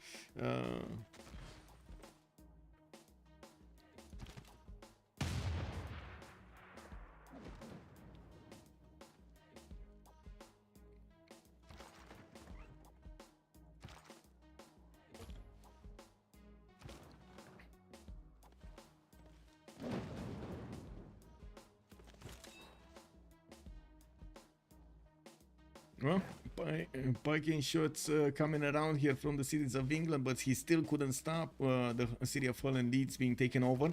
Bradford also, by the looks of it, is going to get scouted out by a Mongolian cav, but there are two of these Piking shots there, and that will matter. We do have field cannons from the side of Mongolia, so he will have enough firepower to actually take out the Piking shots without needing to expend the health of these cavs or cuirassiers. We do need to see what's gonna happen though. Wonder why Theodora was available for pick, to be honest, because they didn't ban it, Petit Pascal. Bonsoir, monsieur. They had one ban each, they did not ban it. Actually, we did have like 2 overlaps there. I need spy level. He was doing 4 mental tests. The Lisan Algaib complaining over there. His spy is not getting stuff. He's not getting the levels. Kamja also, good evening, sir. Khmer issue is bad stats half of the game. He probably quite a few takes away. I mean, yeah, he's quite behind over here. He's trying as much as possible to stabilize this defense, but I think at this point Byzantium has a bit too much momentum to be stopped.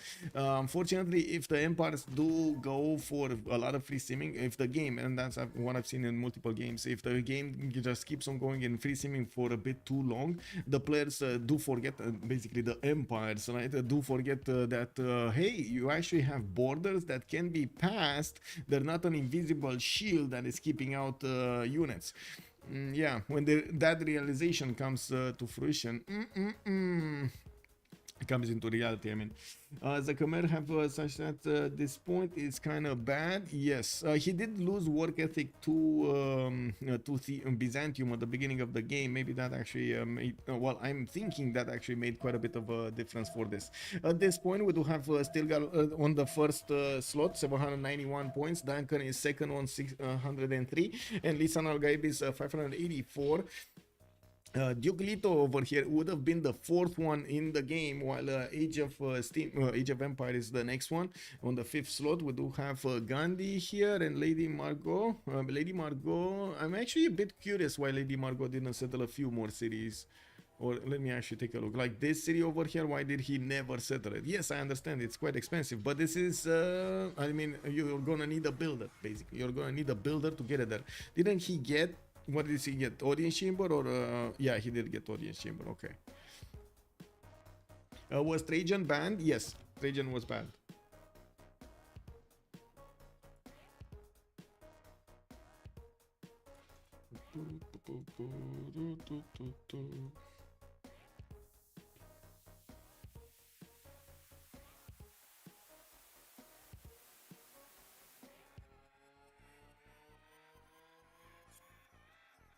One second. Okay. Okay, so more attacks are coming out from Byzantium against Greece here, and by the looks of it, we do have the main units of Byzantium as you're starting to get into the main units of into the main cities of Khmer. We do need to see what's gonna happen and how things are gonna be separated here. He's pillaging as many of these tiles as he can. We do have also 75 fortification health, no steel walls for Khmer. That will that would have significantly slowed down everything here, but it looks like he's not gonna have them. We do need to take a look. Okay. I need to take a look at something.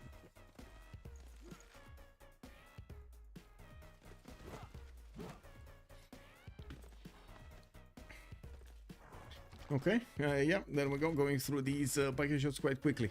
Looking at this, armories, Bombards got upgraded in Mongolia's territory, now moving towards Plymouth. Bradford looks like he's not getting the walls as quickly as he wanted to, and these field cannons and Cavs are doing enough damage against the city's defenses to take it down. Leeds has been, I guess, fought over. England is trying to take back his city center, and he might actually, while these Mongolian cuirassiers at the moment are being caught between these package shots and the mountain.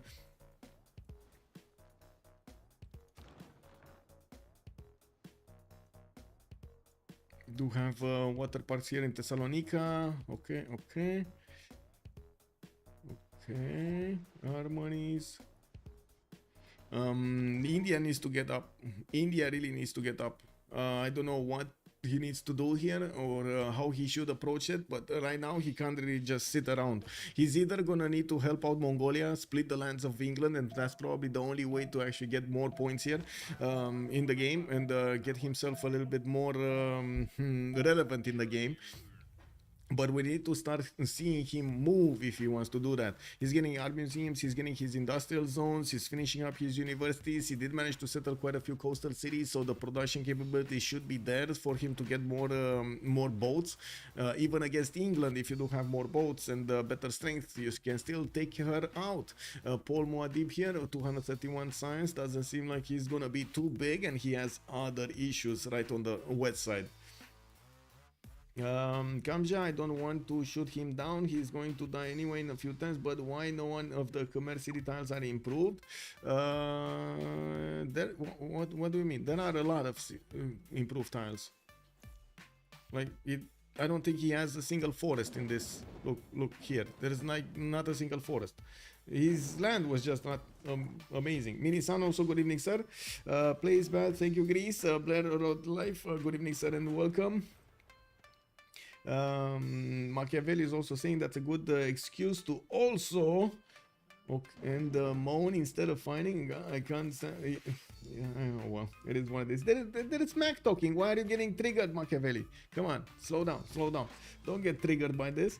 When Greece fights back with Eunice, the Eunice go to die, and so spread the religion of Theo, so Theo goes bigger and bigger. Yeah, basically that would have happened there. We do have another war declaration. It looks like Duncan, Idaho has declared war on Duke Leto, and we do have Spain starting to send some units in the lands of Khmer.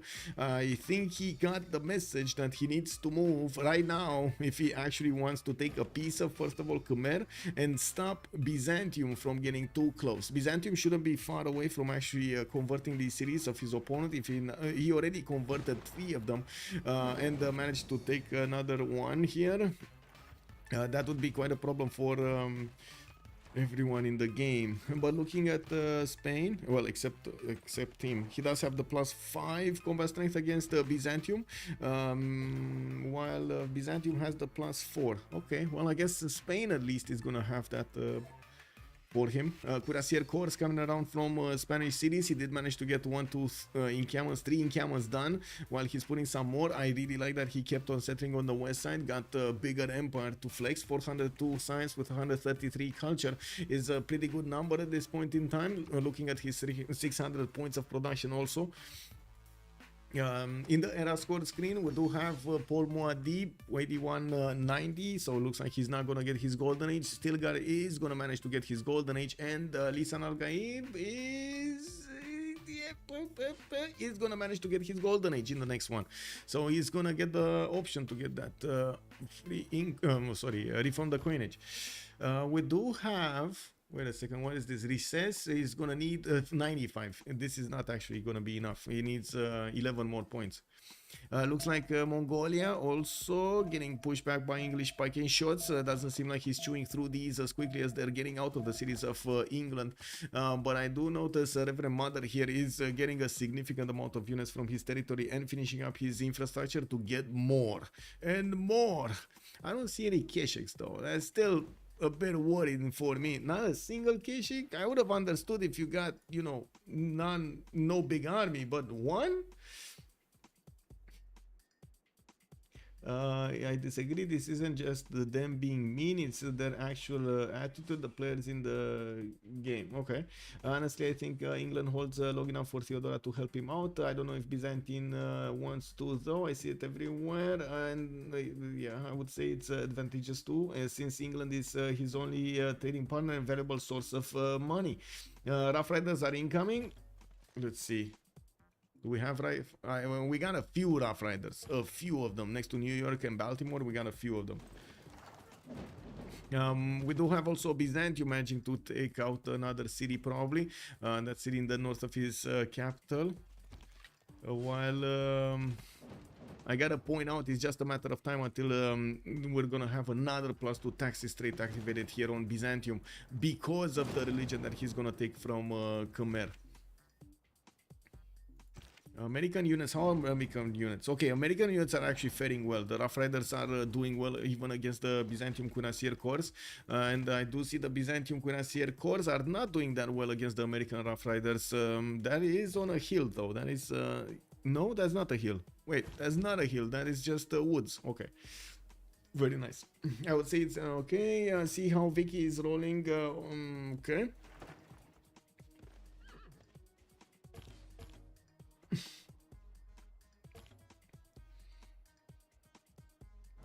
Theo wins always versus Pericles, so why fight then back when Theo gets bigger? Syrian more spread with his religion. His religion is small because Pericles didn't fight back. Yeah, I mean he would have if there would have been more units dying here, the Empire of Hungary would have like been half converted here because of so much spread from Theodora.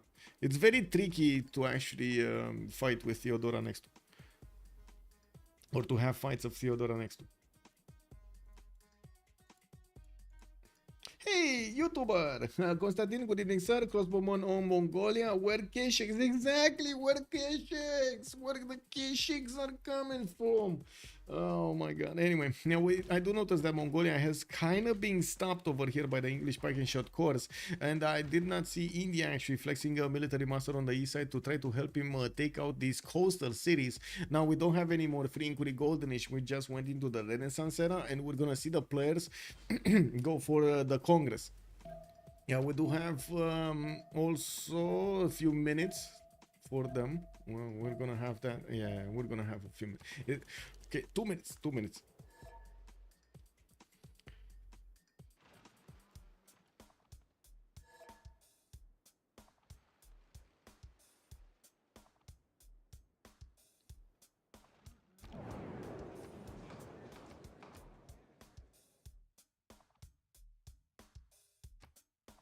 Let's put our living stereo stylus in this groove. Okay, 2 minutes, and we're coming back to see what's gonna happen here.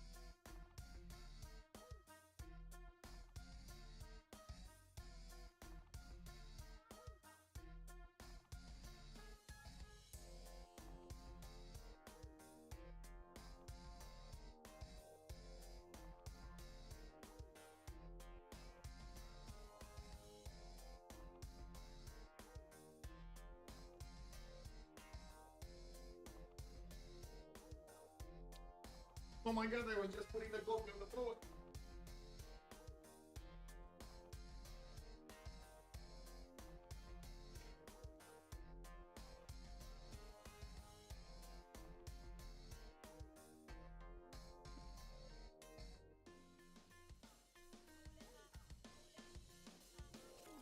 Sorry, I felt the need for another coffee, so I was taking time to put it on the brewer. Like I had to go add water and beans and so on.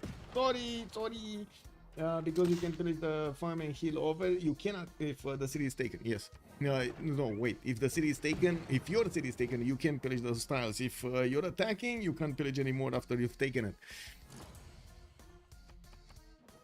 We do have Monarchy gaining a wild card policy slot in the World Congress, and I do see Siphon Funds is also going to be the next mission that will get 2 levels higher. I did notice we did have what was it?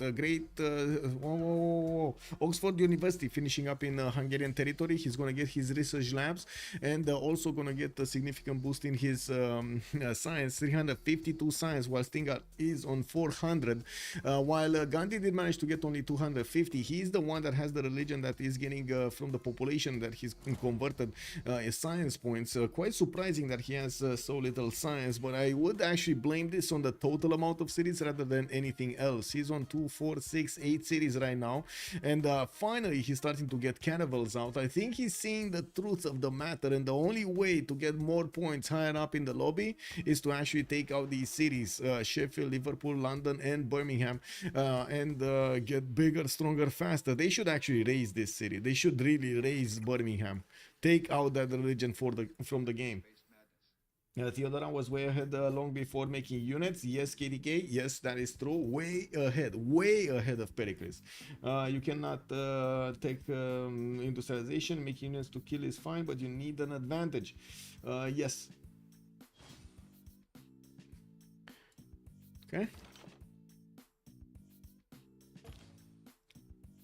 We do have to the southwest tanks rolling in and out of the cities of Khmer. I do notice the tank wars have been upgraded. Units from Spain are starting to also get in, and I do notice they are trading quite well even against the Byzantium cuirassier corps. I'm pretty sure Spain is going to be happy trying to kill off quite a few units here and meeting the Byzantium nation on the battlefield, not being scared of fighting him. In the south, yes, Darapura is also a city going down here from Khmer, getting taken over by the Byzantine army. We do have the production capabilities of America finally getting higher, with Recess managing to get his nationalism in 4 turns, his 480 points of production and 317 points of science, 99 culture.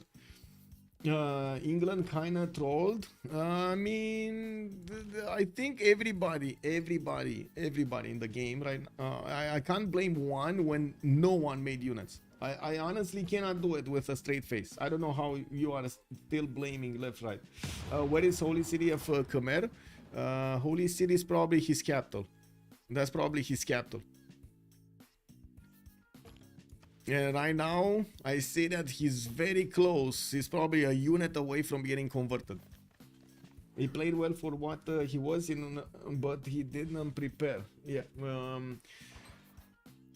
The thing is, a lot of the times in the FFAs, the players are always taking a chance. They're taking a chance of putting all of their production and tempo into getting bigger and getting more production and more tempo and more stats, rather than having the safety to have those extra bonuses later on in the game, like the military. They're not putting the production into the military. The thing that happens is in most of the free-for-alls, and that's one of the reasons, and I gotta say that's one of the reasons, the major reason that I like actually 4v4s more than I like the free-for-alls, is the players. There is a race, an unspoken race in the game from the beginning to the end, where the players are gonna try to see how far ahead they can get away without building units. Just look at any FFA and you're gonna see them trying to greed as much as they can. And I'm not talking about greed as in settling a lot of cities or doing that and this, like getting their empires. No, they're just putting everything they can into getting faster bonuses, getting more stats, getting more of that production capability, but not actually diverting any of those extra stats into units. Mongol Cav can double pillage campuses and move. That's 150 science. These are 250. 10 strength city challenge is great and all. That's true. Big game is not really a challenge at all if it is 10 strength, is it? We do have to see if Byzantium is gonna get stopped over here by the units of Spain, especially with tanks rolling out. These units of Spain are kind of outdated, and of course Spain immediately retreats his units towards his frontline city Cadiz, so he can get a spy out and upgrade his own units into tanks. Now we do have Spain getting steel walls next turn, and I'm pretty sure he's gonna get combustion right afterwards. In just 1 or 2 turns, he does have more than a significant amount of science there, 387. It's a very good number. We do. Give me a second so I can get my thing. My coffee.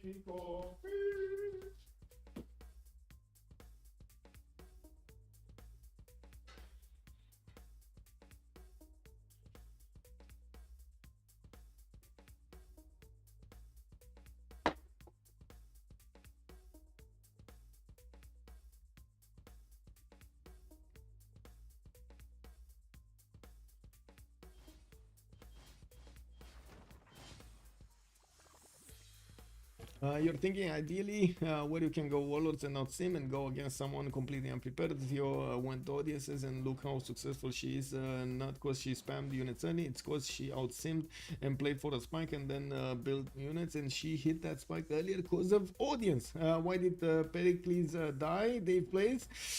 Oh.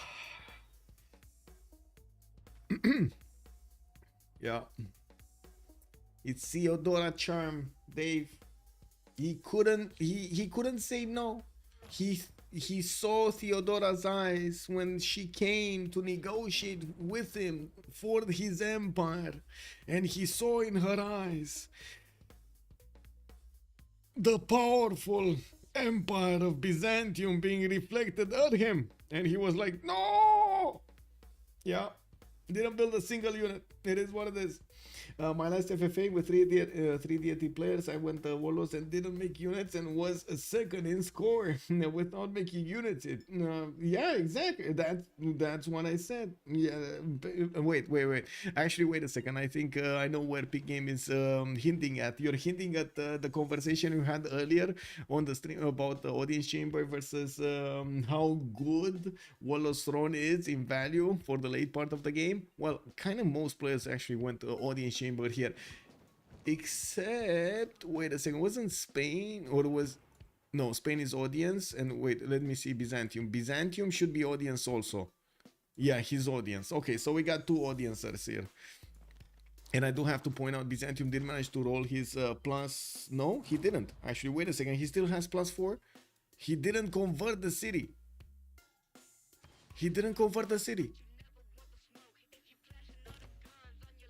Okay, interesting. This is very interesting. Let's see if he's actually gonna buy a missionary from somewhere to convert that extra city.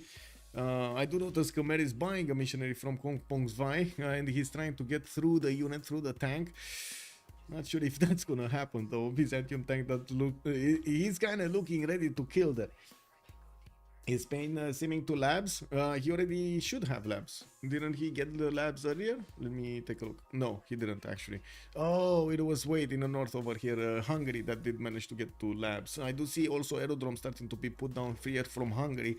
I don't see aerodromes starting to come out from Byzantium, and this might be a problem. Sanitation is here. It looks like the fact that he went for combustion before he went for industrialization, before he went for his labs, will cause a bit of an issue over here, desync between his timing to get the planes and Hungary's timing to get the planes. I'm quite curious if Hungary is going to want to move here, since Byzantium did manage to put a spy in the city of Pest, and I guess he knows that there isn't that much of a military here from Hungary. There are a few pre-builds here and there, and quite a few hard builds also in the south, and with 80 crews available, shouldn't be a problem to defend against units being sent by Mongolia and by Byzantium next to him.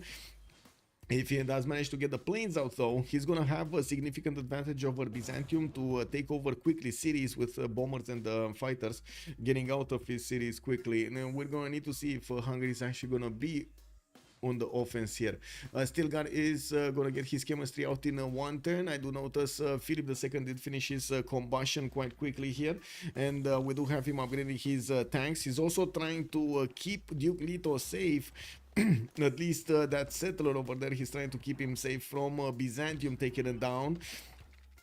I do notice the Byzantine apostle and missionary is going to add more pressure, more of his religion to his capital city, trying to deny as long as possible Byzantium mobility of having a +6 extra taxes straight. I guess that's a kind of a poisoned how do you call it, chalice here? A poison chalice? That's coming out, the city center, the capital city. I think the argument is audience helps you sim and reach the spike earlier. If you can out sim on Warlords, that your opponent's not playing as well, not cause Warlords is better. I have to add their Blaze Cat. Warlords actually gets a lot more value later on in the game than in the beginning of the game. Having that extra production added to building units, to tanks, it's much better. It's much better than audience chamber. What was that Warlord's throne? It's 25 production, guys. 25.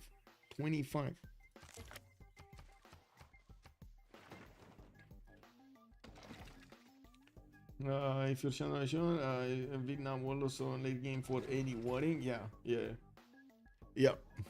We do have quite a few universities, of course, getting rebuilt here in Byzantine land, the former Khmerian territory. Khmer, I think he just lost. No, he's gonna lose his city here, and doesn't seem like he's gonna get this one. There is no space for him to settle. No space for him to settle, unfortunately. Spain is gonna get back his city, get back his tanks in his territory. He did upgrade them, and I do notice he's gonna have a significant damage advantage against Byzantine tanks. 111 versus 102. It's not really 102, but it's there, you know. Yeah, GG, well played for Dioglito. GG, well played. Mongolia, city of Hull, the one that he took over from England, looks like he just flipped it, and yes, it flipped to 3 cities. We do notice the Mongolian units are having a bit of a problem sprawling out and doing enough damage against these units of England to take them down as fast as they are coming out of the city centers. Yes, field cannons do have a lot of strength, and yes, he does have a few of them, but he's not actually coupling them all together to shoot at a single unit at every turn because of the positioning that he has right now. We should see the city of Hull being taken by these bombards, though. The city strength shouldn't be able to withstand the bombard shots. Looking at India, he does have a sizable navy now. I would imagine he's gonna upgrade ironclads and go against his opponent soon, or not. India is actually going siege tactics. He does have the fleet ability on his boats. And looking at his fleet composition, he doesn't yet have any units to actually take down walls here, like frigates or privateers, or maybe battleships. Of course, the upgrades of frigates. He is going that way. Military science in 2 turns. He's gonna get the ability to get rifling after, go for a refining, and of course get those units out there. I'm actually a bit surprised he didn't go for ironclads to finish the job here, to take over the English coast. I think this is the only way that he could actually get back on track. He's on the 5th slot. He does need to raise a few more slots here, and he does need as many cities and as many points as possible. DM Mina Gaming has joined the round table. DM Mina Gaming, hello there, sir, and welcome. Thank you so much for the follow. You like Iron Man games where it's first or nothing? I agree it could be good in some situations, but I don't think it's good to go Warlords all the time. It's like a necessity issue. Yeah. I think, I guess, to be honest, that's the whole reason there were more calls for diversity in the BBG, is to have different pathways for different pathways of development that end up meeting later on in the game at the same place. Like a turn 100, 120, you're kind of gonna be at the same place. Didn't really go that way. Yes, there's a lot more diversity, there's a lot more choices available in the game, like the government corner choices, how do you mix and match them with what wonders you're gonna get, what kind of religion you're gonna get, and so on. There have been very good additions there onto pathways of development. Big breakout like the city parks, for example, right? That was a total change of opener. When you sit on 7 cities, make units and units. You kind of make units and units, yeah. Yeah. We do have America managing to deploy these Byzantine units against Byzantine in the south to defend against them, but unfortunately I'm not really seeing them have enough strength. They will need to core up. I do see he does have a core here, so maybe we can take a look. Yeah, not even the core is strong enough to take on the tank of Byzantine, and yes, Stilgar at the moment didn't choose to actually go against Recess, but I would imagine that is in his plans there. We do need to see America getting stronger technologies. The science is there. He's on 332. I wouldn't really say that he's too low in science. Team power coming out next turn. Colonialism also next turn. And I have no idea why, but my left ear is hurting a bit. Lol. Kick. Because you build units faster, because you got out tempoed, yeah. Okay, looks like the city of Pearl is still being fought over. Mongolia did manage to upgrade his artillery, still no tanks yet, and we do see him with quite a few cuirassiers still available. He did retreat from Leeds also, couldn't actually keep that city center. Caused quite a bit of a ruckus, and at the moment can't finish the job. Not even his spy is giving him the extra intel on opponent's movement that he would need to actually settle the deal here against the parking shots. And yes, he's bringing more ranged equipment to the table. We do have quite a few also new cuirassiers coming around and artilleries from his cities. It looks like he kind of finished with his infrastructure and he's thinking only war. And I gotta say, do you see that Theodora just cut the map? He literally just cut the map. Wow. Just whoa.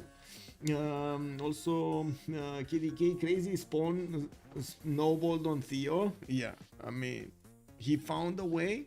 He saw the way forward and he got it. Torres del Paine spawn over here on Byzantium was incredible. By the way, I do have to point out Spain did manage to get Casa de Constatación, and he will have quite a few cities on other continents. Cadiz, Seville, Zaragoza, and Cordoba are all on another continent. Casa de Constatación actually gives you quite a few amazing bonuses. We do have not only the 3 governor promotions, but also the cities not on your original capital's continent with a governor gain plus 15% production, plus 15 faith, and plus 15 gold. That is going to be quite a big boost over here for Philip II. He already has the 3 cities in the south here starting to 2-turn Alhambra. He's getting 4 turns Potala Palace. Even the city of Cordoba, after he did manage to improve most of those tiles next to it, is 46 production right now. And he's not receiving the bonus because Reina is still needing to go in there in the next few turns. Yeah, I don't know. I play East versus West frontline and never go Warlords. I see. I don't think it's bad at all time, but in general, if you're not successful with your push, you'll be outsinned by the guys on the other side of the map going audience. Yeah, audience or Sestra, if they have enough space. Okay, so let's see. Not much. Byzantium did send a few scouts here. Has a Cav scouting out the borders of Spain. The Cav sees Spanish tanks and he's now moving. The Spanish tanks are significantly stronger. Defender of the Faith territory with a general. And basically, Spain got everything he could on his side. And look at the tanks of Byzantium. Even with the taxis straight, guys. Even with the taxis straight, they're dying against the Spanish units. They're just dying at their feet. Nerilio, good evening, sir. How do they have turns tanks turn 81? That's pretty normal actually for our games. We are using a few mods that do help us increase the tempo of the game. not breakingly increase it, but there is quite a bit of an increase there. Wow, special session of the Congress.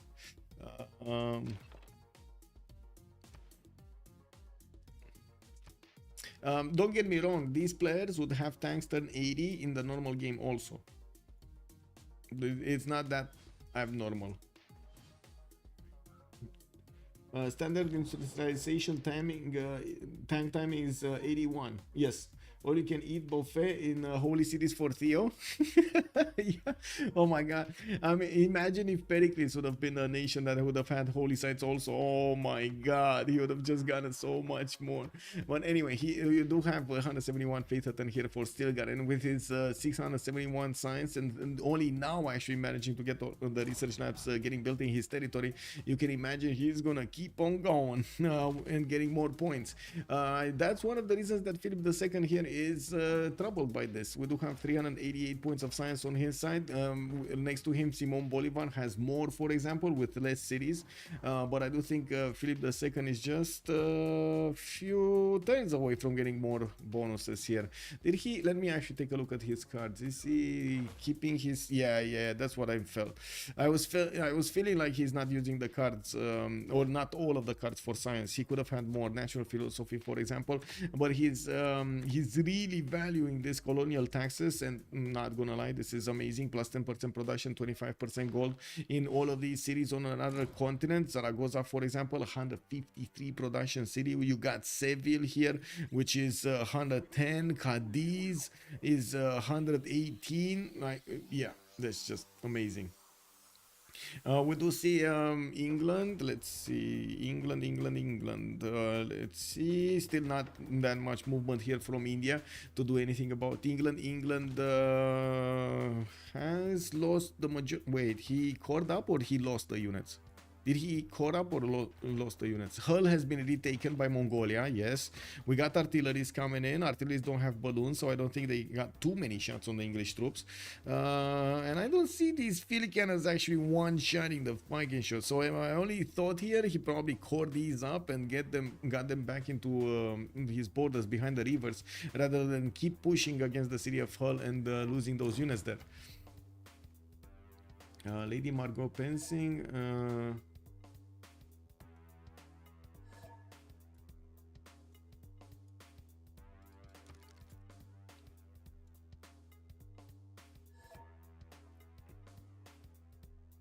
For man is not content unless he's pressing himself to the limits of his knowledge or beyond.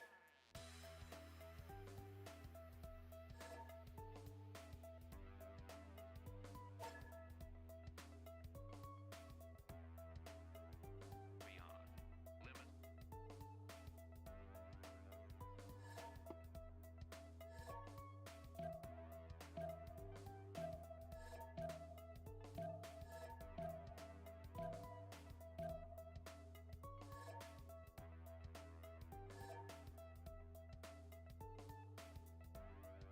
Okay.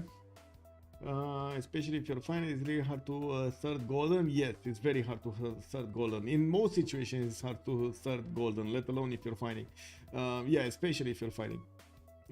Just go Dark Age with Oil Legacy third era. I see. Aerodromes coming out, more aerodromes coming out from Hungary, and he's getting these on the right side, getting these biplanes on the right side. We do have him with an array actually. 1, 2, 3, 4 aerodromes.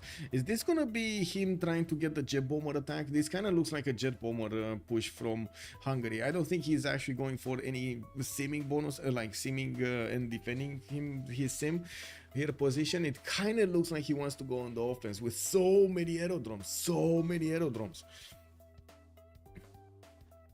Where is he? Where is Hungary? Plastics in 1, nationalism coming up in 3 turns. Dark Age, 700 science, 110 culture. Did get Big Ben. I did notice Oxford University. He's gonna finish. Didn't he finish Alhambra? Or no, Alhambra actually finished over here on Spain. And I gotta say, Alhambra on Spain is also gonna be a massive advantage. Remember, the cards for production are on the military side, so Spain is gonna have 1 extra military policy slot to use, so he can actually use the other cards. Check this out. If you take a look at his government, he didn't actually get to set something yet here, but he could definitely make use of a military policy card next to Craftsman, which is already giving him the 100% industrial zone, the district adjacency bonus, the retainers for his garrison unit. And he still has quite a few others. So veterancy, you do get like professional army, more siege production. You do get like the conscription for less gold maintenance and so on. Grand Army if you want to build melee units or field cannons and so on. Logistics, for example, such a valuable card. Logistics over here, unbelievable. Alhambra is going to be super valuable here for Spain. We do see that Spanish tanks have been taken out. It looks like they're not really withstanding the excitement of that volcano next to the city of Cadiz. While he's gonna get another policy card to use, Potala Palace is gonna need to finish in 2 turns. Does look like his science numbers did go up significantly, 407 right now with 190 culture.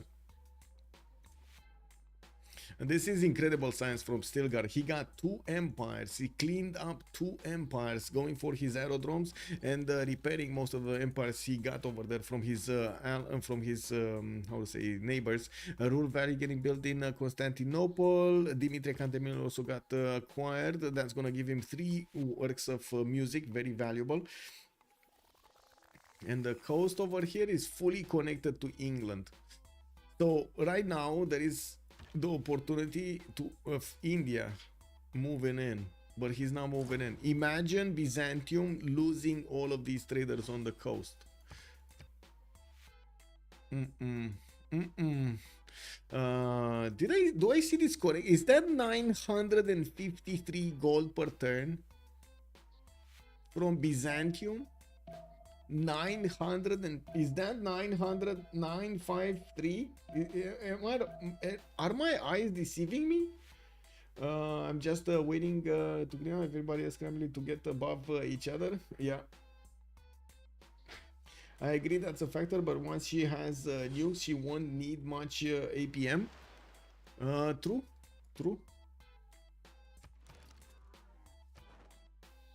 Okay, so Duncan is on the second slot here next to Stilgar. I do see Lisan Al-Gaib is on the third one with 725 points, 25 points difference between the second and the third. We do have research labs coming up from Lisan Al-Gaib, and I gotta point out here that Simon Bolivar to the north is his ally, and this is one of those moments I was talking about. They might need to make a significantly emotional decision here. What are they gonna do? What is he gonna do? Not to mention Reverend Mother with 533 points. It does look like he's getting caught over here going against England, and unfortunately it doesn't seem like he's gonna manage to do it. I gotta say he could have had an opportunity to do the same to Pericles, I think, as Theodora did. He did have the one tile chokes, and he could have taken Bandar Brunei, kept on moving here, but he didn't. He chose England. Not that it's a bad choice, don't get me wrong. Okay, field cannon corps coming up from Plymouth. We do have Mongolian tanks crossing the rivers, and I do see the artilleries are starting to take shots of Plymouth. If again the English territory is going to manage to fall here, and the religion of Birmingham is going to be deleted, the tax is straight poops, amazing. And 90% of those cities can't do anything. Wait, if Byzantium doesn't get top 3, I will uninstall the game. The Busily is calling this out. I mean, he kind of needs to, right? More land to defend. Big Game is also calling this out. Yes, there is more land to defend. So if we're gonna see a sink here between America, Spain, and Hungary, we might see Byzantium being cut in pieces. There is that possibility, a significant possibility. Game is over, 600 production, 1.2k eternal. Perfect. Good evening, sir. Yeah, she's getting crazy. She's getting crazy right here. 1600 points of production is quite big. Where do you think Mongol units go? Over here. They're going for the meat of the problem. I gotta say, Mongolia over here took his good old time to actually take out England, and probably the only way to get a little bit ahead for what he is right now is to pillage all of the tiles of England and rip everything before he's gonna take over his cities. He can't really afford not to.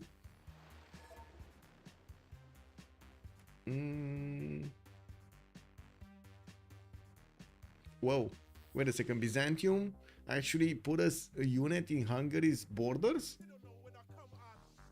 And Riches is asking about something, a musket somewhere. I don't know where.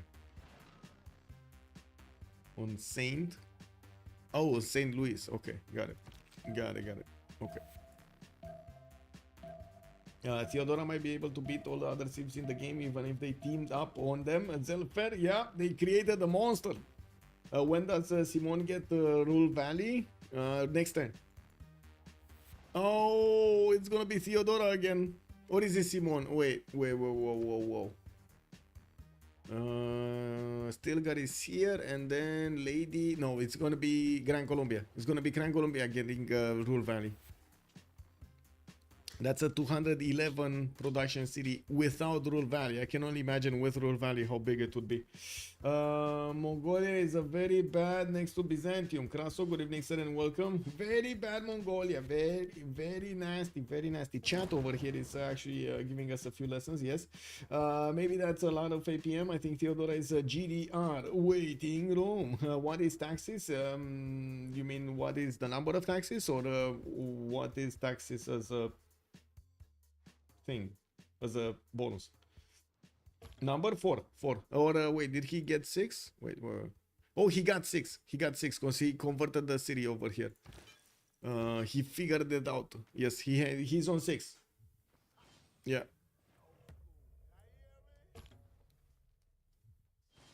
It's still Spain. Spain, look at Spain. Even with the +6 taxes, he's still doing damage. He's still keeping up with all of this. And pushing into Spain is not, at the moment, doesn't look like it's possible. Especially in these cities, like the cities on the east side over here. They're all very strong. Spain on the coast, Mongol and Hungary comes down to if Hungary joins the game. Yes, I agree with that. If Hungary joins the game, there's no other question about this. And I do have to point out there's no other way for Hungary to actually get into the first slot unless he takes on Theodora. There's no other way. He has techs, he has resources, he has production capabilities, he built his infrastructure. Now he needs to figure it out. He is still second, but not by far. Philip II is coming out quite quickly, and from what I do notice is managing, getting more culture, but not more science. Significantly more gold per turn, about the same amount of production and food. I'm pretty sure also Mongolia, if he does manage to actually get a bigger empire, he's gonna keep on doing stuff with his military. He needs to use his bonuses. Paul, alright, Mongolia has intel, get a few units Stilgar so he can pillage you when he's done with me. Oh, okay. What? Oh, Mongolia did manage to get the +6. Okay, he did get the +6 intel on England. Okay, that's plus. But I don't understand the other part of the proposition. Get a few units so he can pillage. What he wanted to say, so he can't pillage, he cannot pillage. I guess he wanted to say he cannot pillage, right? Mistype. Yeah, must be.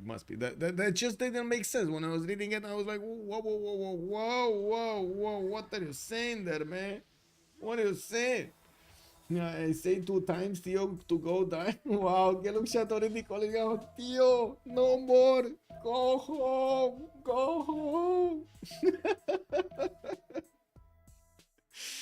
Kraso, we cheer for a total war against the evil Byzantium Empire. Yes, let's actually see all of the map get together and bonk Byzantium. And then, of course, when the pieces fall, they're like, so who's getting first now? War has been declared. nuclear launch detected. You know, not all nine. I mean, there's 7 left, right? After, other than Theodora. Oh my god. No. Theo just got fascism. Uh-oh, Byzantium tank army is coming in. Let's actually see this. Did he manage? Wait, whoa. He didn't put it in yet. We don't have the bonuses yet. He's still getting it. He switched to democracy. Okay, he's in democracy right now. He's not fascism yet. 1100 points of science though are amazing. 560 points of culture also. We do have Plymouth also being taken out here by Mongolia, and by the looks of it England is on his tanks, but he can't really get enough of them. Novices are wait, disagree, Hano, that literally doesn't what wait whoa, you was a human, that really doesn't matter, kill the Civ1. What are you talking about here? You got excited, you wrote so much. Civ 110, okay. But might be just large enough to defend. Okay, surely making tanks versus Mongol is a good idea. Yes, it's a very good idea. That's what I said. Nobody has the APM to manage that wide of a Civ map. Yes, nobody does. Yes, I can totally agree with that. They know something we don't. Another thing, what is Colombian helis going? Colombia has helis in too.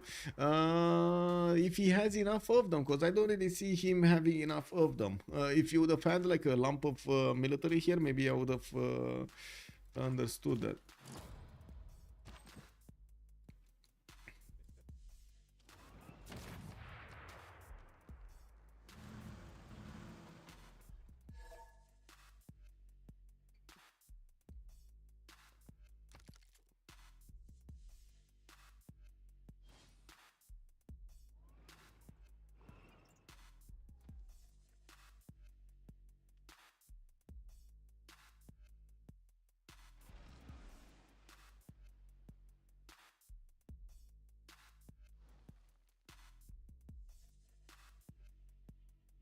Classic Gandhi over game.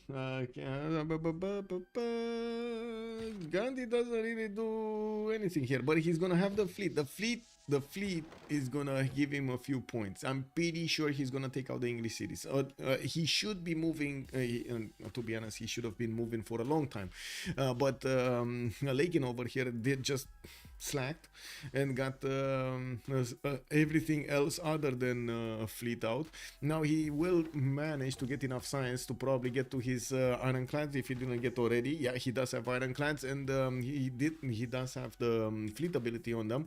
With the new frigates coming around, he's also gonna have the strength to attack into these cities when he's gonna get the battleships. On the west side, I do notice that Spain has kind of stopped building units. We do have him switching towards hangars and planes. And we do need to see if Byzantium is gonna actually manage to get enough units on the west side to defend his place, or gonna forget about it. He might actually just forget about it because it's so much territory. He can't possibly have enough military to defend it. Like, there is no way he's gonna have enough military to defend it. But to attack into Byzantium right now, you actually have to have very strong and very quick units to take out your opponent's cities. Jet bombers, having nukes or something like that to actually take these cities quickly. If you're starting to end up 7 turns to take a city, attacking into like Ephesus, for example, or in the south over here to retake Indrapura, that war is not gonna go anywhere, and Byzantium is gonna just, push out of his empire. He's gonna have the time to take back those cities because he's gonna have the time for the units from his capital to get to the front line. If the war goes fast and the jet bombers do manage to take out cities, helicopters move in immediately after, just one turn, bam, bam, bam, bam, bam, bam, bam, he can't do anything about it. Like, he's just gonna bleed cities. 1 Hungary, 2 Spain, 3 Gandhi, 4 America. It might be. I think the only question is this gonna be a rush for I would say for jet bombers here for Hungary, and I don't think it is. And looking at how much science Stilgar has, he in production, not only he can try to go to space, he's going to space, he's getting his spaceport in 4 turns there, and he will have GDRs to defend himself against the jet bombers, and that's the problem. If he gets to GDRs and he starts buying them, which of course he does have a lot of gold, then nobody's gonna stop him anymore. Like nobody, there's no way he can actually be stopped. What have you missed? Some Greece. Greece died in like 3-4 turns. Khmer died afterwards. Anyone going for a win condition? We got a space victory, yeah. Colombian helis. We got a Colombian helis. There we go. Yeah.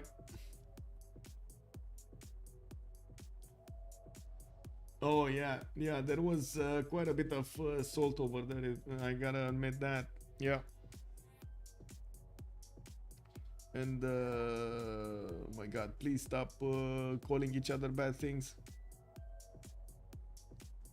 Oh.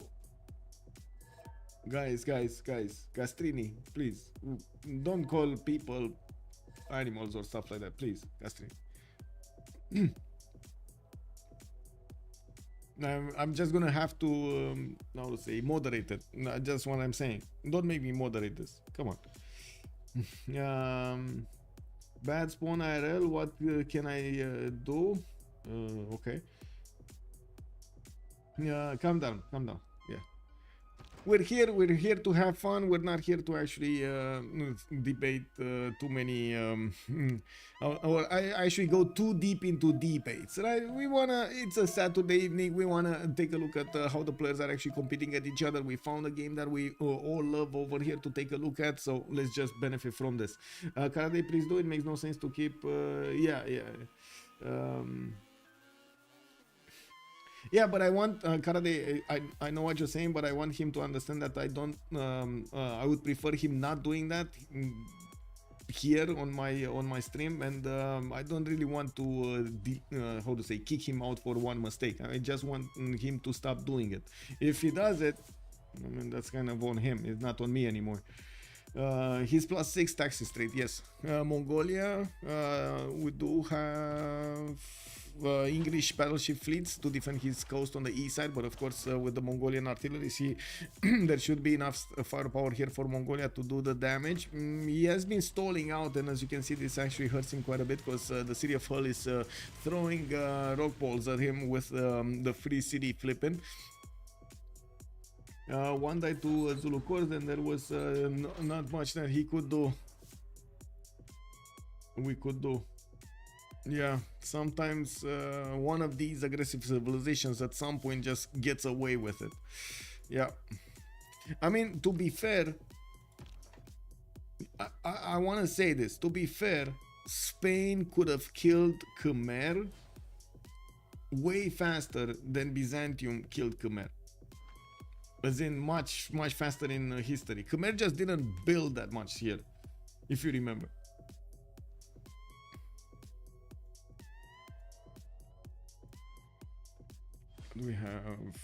We do have Lisan Al-Gaib almost 1,000, but not really 1,000. He's 910, while Stilgar keeps his 626. With the spaceport coming out in 3 turns, he's gonna start going to get his space victory missions. I believe I did notice somebody. Oh, Nukes Manhattan project coming up in 2 turns here from Daikon, Idaho. I think we know where he's going with this, and of course we do need to see if those are gonna come out in time. Him actually 3-turning Manhattan project, this is very big. That's a 200 production city over here with aerodromes coming out from PEX, and he's getting all of that. He's getting all of the fighters, but not jet bombers. He's getting a lot of fighters. We're probably going to be talking about jet fighters soon, but so much of a fighter screen without a single bomber able to actually, first of all, throw the nuke, and second of all, try to take out tiles also. Theodora needs to worry about Hungary. Yes, go Colombia to Byzantium or go to Hungary. Let's see. Looks like he's going for Theodora. Looks like over here, Gran Colombia is slowly moving to the east side. I mean, you might think that he's going to Hungary, but I don't think he's going to Hungary. Is he going Hungary? I don't think so. I think he's just gonna ask for safe passage and keep on going. She needs to spam A. I mean, another thing, if Gran Colombia is gonna start actually aggressing Hungary here, Hungary won't be able to do that much against Byzantium, right? Wait a second. Is he declaring war? Let's see next turn. Is he declaring war next turn and just moving all of... Oh my god, is this Gran Colombia not realizing he's actually like, how to say, he's gonna help out, still gotta get the victory here because he's stopping Hungary from actually getting anything done against his opponent? Oh my god. Yeah, exactly. Oh my. Let's see if he declares war. Is he gonna declare war or ask for open borders? That's the question. Is he declaring war or asking for open borders? Oh my. Oh my.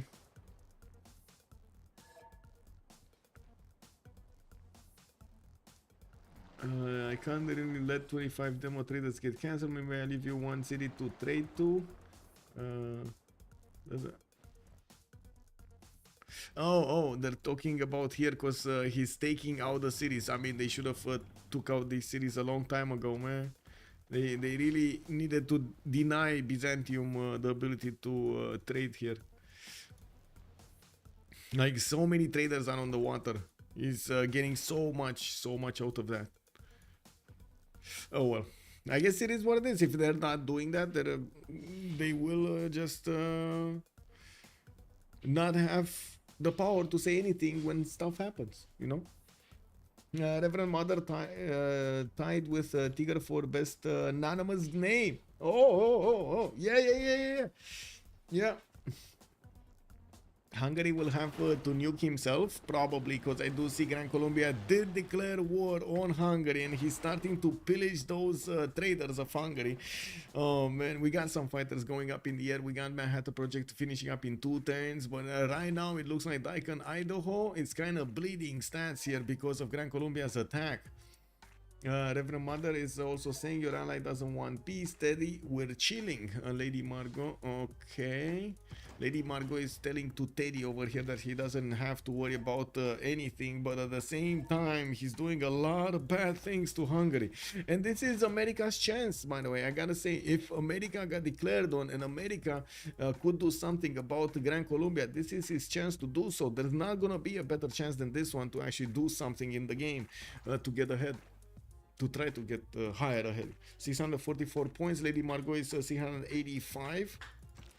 America is also in a position to cut off the city of Cali and also go and pillage the cities of Bogota if he wants to. He does have his own fighters in the air, but actually biplanes in the air. He doesn't have fighters yet. That might be a problem.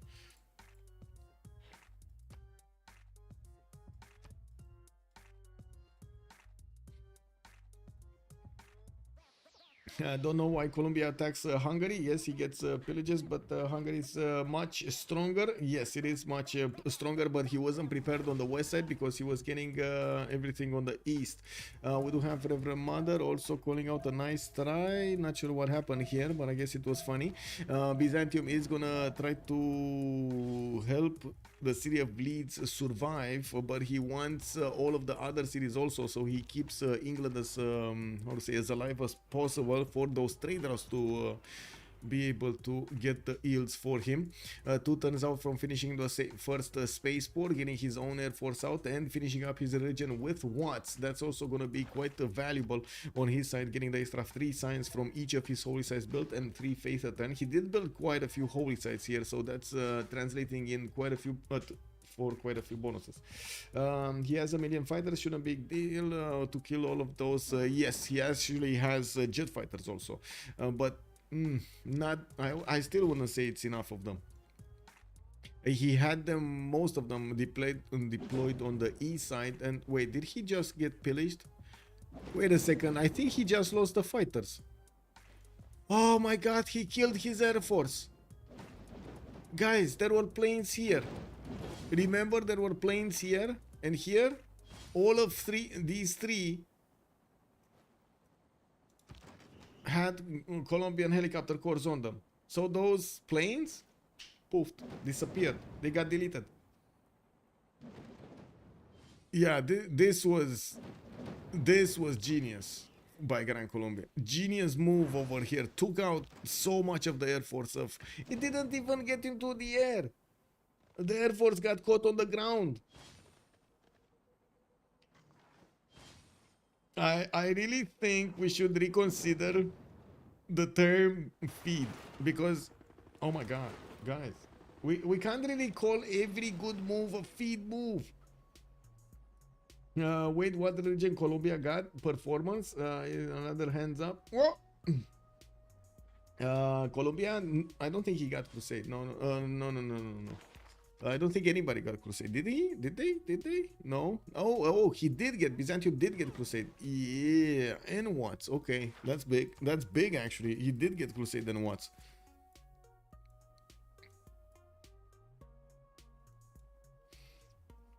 Yeah, getting caught on the ground with the pants down. Exactly. Feeding equals dying. Yeah.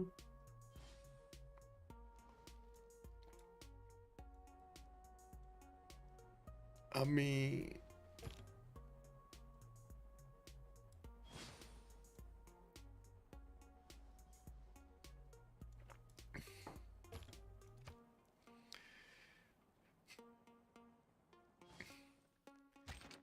okay.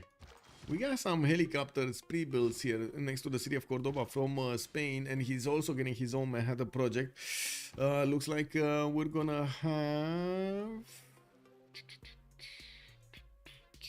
gonna have here the research labs of Byzantium getting built in the southwest. No more units getting built here. One more mention, because I didn't mention it. Byzantium does have Grandmaster Chapel, right? But Grandmaster Chapel doesn't actually, wait, does he? Because I don't want to speak. Yeah, he does. Doesn't allow you to buy units in cities that you have taken. So all of these cities over here don't actually have the ability to buy units. Merchant, what merchant do we have here? Spain, trade, okay. Do we have Mary? Was Mary taken here? No. Albert Einstein got also picked up by Byzantium earlier on. One of the reasons he was gaining so much. Oh, Gran Colombia did get to take Mary. Okay, that's the extra intel merchant. Stealth bombers for Colombia soon. Well, let's see if maybe Colombia knows what to do better than Hungary knows what to do. I don't know if he's getting all of this responsibility going of first of all pillaging Hungary and taking on himself the mission of taking out Silgar. Well, let's see if he's up to the challenge. We still have Hungary with quite a few tiles that he's going to need to get out here. He's trying to produce his 80 crews and finishing up tanks. Also was getting Manhattan project. Is just one turn away from finishing that in his city. With jet fighters coming around from his cities, I'm pretty sure he's not going to make the mistake again of putting them outside of the city there in his aerodromes. He really needs to put them in the city center, move them in the city center to be safe. How does that work, by the way, in real life? How does that work in real life? When you put a fighter in a city, how that would be? You actually get the fighter, how to say, taken off from like streets and stuff and highways? I think I saw movies at one point at Bandcamp about that. Yes, right? You get them like, I guess, landing on the main highways. Middle of the street. You can't nuke whatever is launching the nuke. Wait, can you make your own land? Yeah, no, it's safe to win. Hungary was his problem, but his problem is now Colombia. Yeah, looks like Colombia is definitely gonna be a problem for him. And gold to buy only needs a couple. Speaker 27 was making a comment that Colombia will have quite a bit of gold to buy. Yes, especially because he's pillaging all of the lands here. Catching up late, so I have to say that single character in Duzlon. Happy to see he's doing well. Yeah. Still got character is quite nice, quite good on well made, I should say. Well made on Indian. Wait, there's actually a one-tile choke. Is this bait from Lisan Al Gaib? Yes, that's bait. And we do have Spain deploying also military engineers towards the north. Looks like he was building his infrastructure through there with railroads between his cities. That city center, after it did get Reina and got a few more population points, did get up to 62 production. Doesn't seem too big, to be honest, when I read it out loud. We do have India upgrading his first ironclads, and I do see he only got that one frigate and didn't go for more. Doesn't seem like he's gonna have the ability to take out England proper here, and this is very surprising, because yes, he would have the ability to take out more points here, maybe even get into the third place, because Duncan, Idaho is losing significantly his stats over here and his abilities to keep going, keep producing, keep getting the food for his people and so on. This is a very, very weak position for Hungary from now on. Versus Byzantium, that is still very, very strong. Gran Colombia here, yes, he did prepare all of those pre-builds for this moment in time, but getting his stealth bombers to move on the east side and be ready to attack into any city of Theodora is probably going to be a bit too much for his logistics capabilities. That reminds me of that reminds me of the scene from Dictator about the shape of the nuke. Exactly. Under is a legend knows. Oh my god. Yeah, instant is a fighter is in the city. Yeah, can you open a victory tab, please? Now close it. Oh yeah, there we go. Science victory. Very far away is the science victory. We only have the spaceport finish like last turn or something. H0L1W0 Odd has joined the round table. Hollywood. Thank you so much for the follow, sir, and welcome. Sad that Gandhi does nothing in the game. I'm very curious why Gandhi is not moving. Like, honestly, I would really wish to know why he's not moving, but I guess we're gonna see a post-game chat and ask him right there. Stilgar is gonna get his first project for the space victory soon, and we're turn 92, by the way. We shouldn't see that much time pass from now until he's gonna get his victory condition, his science victory, like the last missions, the last project. I wanted to say something, but can you over there satellite she can only interesting yes, you can yourself no Crasso, what that reminds. Oh yeah, the scene from Dictator, right? Oh yeah, it's actually, you know, it's not point. Everybody's gonna laugh at us, you know, like the missile comes and then goes down and hits the ground. Oh, when it hits the ground, it actually goes poof. And it doesn't implode, you know, it's not pointy, it's not going into the ground. And then the scientist said, sir, I do not believe the point of the missile is to look aggressive, it's just to do its job. Kuwait, who declared? It was Duncan on Lisan Al Gaib. Lisan Al Gaib declared on America. It looks like America is getting cleaned up here. We do have American units that are taking a bit of a beating from the tanks of Spain.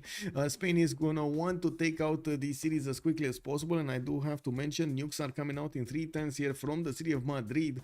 We do have quite a few American P-51 Mustangs showing up for the party. And I do notice that Spain does not have enough strength to push through these tanks unscathed until he's going to get the nukes. He's going to need the nukes. That's the only way he's pushing. He doesn't have jet bombers at the moment to actually, nor does he have artilleries to actually chew through this land quickly. What he will do is pillage all of this territory of America and also give a strong target for Gran Colombia to come against America. Oh wow. Oh wow. Wow, we're talking about jet bombers just clearing the way over here between Gran Colombia and Theodora.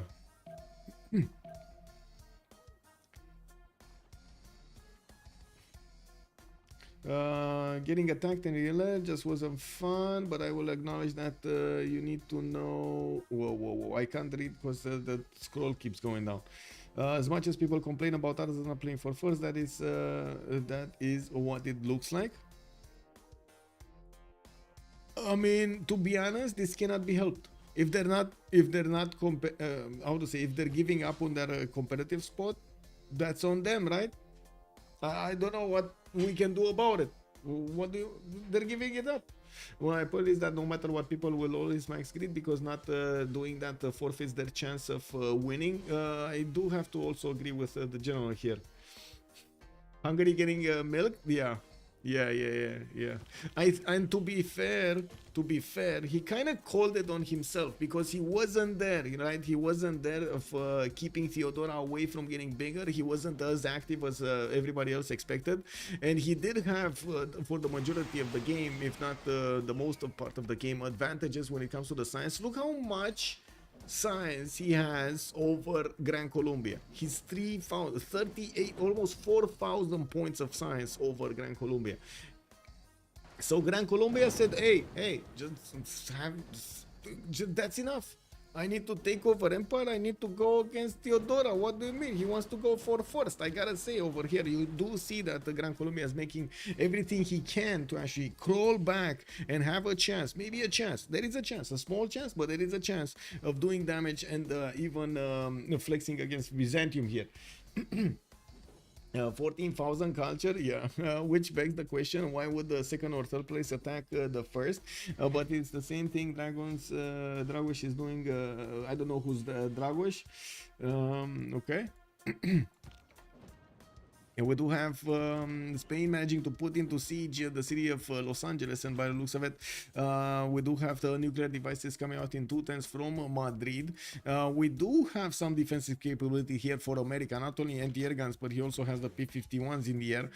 And since Spain doesn't actually have, oh, I see what he's gonna do. He's actually gonna missile silo him. Okay, that's fine. That's actually fine. Yeah, that's fine. Machine gun strength nuclear silos should be more than adequate to go through the defenses of America. They virtually had a nap. Yeah. Who? Wait, who had a nap? England got her cities back. Yeah. And Mongolia's army has repositioned over here. Looks like Mongolia is gonna go into the meat of the things here. Finally, he's actually gonna go against Theodora and gonna start pillaging. Thou shall be knighted, Primer. Attack Carrot. Attack Carrot, thank you so much for the prime, sir. Much appreciated. Well, if it's money or points, either way, there is an incentive. Just a matter of how much you care about winning, placing high. I would actually be curious, the general. I would actually be very curious if there's gonna be a significant change in approach of the game after we would increase the prize pool significantly. Let's say we would have, just throwing it out there, we would have, for example, $300 for a weekend for one of these games, for example, or 500 or 1,000. Do you think $1,000 would actually change how the players would play in the game? People care way more with prize pool. Well, yes, but people also make mistakes when prize pool is above that. And I do have to say, I'm pretty sure a lot of these players do have a very balanced approach to life, and money is not really a priority, like in gaming.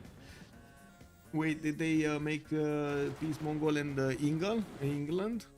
I think they did, but I'm pretty sure it was more the Byzantium that did manage to actually broker this peace and give the cities back to England.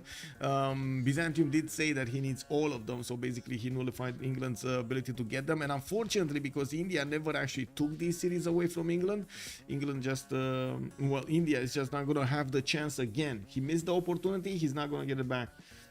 I'd rather just go next and reflect on how I could see well, but I guess I'm not, so I'm not going to check up getting our sim to bad land, and I need to work someone there. I acknowledge I made mistakes on sim and try that the next sim. This is just how I enjoy the game. Yeah, I played if money was not for grabs. Yeah, you'll have a lot more players if there was a decent price pool. I mean, even $100 is okay. What do you mean?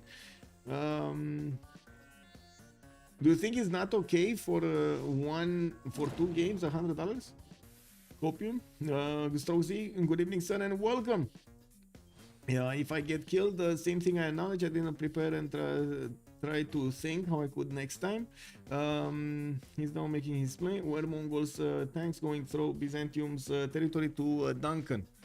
Mongol tanks. The Mongol tanks are not really doing that much. We do. Wait. Is he going? Wait. Is this?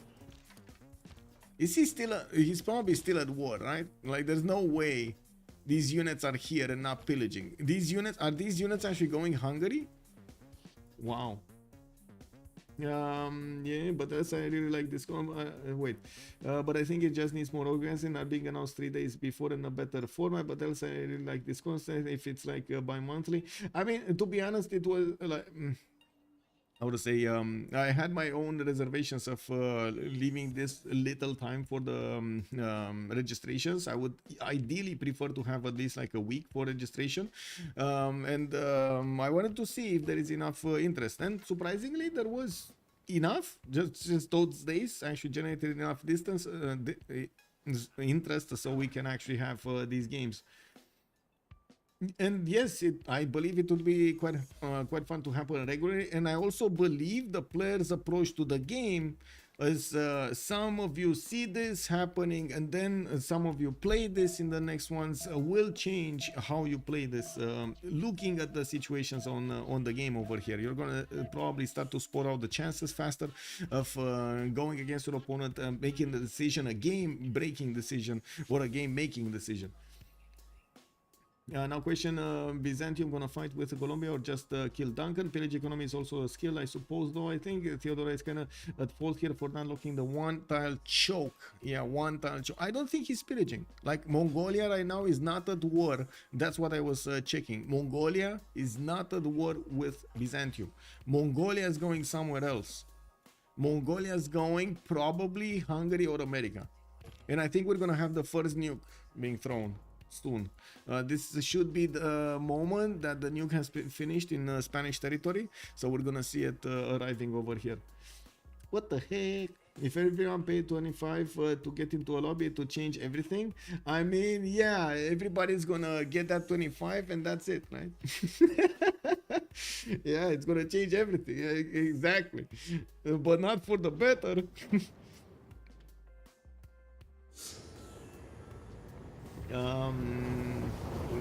Win. It's not enough. The prizes are funded by donations, not sponsorship. Yes, we don't get. At the moment, we didn't get sponsorships, and the sponsor.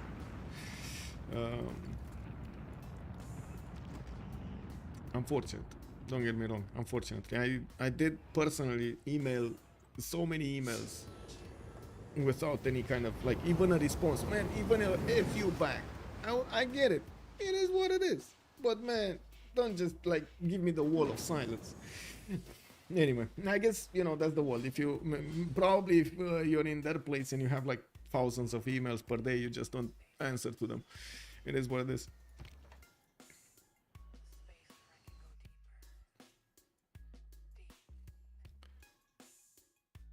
I think from all of that experience, the only thing that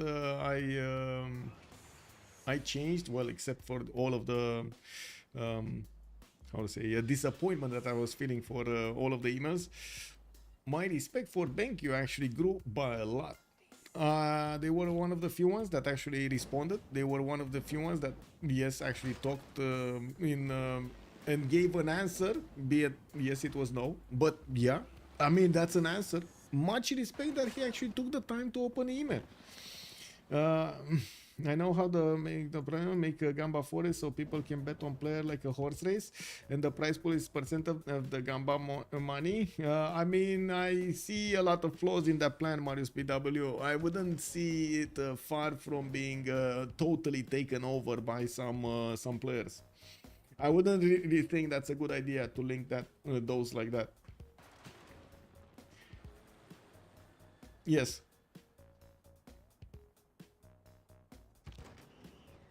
And yes, to get into this tournament, you do have to qualify for by playing in normal games in CPL, and you're gonna get a ranking. If you're on the leaderboard, you're basically eligible to qualify. But the higher you are on the ranking, so the higher you are, the better you are, you're gonna have higher priority in these games, which makes sense to me. I think it makes sense to you also. We got Byzantium modern armor armies right now on the map, and I do see the military of Mongolia has arrived to the borders of at the borders of Hungary. We're gonna have a few moments pause here for the World Congress, and we're gonna need to see what's gonna happen next. Yeah, let's go. What about Civ6 sports betting? Wasn't that already, like, didn't Man do one of those websites or something? I think they did, right? I think he did. Give me a bit.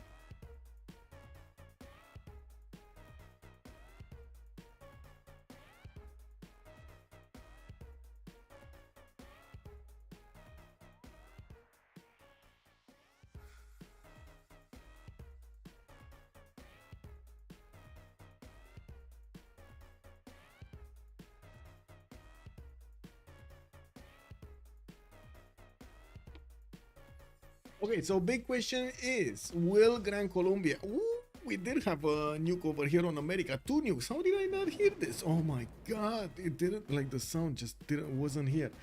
Yeah, you bet on winners on individual games. Civ6 fans could be cool if it started with the CPL League. Someone has to pull the games. Yes, also Legion Hungary showing the average FFA game. Coolblip is handling it for CPL. Yes, yes. Yep. Completely taking out everything from America. Well, Boston has been taken. Los Angeles is gonna be next, and I do see Cincinnati is also down. Spanish helicopter corps army is actually gonna make way there. Estergom is also not that far away from being taken over, and Gran Colombia is moving forward his jet bomber, so he has the strength to keep going. I do notice, of course, by the time he is actually managing to get to the borders of Byzantium, Byzantium already has jet fighters placed to the west side, so he can defend himself, trying to build a line of defense of jet fighters, which are going to be very strong even against the helicopter armies. Paul...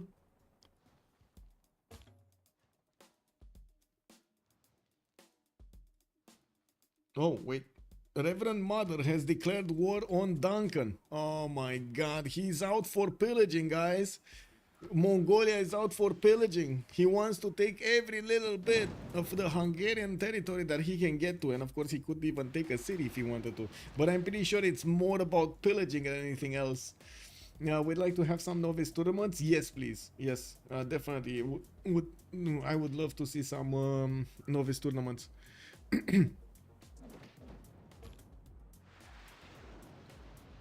Actually, I was very happy when Soligent proposed this to me. I was thinking of doing something like this, but I wasn't getting how to say around to do it for a long time. The fact that somebody else asked me, not me, asked me to do this made me prioritize it a little bit more.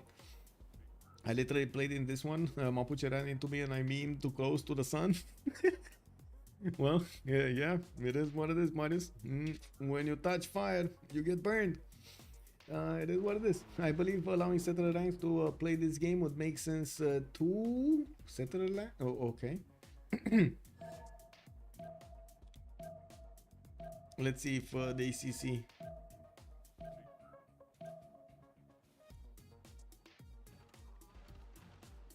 What do we have here? Okay.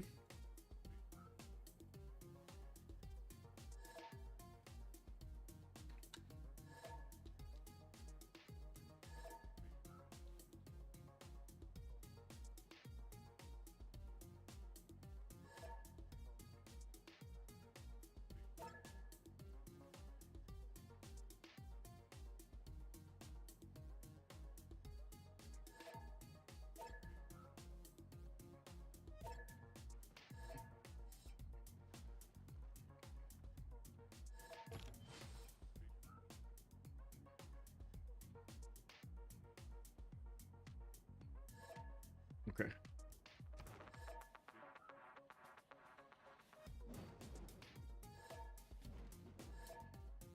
Number one BBT Council. Okay.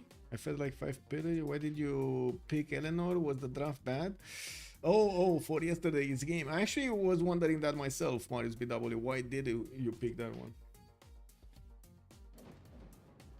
I think there is a world where we 1 versus 2 Theo, but not sure. Vote now then. I think he just buys GDRs next to me and I'm dead. Yeah, listen, worried a bit. Boston looks like it's going to be retaken by the American tanks, or maybe not. We're going to need to see in just a few moments here. We do have Byzantium also to the west side. Wait, lady. Whoa, Simon Bolivar is saying that he has a GDR. Wait, what? Does he? Or oh, he has a GDR in a second. Oh, I see. He's so first of all, still got his one turning GDRs. Lisan Al-Gaibul get GDRs and fascism, while Duncan is 5 turns away from GDRs. Simon Bolivar doesn't seem that he has GDRs. He's going for satellites.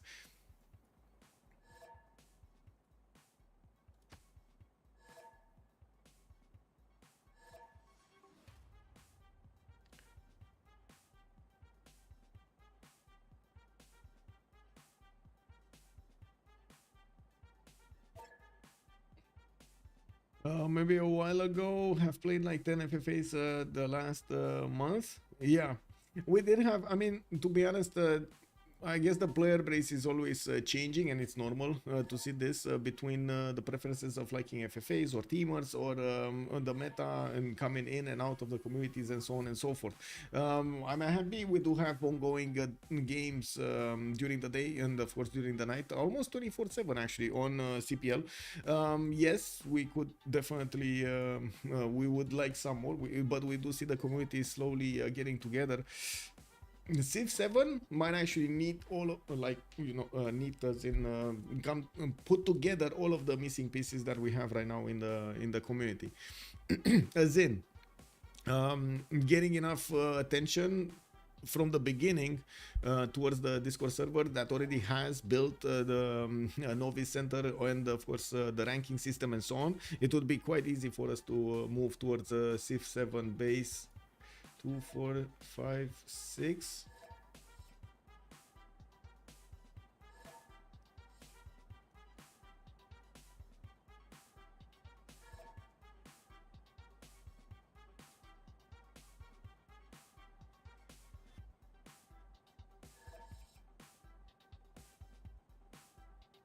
Okay, that's a minus. Gandhi minuses. Okay, Gandhi minuses.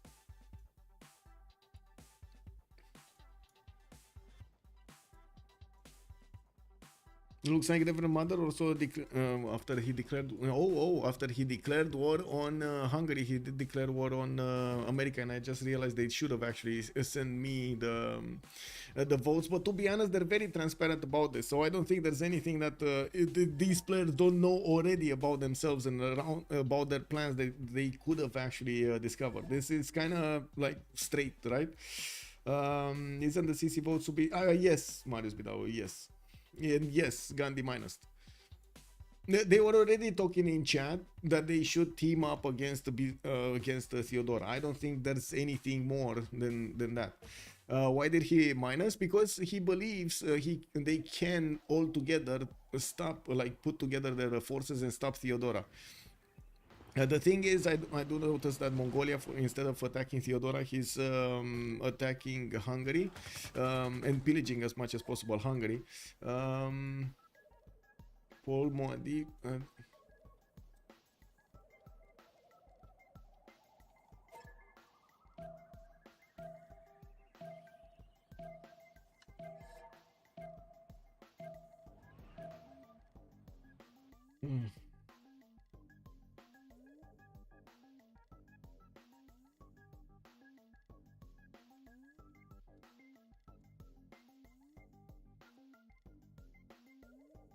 Yes.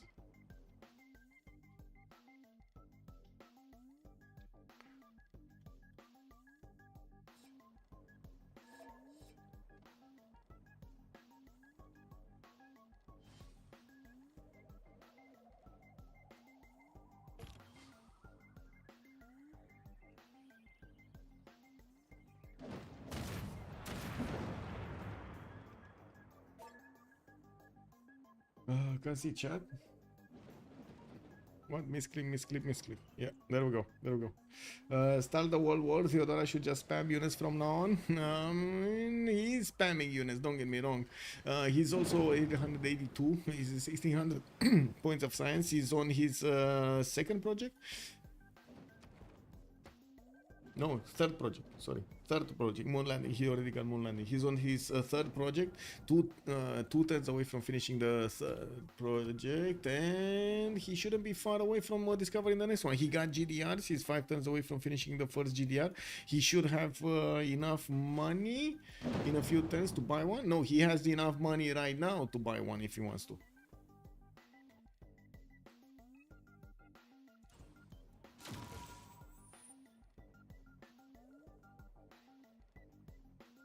Well, I guess Duncan is dead.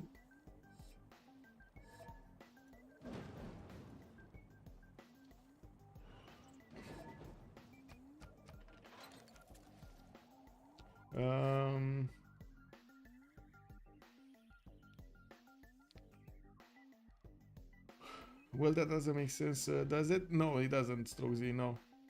I wasn't expecting them to actually put the pluses in the chat, but they started putting the pluses in the chat, and yes, maybe I should have actually spoken that they should have PM'd.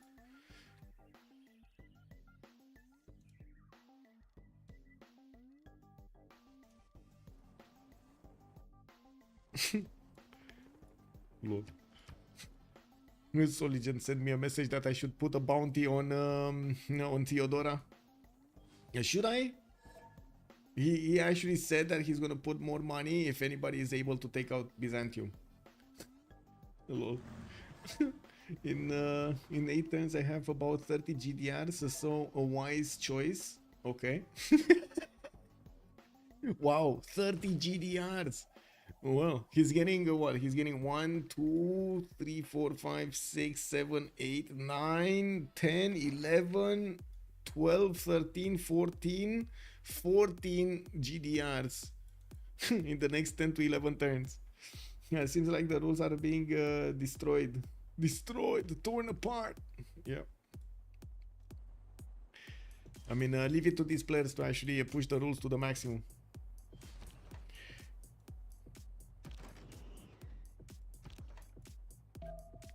Okay, Manhattan project coming up in 3 turns here. Okay, we got bombers coming around. Looks like India. Okay.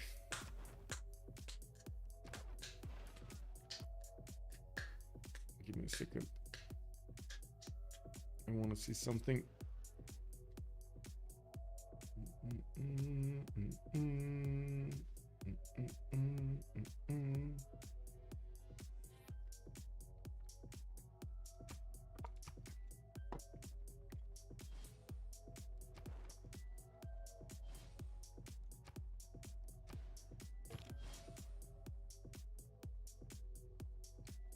Yeah, I was trying to judge right now if, well, not gauge, not judge, sorry, if India is in any kind of trouble or not. Even if he minused, nobody is actually doing anything about it. Nobody, not even Mongolia. I mean, Mongolia next to him is not doing anything. England doesn't have what he can do. Byzantium is gonna have other problems. We got Spanish GDRs next to him, so definitely he's gonna need to take care of these ones.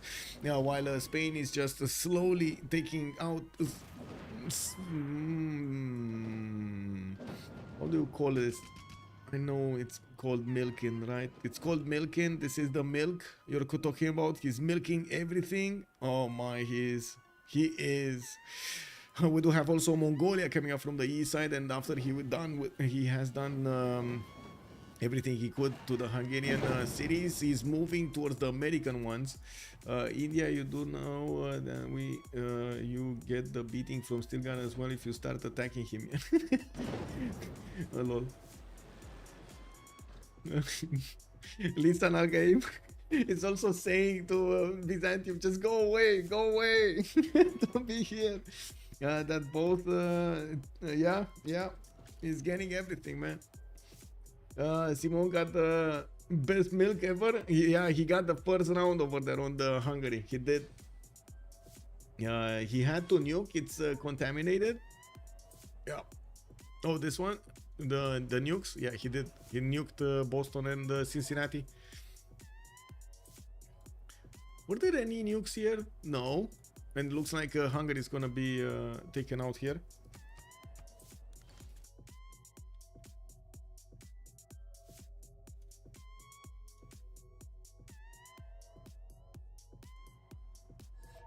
They're only in a race to the top 3, yes.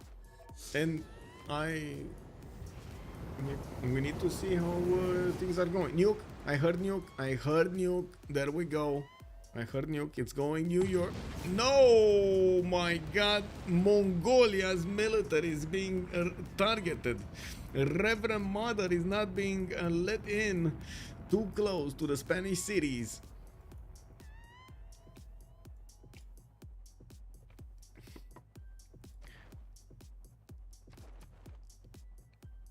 No, that answer is no for your question, Marius.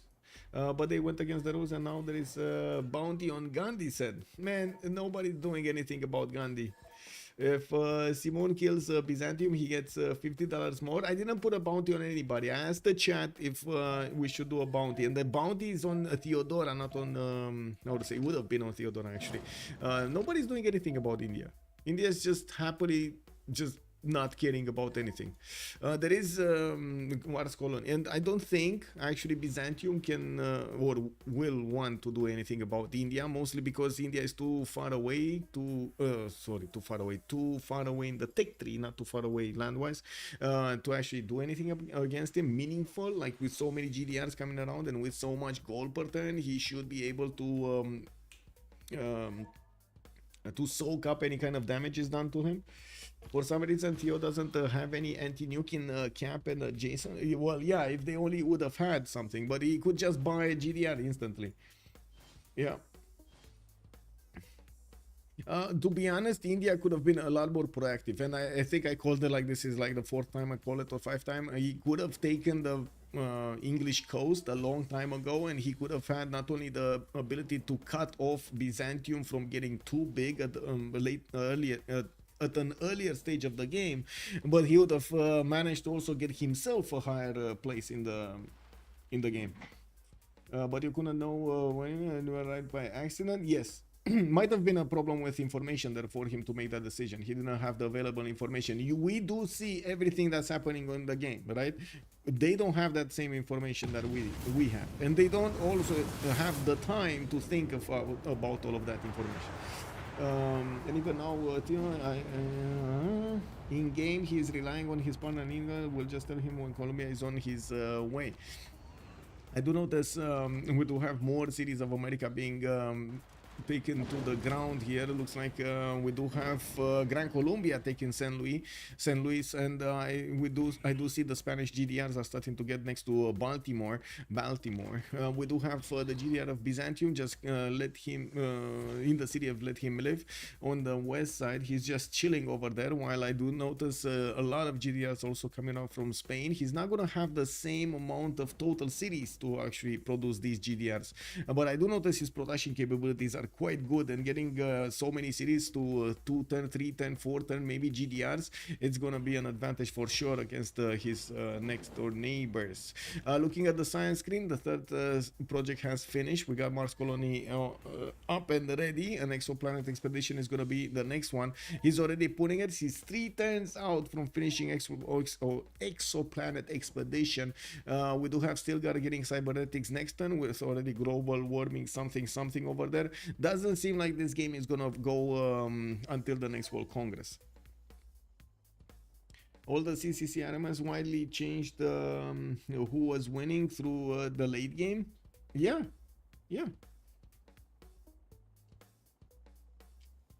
Yeah, but I do have to point out, Marius, DBeasley has seen other Ironmans.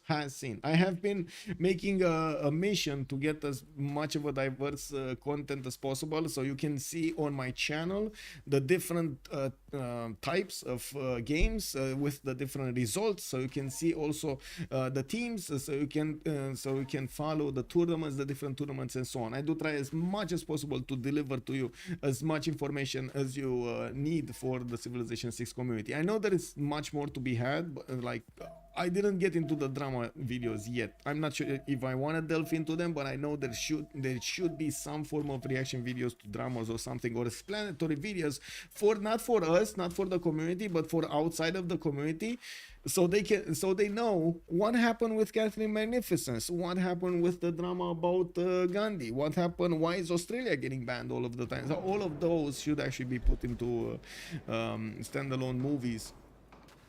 But I do have to say, I really appreciate the efforts of Herson of getting quite a few tutorials out there, quite a few movies that were not done till now in the community. Very good, very good. We need more. More content creators to join us if they like to, if they want to. Now the game might be over just because the space race is getting too close, but 50 times ago the outcome could still have changed a lot. I believe if they would have, well, there could have been different ways. Yes, I believe there could have been a different future with a totally different outcome. Now this, I also believe Byzantium smelled the chances he has and took advantage of them. That's how it works, right? That's how it works. There were advantages that India never took for granted over here. In the cities of England, for example, at the same time as Mongolia, his ally was fighting England. They had an opportunity to take out England so quickly, but they didn't, and they could have. What is Theo's uranium per turn? I don't know. I don't see the uranium per turn. I think another city has been nuked.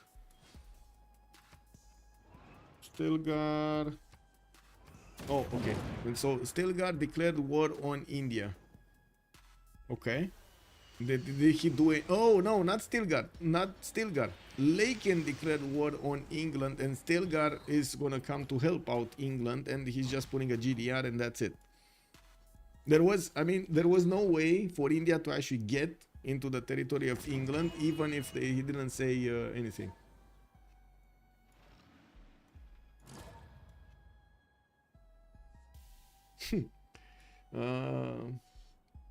Spain, Colombia are busy fighting America and Hungary because they just went top 3 instead of working together to fight Byzantium. They just opt for the easier route of fighting for second and third. Yes. But to be honest to them, they kind of needed to take care of this much faster. As in, again, they should have started making, how to say, they should have taken out Khmer and America if they could a lot faster. And we do have right now Rising Empire, two Rising Empires that are trying to challenge Stilgar, but he's so far away into the science screen that unless they start nuking and taking out cities, which is not really happening because of the GDRs and all of the GDRs that are coming out from Byzantium.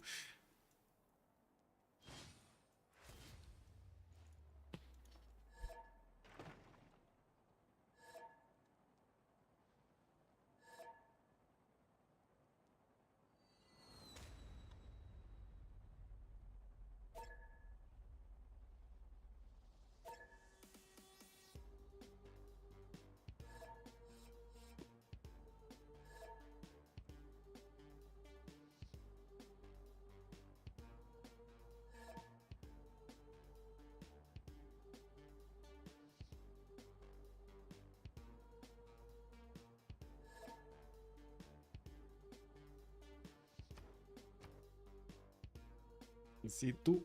How many players do we have left? 6, 5, 5.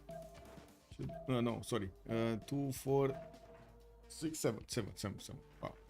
5, 6, 7, 4, 5. Woo. Okay.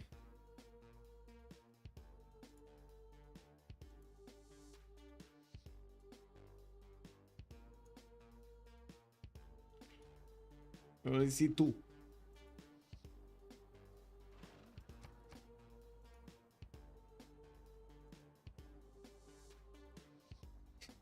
Reverend Mother is saying, I can help you, India. Let's go. She's sending a few helicopter corps just to die against the GDRs. I'm gonna pause. Yes, I'm gonna pause. I just wanted to let the turn roll over. As in, I didn't want to pause when it was too close to getting the processing done.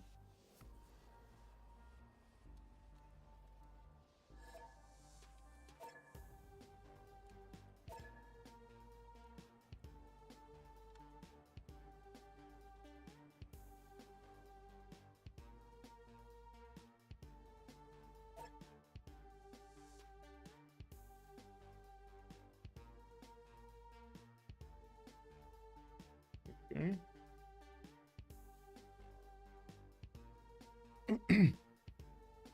So wait, 1, 2. Oh, I see.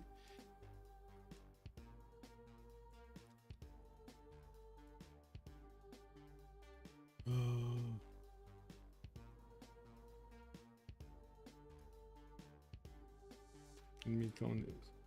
This is a bit confusing. Them giving them on different words. Give me a second. So 1, 2, 3. Okay, and then put this. Okay. Okay, that's 4.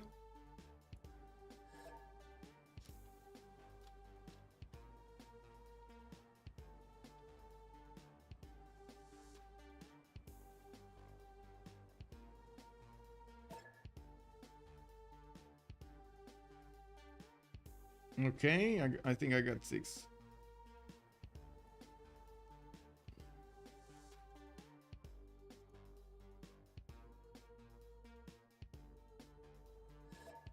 Oh, okay, okay.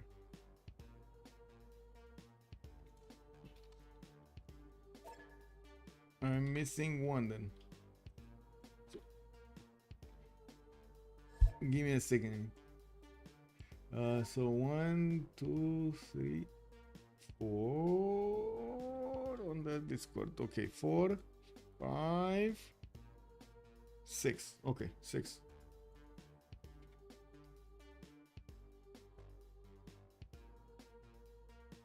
Just checking this out and this. Okay.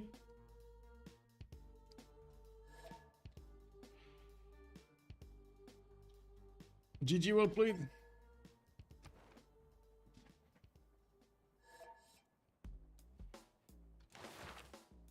Congratulations, Stilgard, Lady Maggot, and Lisa Nalgate. Yeah.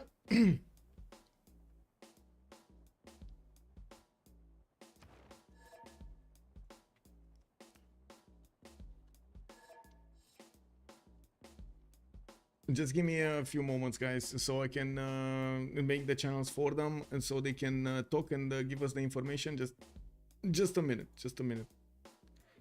I'm doing it as quickly as I can.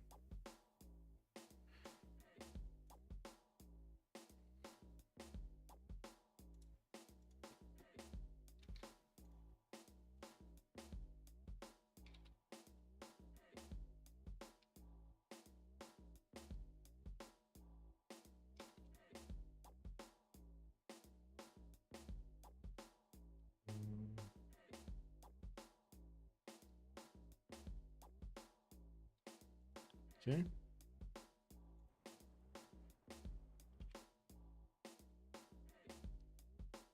Okay. Let me change my sound settings also.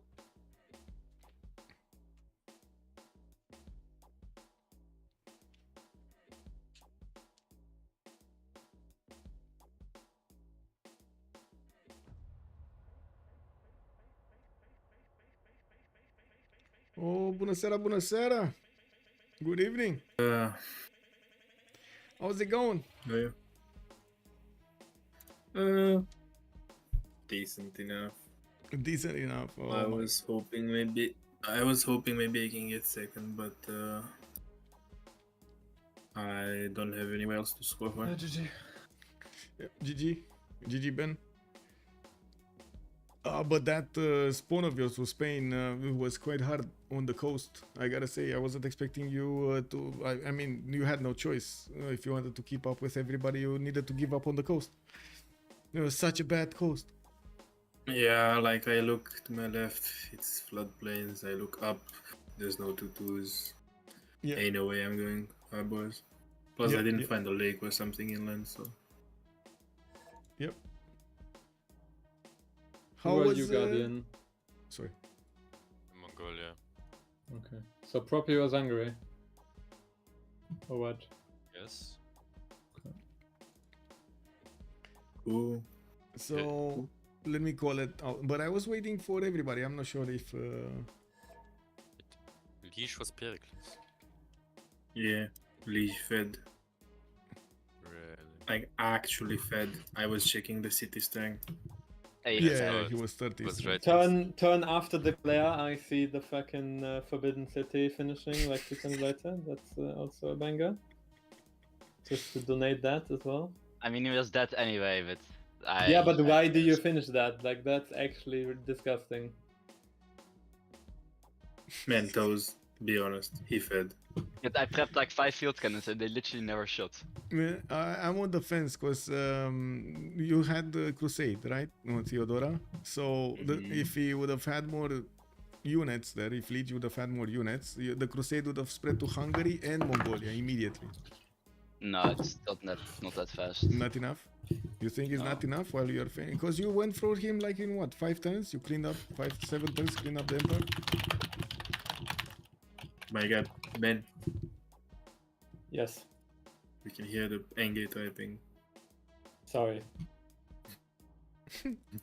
Yeah, those you fucked me real hard when you went for a second. I was hoping you'd kill literally anybody else. Because I was prepared to. Yeah, like so obvious, right? I think Hungary might have tried to contest first, since he was building nuke. I don't know, man, like Was Hungary? you kill I Khmer, think Propi. you kill Khmer where I have easy access, and then I have to push into fucking Rafah there with plains and mountains. What was your spawn actually, Toes? It was a Taurus V2, but that's about it. Yeah. You went fucking free ink second, no? I did it always on I mean, Twitter, yeah, actually. but like spawn where you can afford to do that, I feel like you have to spawn disgusting. My spawn wasn't too bad. I first met Zanzibar and then I money traded to it. That's kind of made my game good.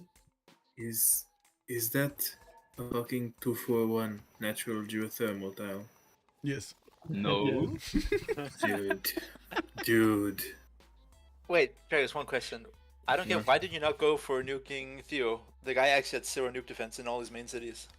Which main cities? Which fucking main cities? He's on the right coast. What do you mean main cities? He has 20 main I mean, cities. man, he literally Yes, but, like, has an surely- empire wait. southwest and an empire southeast. What do So you mean? so Marius, let me stay in my POV because you're being fucking clueless. Maybe it's just because we've seen Caster PoE. Yeah, Like it's so far away. It's way I too can't far. invest into the fucking sea because you know there's this situation over here, and then look how fucking far I am. Move. It's gonna take a little bit, true. I kind of wanted to nuke Gandhi. And you know what? I nuked 2 cities here, 3 cities here, right? You know what he does with all the gold he's fucking pillaging? Cities encampment, buy GDR, move, buy GDR, buy GDR, buy GDR, and I have like 5, 6, 10 GDRs. Like, hello, Marius, hello. How much taxes actually right now? +6? Yes. Yeah, I mean, I could have gotten more probably, but I never really bought it. I mean, from Caster PoE, or at least from watching OnSpot, like it looked like you guys might have had a chance for 2-1 to Theo, because he's like so, like it's such like long. Yeah, I defense. mean, sure. But I feel like if we try to do that, then there will be other people that try to get better score, and like they will try to get above us, and then I we feel get like- fucked by other players as well. Probably. I mean, Marius, I would have just given up Khmer and Greece cities and defended my actual cities. Yes, but with- then if you and give up so those many more cities, units. you feed so many pillagers now, and then you lose the GDR fight. Dude, like I bet all of those districts were already finished when Greece died. Like those industrials. Yes. He was building workshops and It was campuses so when he funny. died. I was wait, he I was didn't have- looking at my cards and it was like, why is there a +30 industrial zone card and didn't make a single industrial zone? I mean, obviously, like maybe you had like an unstoppable push, but like it didn't even look like they tried to. It was less right. Like he tried to defend it all. I don't know. Yeah, he didn't have units defending, but to be fair to him, at least like with Mr. Toes was quite fast to get the military out. Man, he tried to synchronize engineered. He literally, yeah, he finished fucking Forbidden City and didn't bother to make a unit afterwards. Like that's just disgusting, actually. Like that's textbook feed. At least don't finish the wonder. Yeah, Michael, can you put who's who again? Yes, actually, let's do an announcement. I just wanted to wait for everybody to finish the things here. So we did have Mr. Toes with Stilgar. He was the first one today. Lady Margot Fendring was Ben on the second slot. Dragos CS was Lisan Al-Gaib with Spain on the third slot. We did have Paul Muad'Dib Atreides, Teddy he did ban Teddy Bulmos, by the way. I'm not sure, but now you can see on my screen also the bans for. Who banned Russia? Who did it? Did someone ban it? Nobody banned Russia. What do you mean? Oh, sad. There was like no. Then Russia, why no- was it not in my draft? No, I don't know, man. Maybe get to draft better. I don't know. What was it? Liege was Fake and Quarino. Timo Rises, Guardian of the Nachos, Reverend Mother. We did I have... don't know the names. Please just say the saves. Like, Oh, the Civs. I Okay. don't remember Liege now. was well, I don't have the Civs right here. Pericles. I need to. So Liege was Pericles. Timo Rises was America. Rough Rider, Teddy. Rough Rider. Mr. Toes was Byzantium. Propaganda Duncan was, was Genghis? Hungary. It was, Probably was- who? I think Genghis and Gandhi, we don't know. Genghis was Guardian Oh, my Ah, God. okay. What's And what's I was happening on your Gandhi. screen? chilling in the corner. Bro, Sure, Dragosh, I is get it. something happening on your screen? I don't know. Oh yeah, when I alt tab it just goes insane. Yeah, I see. Okay. Legendan, you are India, right? India? Yes, yes. Yeah. You are scared over there that to put a minus, but to be honest, I don't think it would have mattered either way. Mr. Toes had so much production in gold, he was outscaling everything. I mean, it's more like if I wanted to play for third, like I know I'm not Why winning the didn't game. you attack? Yeah, I At think the same time as Mo- Like I got Yeah, Omega understood fuck that you guys that the didn't vote do was secret in vote, the- like I'm getting blasted Yes. in the ass, like I agree. so unfair, but I It's can't do pretty anything. unfair. It's very unfair towards you. I agree. It's also sucks for me if I just CC. Like, I sit there, play 100 turns where I just suck dick on Sim, and then I CC. Like, what's the point? Why didn't you attack England? Because Genghis was already doing it for me, and I can, like, upgrade caravels, but he's gonna have caravels himself. I don't think I'm gonna... Okay. Yeah, No, it was he never clean. had a navy. England actually never had a navy. I mean, I saw a few boats, but I didn't really have much of a navy either. I thought it was just better to try and sim up and do something later. So I'm kind of hoping that everyone else would just fight, because I'm just sitting in the corner, chilling. Genghis is defending me. Yeah. Oh, Duke Leto was Soligent. I don't think I mentioned this. Just What civ was that? Khmer. Guardian of the Nachos was Mongolia. Genghis. What do we have? Ben, Lady, Margot. You are Gran Colombia, right? Gran Yes. Colombia. Okay. Paul.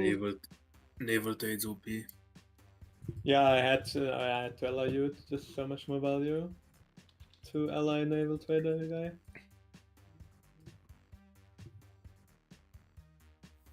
My traders are getting like 400 GPT.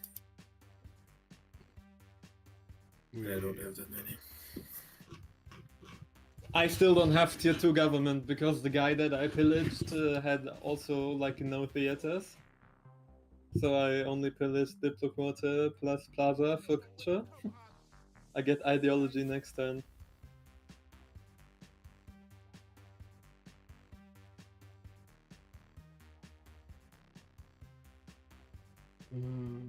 Yeah.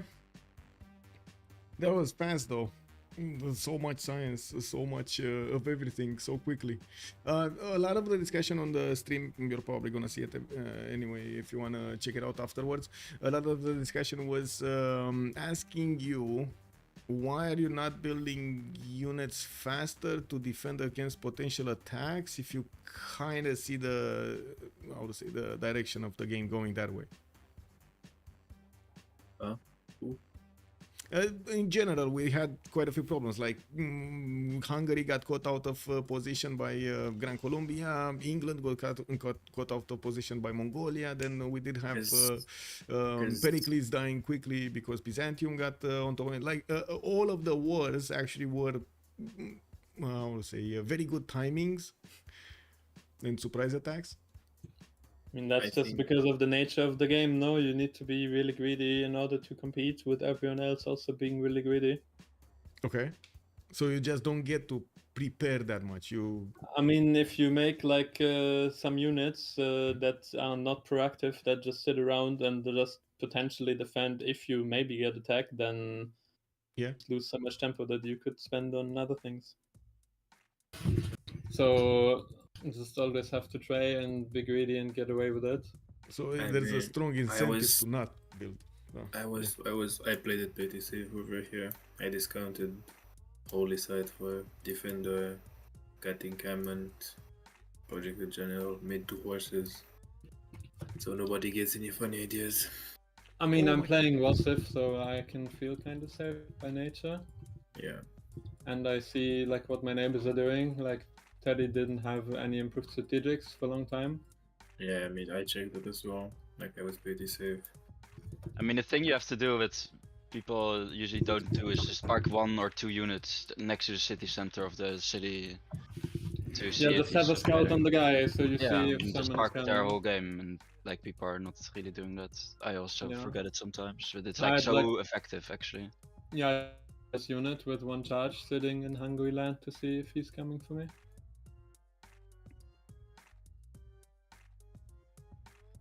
What do you think we should change? Or I guess I should start off a feedback session so you can tell me what we should change to the format. I'm really thinking, I gotta be honest with this, capping the games at 8, any games at 8, because of stability issues.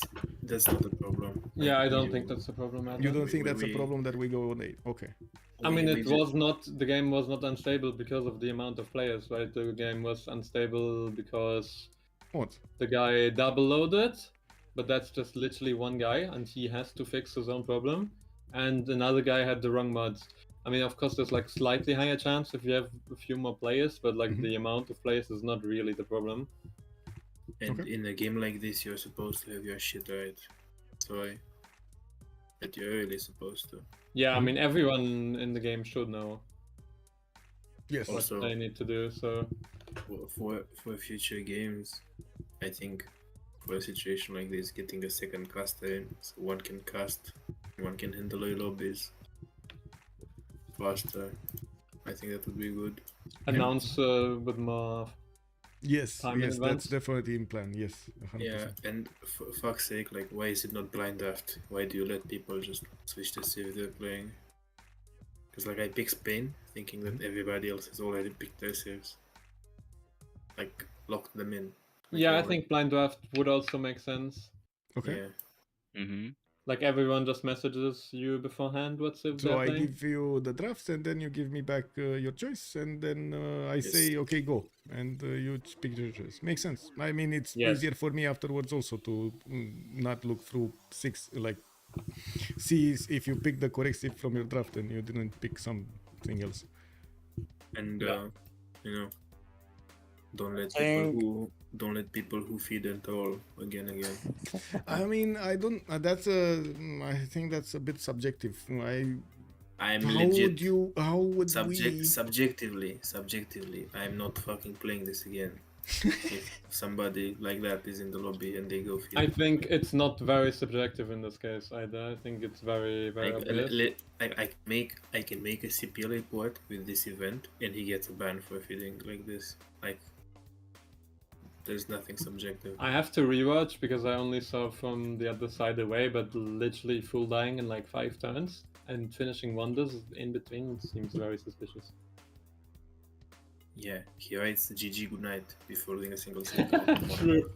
Like, I can legit open a ticket on CPL and he gets a ban. I mean, this Maybe game do is that. subject to CPL rules. You do you. I don't know. I was reading chat. Sorry. Yeah. Well, looks like that's it for session 1. Give me. I'm gonna message you actually with the details and everything for the prize pool, to set the prize pool, and gonna make an announcement soon. Just need a few more minutes so I can get my head straight. Yeah, thank you for hosting and casting. Thank Yep. you. Thank Yes.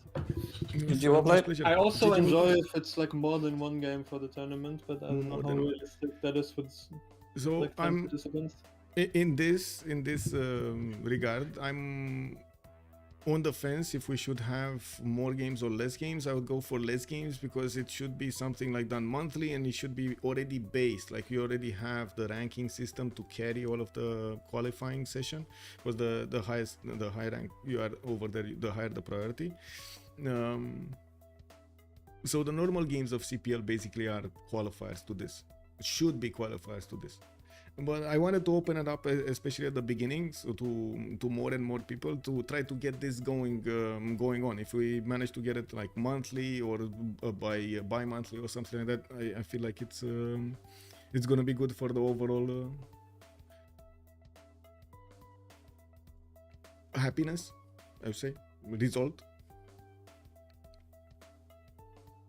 I think by way, if you want to reward people that get like high rank in FFA, you can also do that. The highest rank gets highest start order and so on. It's just another suggestion if you That was want. like the suggestion. Yeah, or like pick draft from like different drafts and they can pick first or something. Yeah, like you can give them like some other small advantages than just Okay. qualifying. Okay. But there's that's- also that's good. the question of like the issue with the qualifying game was like 8 players, 6 people advances, which means it's like it's not really an Iron Man, right? It's just kill 2 people as quickly as possible. Yeah, like I would have played then differently if for you- sure if it was in top 6. But what you could do was with the Why like, didn't you make top 6, Marius? that's a good question again. Why is that? Ah, need to No, spin. no. But like you could do so the qualification game, like your slot, like if you win that game, you get first slot in the next game. So like there's actually something to play for. I don't know if that's enough for people to actually cap up position, but I like the qualifying game. I don't think it's bad. It allows like people who don't play as much FFA. to also I have, like, see a a chance. significant difference in terms of action in an 8-game FFA versus a 10-man FFA. 10-man FFA tends to have less action, surprisingly, than a 8-man. It has nothing to do. Yeah. Yesterday you had way more people going for dog strategies because of the implication that you only need to get the people out. Yes. I think if Yeah. if that Yeah. game had the same kind of prize pool, I think that game would have been way different. Yeah, like here Okay. people are actually dying, so they go for the long game. Yeah, and the other game they just need to play for top 6, and the people try to play, at least from at the start, try to play for first, so it's very different. Because like if this is like the same thing and we only need to kill 2 people, I just go conk push Chimera and that's it. And it's locked in.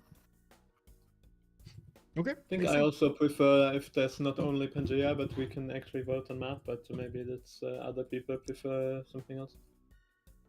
I think Pangea is like the only map you can actually play this on. Only Lakes works as well, right? Lakes and Highlands, I'd rather do something else than play those 2 maps. Yeah, That I could be think something from the it's too organizer wide. side, like how the 2v2 tournament used to work, like the changing of like civs and maps. Like you can do the same if you want it from the Rooster. So like 1 week will be Pangea every civ, and then maybe you want to like change it up with a different map or change the rules a bit, like Zero Friendship or like whatever. Yeah, that could be a thing. Good feedback. I'm gonna need to start putting them in a single file to see what we can do for the next one. Thank you so much again for showing up. I hope you enjoyed it. I'm really sorry for the technical issues, and hopefully next time we're not gonna see them happening. Those were not your fault. We're just Pepega. Yeah, maybe it was on Was my it side actually also. the decent called them out? Sorry? Who was it that decent? I forgot. Timo and Solid. No, Solid got Timo the was crash. the one dropping double us. loading, right? Who Yes. was the one desyncing? Solid. Solid. What the fuck? He didn't have BSM on, and but that's surprising because yesterday he said Did that he he not didn't play have it either. yesterday? Yeah. Yeah. Suspicious. Omega suspicious. Well, have a great evening, and again, congratulations. Let me get to you in private messaging, and we're gonna close this off, I guess. Close this. GG's. Okay. GG's. Well Thank played. you. Yeah. Oh my god, where'd it go? Okay, so we're gonna close this off. We did have the 3 winners. Let me actually put them back off over here. We did have Stilgar winning the first, Mr. Toast being Stilgar winning the first place. Second place was Ben But Better. We did have Dragos on the third one, Lisan Al Gaib playing Lisan Al Gaib, and getting Spain there. Now we did also hear quite a bit of feedback from them about the game, about what did happen in the game, what were their thoughts throughout the game, and what we can improve the next time for this tournament. Of course, feel free to actually leave me any kind of feedback about this. I'm gonna try as much as possible to adapt, but I would actually we'll see. I wanted to say that we should take it a little bit slowly if we go through this, think about the choices that we're doing. Tomorrow we're gonna have a CWC game. It's gonna be Last Day Company going against the Team 250, and it's gonna be amazing. Can't wait for that one to happen. This is the tiebreaker between the first and the second to go into the playoffs in the next stage, and we're gonna need to see who's gonna get those slots. We're still gonna randomize the first and the second place, who's gonna get against who from each group, and so on and so forth. But it's still important who is first and who is second. Have a great evening, and I do thank you for the subs and the gifts and the primes and everything. You guys are amazing. Thank you so much, and let's see each other tomorrow. In the meantime, have some fun with some Civ6 action. Bye.